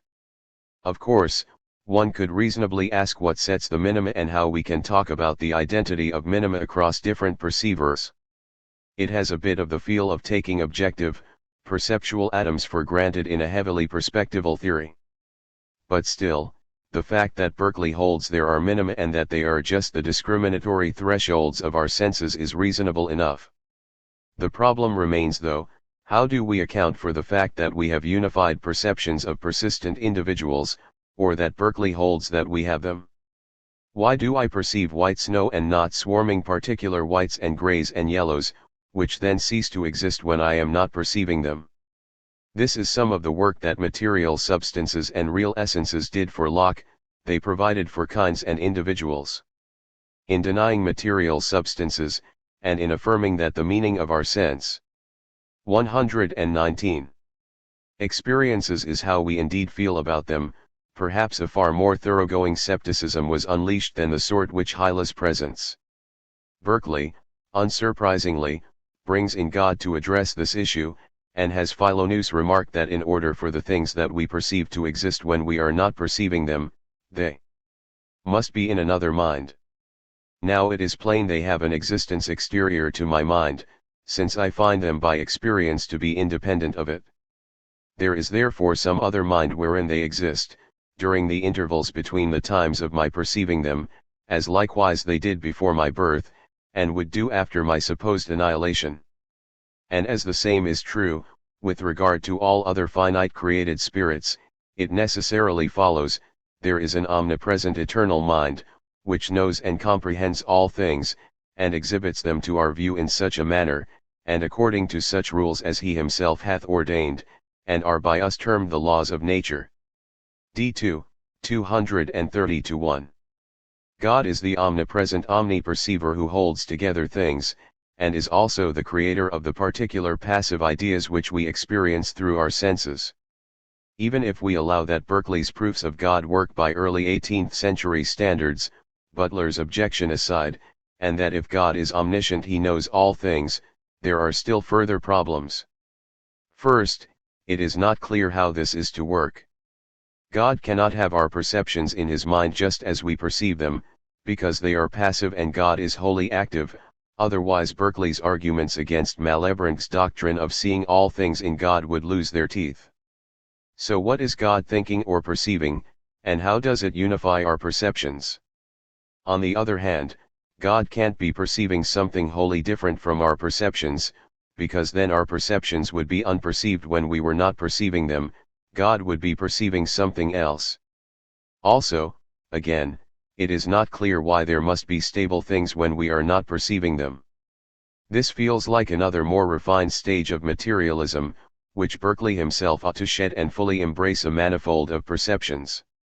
Or to put it differently, there seems to be an unusual degree of parity between arguments against materialism and arguments against idealism.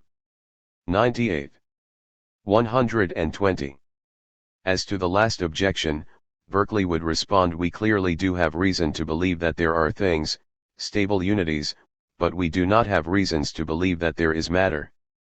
To try to dismantle these perceptions of things is skepticism, a skepticism at odds with the rejection of matter in that there is no repugnancy in positing their continuity. The question is rather how and what they signify. Of course, one might respond that there is no reason to presume that we perceive ideas and not things either, and this was indeed the tactic taken by Thomas Reid, who was deeply influenced by Berkeley. Berkeley's intuition is, I think, that we just do experience well-formed chunks of meaning, which on reflection do mean, and which do relate to other chunks of meaning, much as we understand a language. Stri and pe only mean something when conjoined as stripe and then blue stripe, and so forth. This is a powerful intuition and not obviously false, although it needs more explanation. But the other problem still remains, how and what does God perceive? Berkeley is unfortunately rather scant in his explanations. Philoneus says, and, not to mention your having discarded those archetypes, so may you suppose an external archetype on my principles, external, I mean, to your own mind, though indeed it must be supposed to exist in that mind which comprehends all things, but then this serves all the ends of identity, as well as if it existed out of a mind. And I am sure you yourself will not say it is less intelligible. D2, 248. This passage clearly asserts that an external archetype can serve the ends of identity, and this archetype is in the omnipresent omniperceiver's mind. Berkeley is only weakly avowing a divine archetype theory, you may suppose, but he allows that whatever sort of unity a thing has is due to the, presumably, active idea of the thing, as opposed to the ideas of the particular passive perceptions which we experience and from which we adduce the thing, in God's mind. This passage and his use of the odd word ectypal, or sensible, has resonances of the Malbranchian John Norris and of the Cambridge Platonist Ralph Cudworth, and passages in their work such as, truths are not multiplied by the diversity of minds, that apprehend them, because they are all but ectypal participations of one and the same original or archetypal mind and truth. 121. But what, and how, exactly they are in God's mind is difficult to say. The archetype cannot be a remote unperceived ideal, because then we would have an analogous sceptical quandary, as in books 3 and 4 of Locke's Essay for Platonists. Pitcher has argued that in the notebooks, Berkeley at some points seems to argue for a theory of divine powers or capacities to cause perceptions, which he then abandons, rightly, to adopt a theory where God perceives ideas, which sustains their existence, and one where he just thinks them, neither of which seems wholly appealing on either philosophical or textual grounds. This exemplifies the quandary I discussed above. There are a number of passages in the Principles that discuss unperceived objects, notably p. 45-8, but they are not decisive. Winkler argues that this is a good example of an issue where Berkeley's thinking about religious issues is crucial for making sense of a general doctrine. 100 Berkeley seems to have accepted that ideas must be known in order to be willed, and that God cannot act as a blind agent. One of the major differences between the dialogues and the Principles is the extended discussion of creation in the former, in response to Lady Percival's objections. The problem with immaterialism for the normal Christian is not just that God makes man out of earth and breathes life into him, and this doesn't appear to be just the creation of ideas. Rather, if God knows all beings from eternity, how could they be created temporally and in order, on the first day? Wouldn't God just always know them and they would therefore always be? The problem is serious in that here we see what appears to be a necessary role for matter, that which is created according to an archetype but is distinct from the perception of the archetype. Philoneus responds that I understand that the several parts of the world become gradually perceivable to finite spirits, endowed with proper faculties, i.e., it can be explained through the ordering of divine perceptions for our apprehension. But Hylas is unsatisfied and presses on Philonous to give a more orthodox response. Philonous answers. What would you have? Do I not acknowledge a twofold state of things, the one ectypal or natural, the other archetypal and eternal? The former was created in time, the latter existed from everlasting in the mind of God. Is not this agreeable to the common notions of divines? Or is any more than this necessary in 122. Order to conceive the creation? But you suspect some peculiar repugnancy, though you know not where it lies. To take away all possibility of scruple in the case, do but consider this one point. Either you are not able to conceive the creation on any hypothesis whatsoever, and if so, there is no ground for dislike or complaint against any particular opinion on that score, or you are able to conceive it, and if so, why not on my principles, since thereby nothing conceivable is taken away? D2, 254-5. In other words, we are dealing with revealed matters, and so a problem that weighs against the immaterialist should not be decisive if it is a problem for the materialist as well. Berkeley's general solution is that our perceptions are created in time according to eternal archetypes, which are presumably active. The archetypes are what God eternally perceives in order to create, and they are presumably what gives unity to the many created perceptions, which are whatever they are insofar as they are passive, created aspects of archetypes. Since all are perceived, by us or by God, God need not perceive our particular sense perceptions in order to create them and to keep objects in existence, and He created them or revealed them, which is the same thing, in the order of creation. Still, problems nag. If to be something is just to be a perception, how could the archetypal perception and the ectypal perception mean and be the same thing? It seems as if what we perceive, ectype/particular sense perception, is ultimately something we don't perceive but someone else does, archetype/unified and unifying object of divine thought. The Platonist language also gives pause for the hard-edged imagist. Notions and Spiritual Substance, 230-5. A further question is, how and what do we know of God at all, if all of our ideas are images and God is not an image? Philonous offers a procedure reminiscent of Descartes' account of our knowledge of God in the third meditation. I own I have properly no idea, either of God or any other spirit, for these being active, cannot be represented by things perfectly inert, as our ideas are. I do nevertheless know, that I who am a spirit or thinking substance, exist as certainly, as I know my ideas exist. Farther, I know what I mean by the terms I and Mijolf and 123. I know this immediately, or intuitively, though I do not perceive it as I perceive a triangle, a color, or a sound.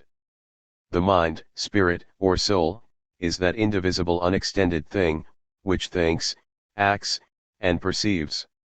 I say indivisible, because unextended, and unextended, because extended, figured, movable things, are ideas, and that which perceives ideas, which thinks and wills, is plainly itself no idea, nor like an idea.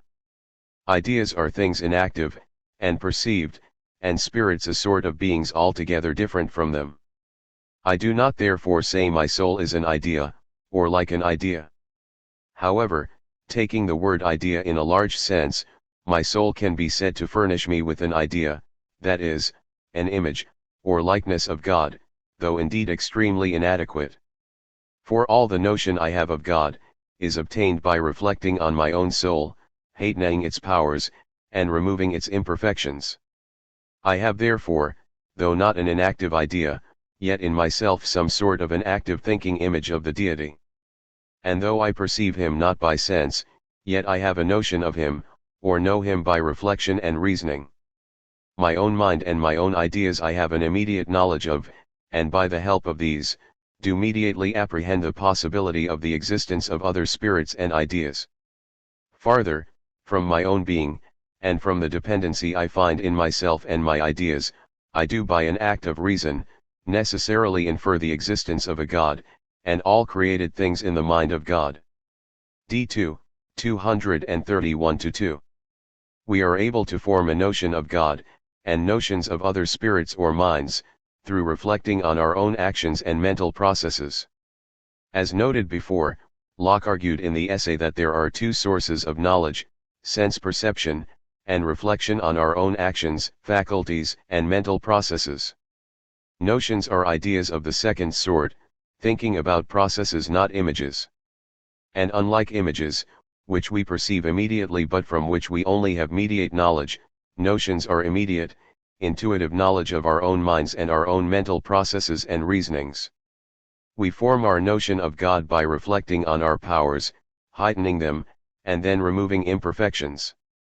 We form our notions of other minds by reading external signs, blushes for example, and by reflecting on what lies behind these external signs.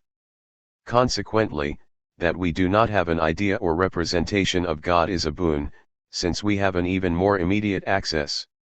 Recall the quote that began. 124. Our discussion of the distinction between immediate perceptions and things signified. In reading a book, what I immediately perceive are the letters, but mediately, or by means of these, are suggested to my mind the notions of God, virtue, truth, and c. D2, 174. Notions can be suggested to us by immediate perceptions of letters as well as by the many other sorts of immediate sense perceptions that we have considered. But they presume a prior notion, which can only be acquired or known through direct access to and reflection on my own thoughts and mental processes. This is a further meaning of the passage from Alciphron where Alciphron is asked to look in the mirror to understand natural signification. Berkeley's world is about minds and spirits, and is only meaningful because of them.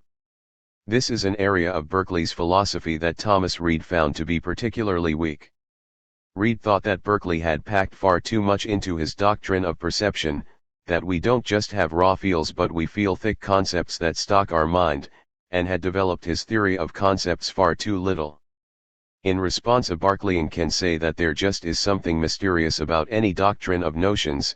It involves the mind inspecting itself and trying to make sense of its own contents. It is immediate but doesn't involve images. And it is ongoing. Berkeley had argued throughout the first dialogue that perceptions are mind-dependent.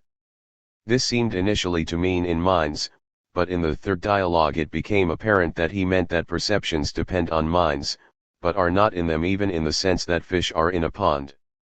Notions, rather, are in minds in a strong sense, or even of minds. The stress laid on unified mental power has a distinctly Cartesian flavor to it, as does the division between a passive reception of images that is opposed to the intuitive, immediate, and active exercise of a mind on itself. For example, in Descartes the difference between knowledge of the cogito and the existence of God and knowledge of images.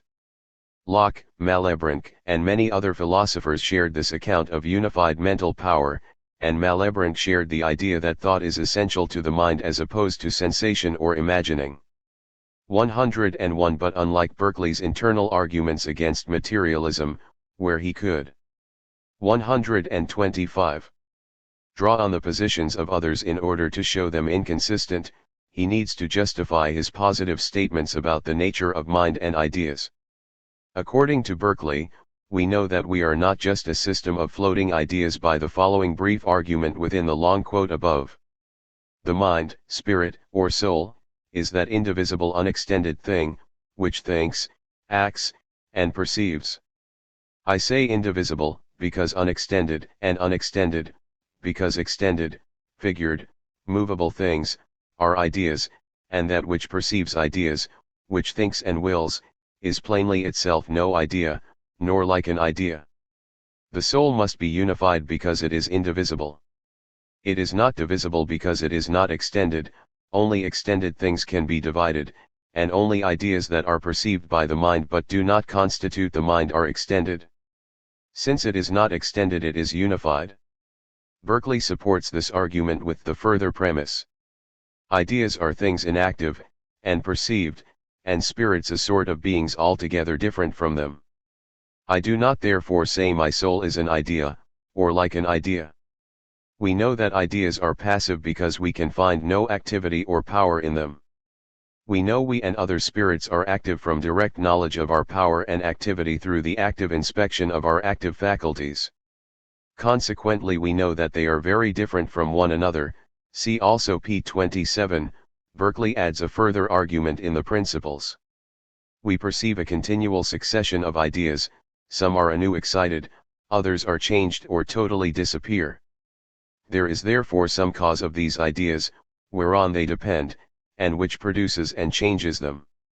That this cause cannot be any quality or idea or combination of ideas, is clear from the preceding section. I must therefore be a substance. p. 26. Sequential changes in inert ideas must be ascribable to something that can act, a substance. This argument is reminiscent of Descartes' famous discussion of the wax in the second meditation. 126. That a thinking substance is presupposed to unify our shifting perceptions, but Berkeley is resisting Descartes' inference that general or abstract ideas are more real than particular perceptions, pc 784, and instead just concluding that a thinking substance is needed to unify. It seems that the substance might either be me, or God, and it might be the case that I am totally passive and God is totally active, although Berkeley concludes I must therefore be a substance. That only extension is divisible would seem to further imply that we cannot divide our mental powers at all, and when we think or will or sense, each of these are modes of one and the same thinking substance, cp 27 in particular. This doctrine of the unity of soul or spirit pulls though against the doctrine of the heterogeneity of the senses. If each of our senses has a totally different object, and each sensing even has a different object, how can the different incommensurate senses all be one unified power?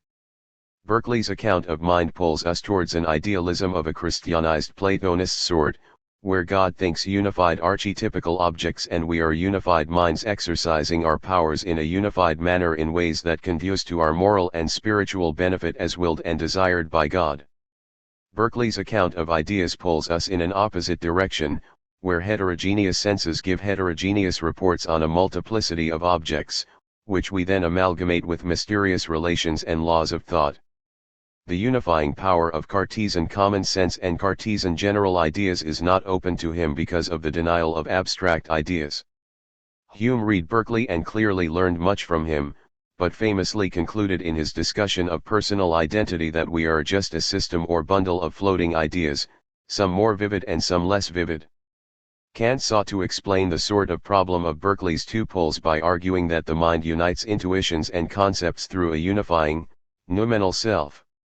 For Berkeley, much more than for Hume and Kant, behind these questions about the unity and disparity of mind are moral and religious issues captured by his shifting use of spirit, soul, and mind, a shifting use that was perfectly ordinary in the period in which he wrote. Action, Good and Evil, 236-7.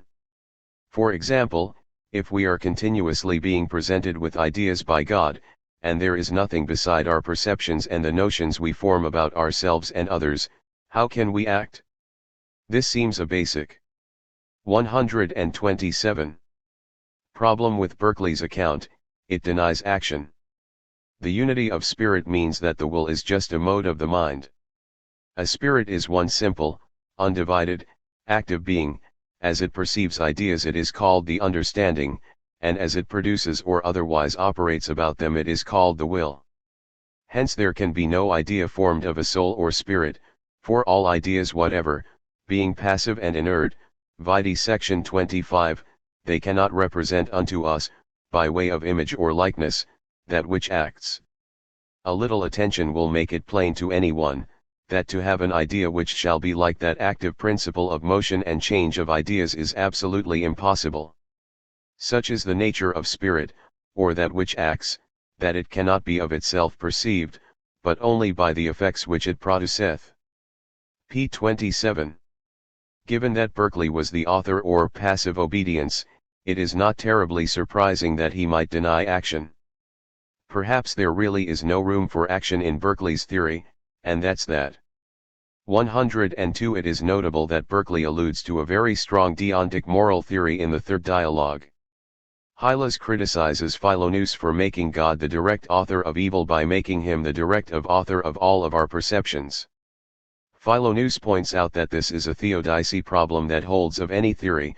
Whether God acts directly or by an instrument, he is still responsible for his acts. Philonous then goes on. I farther observe, that sin or moral turpitude doth not consist in the outward physical action or motion, but in the internal deviation of the will from the laws of reason and religion. This is plain, in that the killing an enemy in a battle, or putting a criminal legally to death, is not thought sinful, though the outward act be the very same with that in the case of murder. Since therefore sin doth not consist in the physical action, the making God an immediate cause of all such actions, is not making him the author of sin. Lastly, I have nowhere said that God is the only agent who produces all the motions in bodies. It is true, I have denied there are any other agents besides spirits, but this is very consistent with allowing to thinking rational beings, in the production of motions, the use of limited powers, ultimately indeed derived from God, but immediately under the direction of their 128 own wills, which is sufficient to entitle them to all the guilt of their actions. D2, 236-7. Here Philonous seems to be both biting the bullet of volitionalism, that we can have volitions on the basis of which we can act, but not physical actions, 103, and allowing spirits some use of limited powers of action. What these limited powers could be is truly mysterious. He certainly would want us to be morally responsible for our habits and dispositions, and he would doubtless argue that our capacities to imagine, to think, or not to think, and to attend to or not attend to are the ground for subsequent dispositions on which we can be judged. That we are unified spirits allows for a unified moral judgment, as opposed to till give you a 10 for your thinking but a 2 for your willing. But here he says in addition that we can produce motion in a limited way. He might have in mind that we can dispose our body in different ways to receive and respond to sensations. 104. As we discussed earlier, there is a gap in Berkeley's theory of perception between passive perception and active thinking, bodily motion. This gap seems the likely candidate for limited powers. Through this capacity we can turn towards the fruit on a tree, a cherry, or a forbidden fruit, turn away, and be judged. It alters how and what we perceive, but in a restricted way. We cannot turn to inspect a crater on the moon if we are in a cave beneath the surface of the earth. And, the ability to use the capacity rests on prior use. How did we end up in that cave anyway? I have little doubt that this is what Berkeley is suggesting, that Berkeley thinks that this alters perceptions but does not initiate causal sequences, and that this explains the two tendencies in the passage above. Pace T.S. Eliot, it is because I do hope to turn again that God judges me. But, there would still need to be some further explanation of how this limited capacity can influence perception. Are there always multiple perceptions that might be available to me, but God exhibits particular perceptions to me on the basis of how I have turned? Does this mean that God is then involved in a massive coordination problem of perceptions, much like Leibniz's God is in the monadology? But God is omniscient, so he must have foreknowledge of how I will turn. Berkeley would respond that these are problems for the materialist and dualist as well, and nothing specific to immaterialism. It is 129. Ironic that in discussing Berkeley on action, as opposed to Berkeley on notions, we encounter problems of reconciling necessity and agency, problems we often associate with a compatibilist theory that leans heavily on materialist explanations. Sometimes Berkeley suggests that immaterialism will dissolve all philosophical problems, but in the third dialogue he more often admits that there are issues that immaterialism does not have a more special purchase on than the other contenders. It just leads to fewer repugnances and so is to be preferred. Gravity, 262-3. The three dialogues conclude with a wonderful image of a fountain.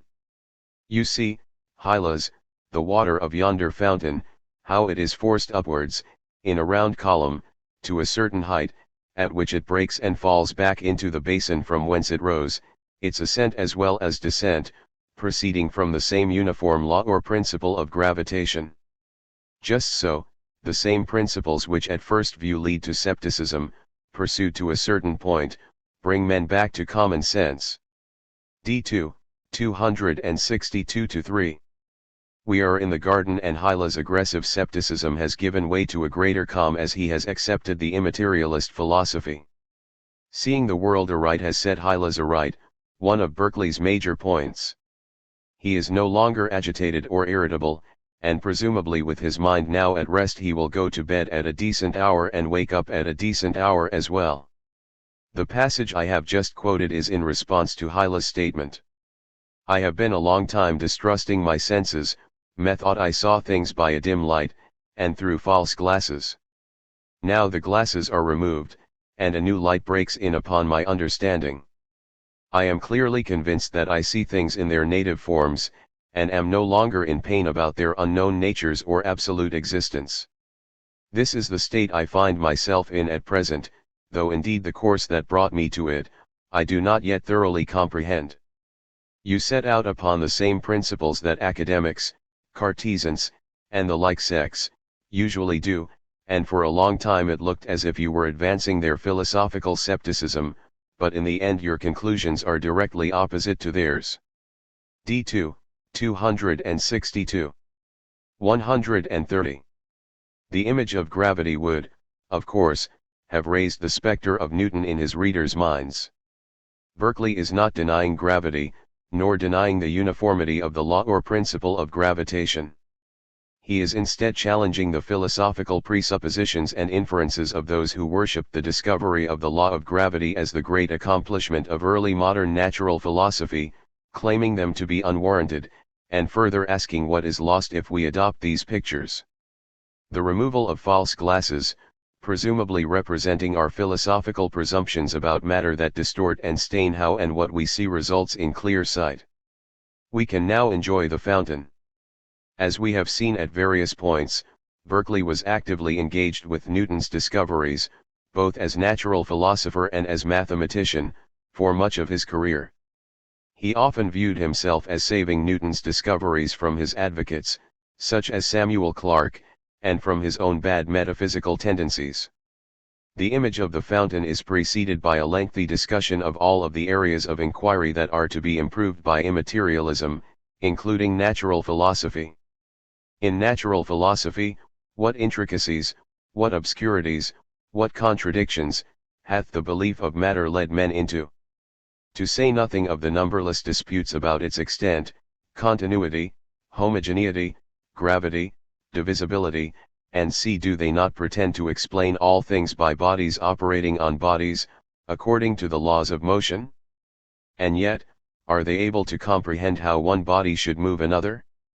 Nay, admitting there was no difficulty in reconciling the notion of an inert being with a cause, or in conceiving how an accident might pass from one body to another, yet by all their strained thoughts and extravagant suppositions, have they been able to reach the mechanical production of any one animal or vegetable body? Can they account by the laws of motion, for sounds, tastes, smells, or colors, or for the regular course of things? Have they accounted by physical principles for the aptitude and contrivance, even of the most inconsiderable parts of the universe? But laying aside matter and corporeal causes, and admitting only the efficiency of an all-perfect mind, are not all the effects of nature easy and intelligible? If the phenomena are nothing else but ideas, God is a spirit, but matter an unintelligent, unperceiving being. If they demonstrate 131. An unlimited power in their cause, God is active and omnipotent, but matter an inert mass. If the order, regularity, and usefulness of them can never be sufficiently admired, God is infinitely wise and provident, but matter destitute of all contrivance and design. These surely are great advantages in physics.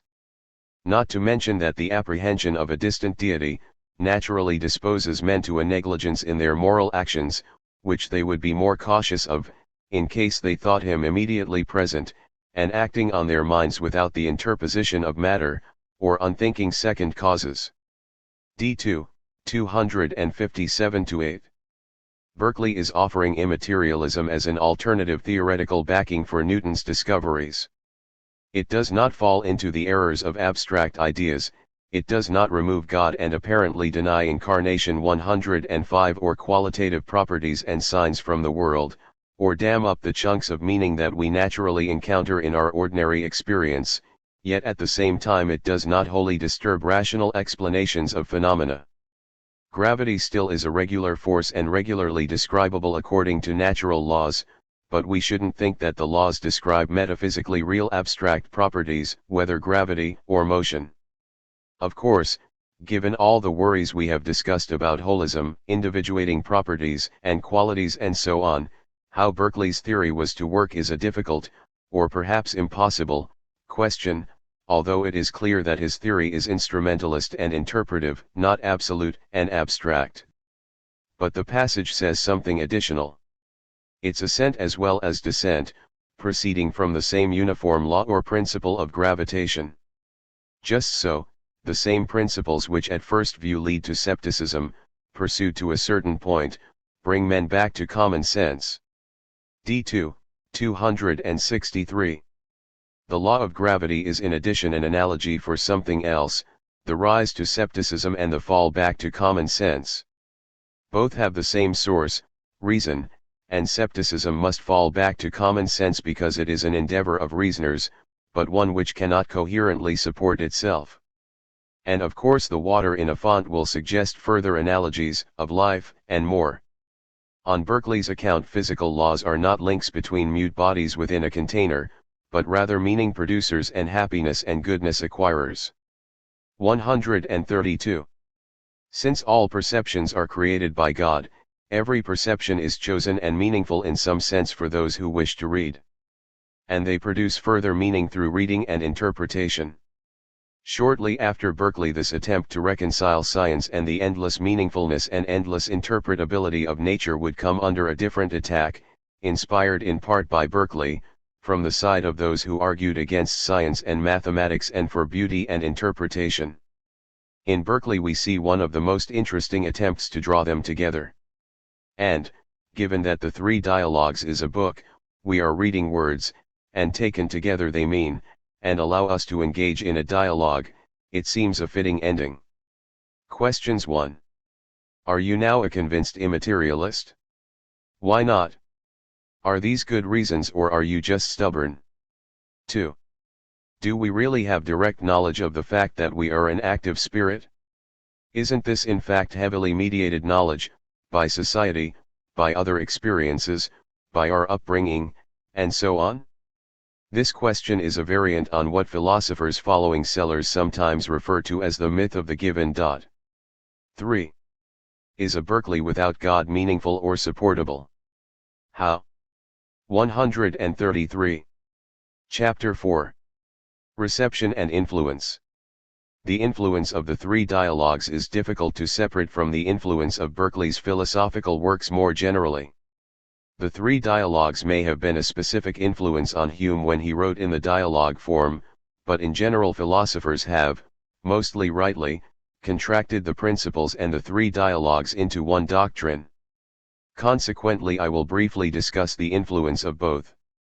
These are really just suggestions to the reader of philosophers they might look to who had interesting and influential engagements with Berkeley. As was noted at the outset, the principles and the Three Dialogues were not smashing successes. As the 18th century elapsed, more philosophers took Berkeley's doctrines into account and more seriously, in particular in Scotland.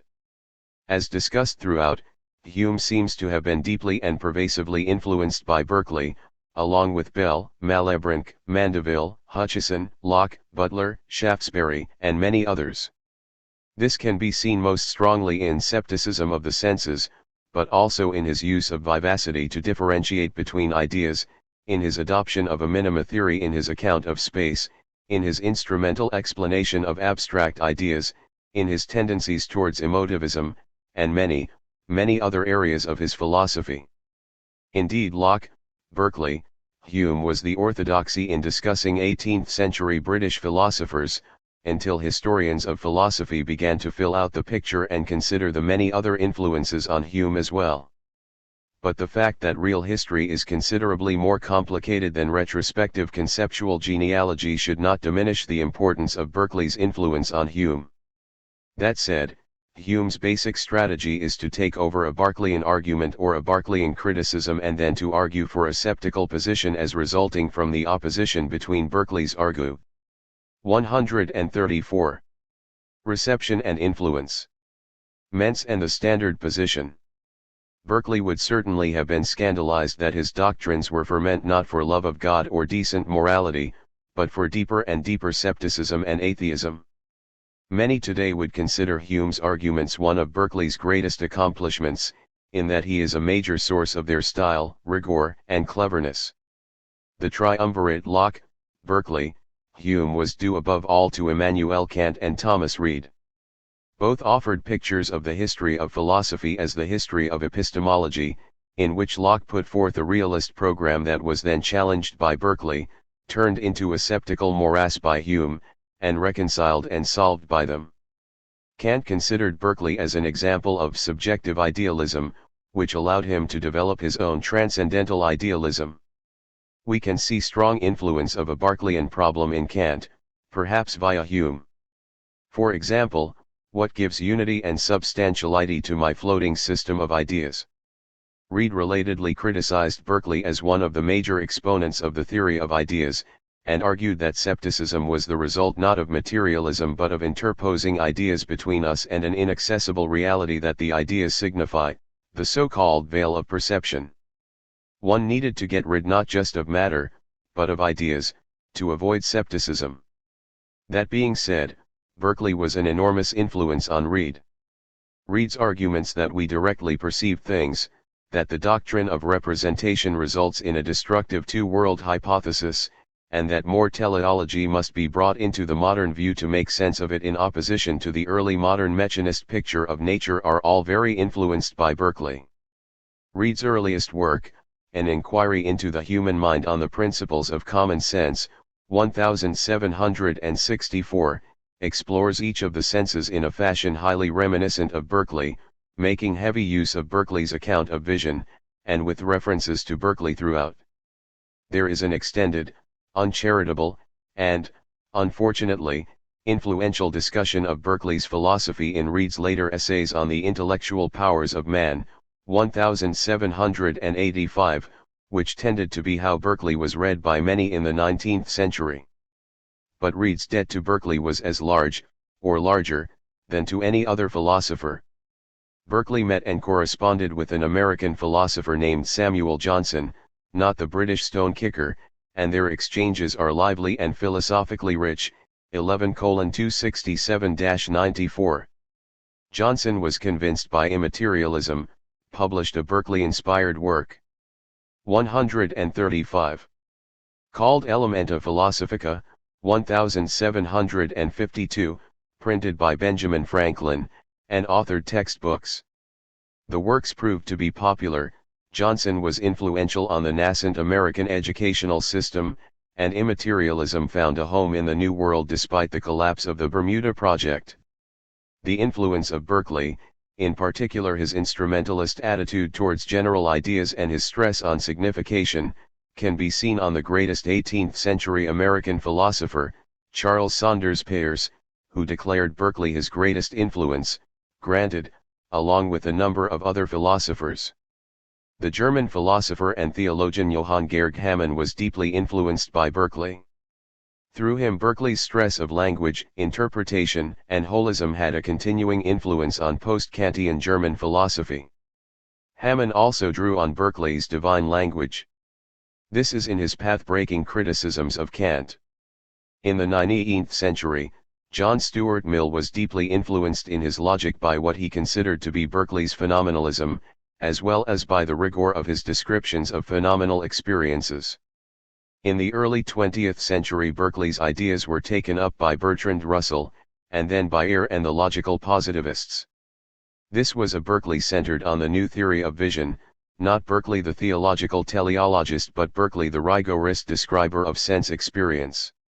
The sense datum theory was also often coupled with an equally Berkeley-inspired emotivist theory of ethics, that ethical propositions are reports of feelings. To present Berkeley as solely a sense-datum theorist is to do him a disservice, but this tendency is there in him as well as emotivism, influencing Ayer, Charles Stevenson, and many others. Whether they can be decoupled from God and still be meaningful is a different question. Berkeley, the teleologist and immaterialist, inspired British, Scottish, and American idealists, most notably F.H. Bradley, and was a sensible, native British voice incorporated into their modified Hegelianisms. It is interesting to think of the battle between British idealism and logical positivism as a battle between two Berkeleys. It is clear which Berkeley won. There are still very able defenders of idealism today, notably Howard Robinson, John Foster, and Timothy Sprigge. This is a minority position. But Berkeley's style of argument, his attention to perception, and his arguments themselves have very much become the majority. 136. Chapter 5. Guide to Further Reading. There are many good books on Berkeley's philosophy.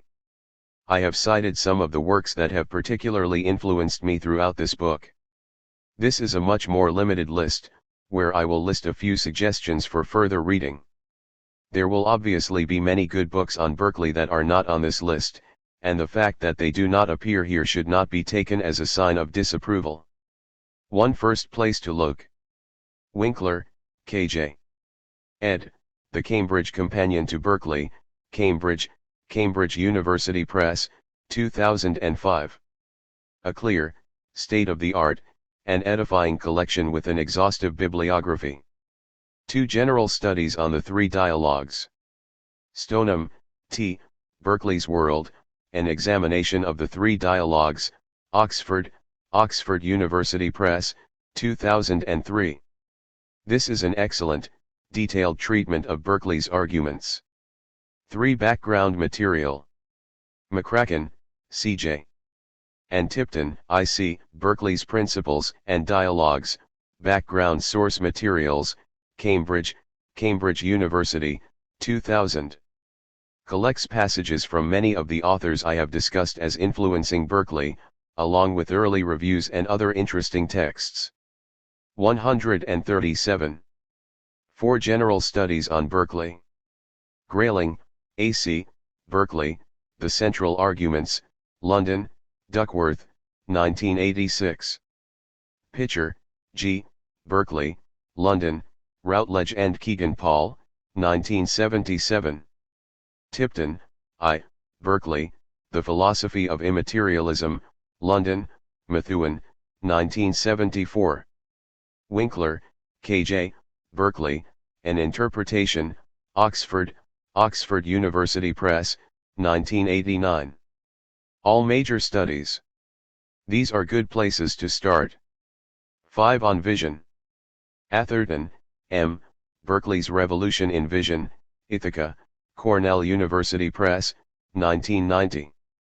The now standard work. 6 On Notions. Flage, D., Berkeley's Doctrine of Notions, a reconstruction based on his theory of meaning, London, Croom-Helm, 1987. Difficult but fascinating. 7 On Religion.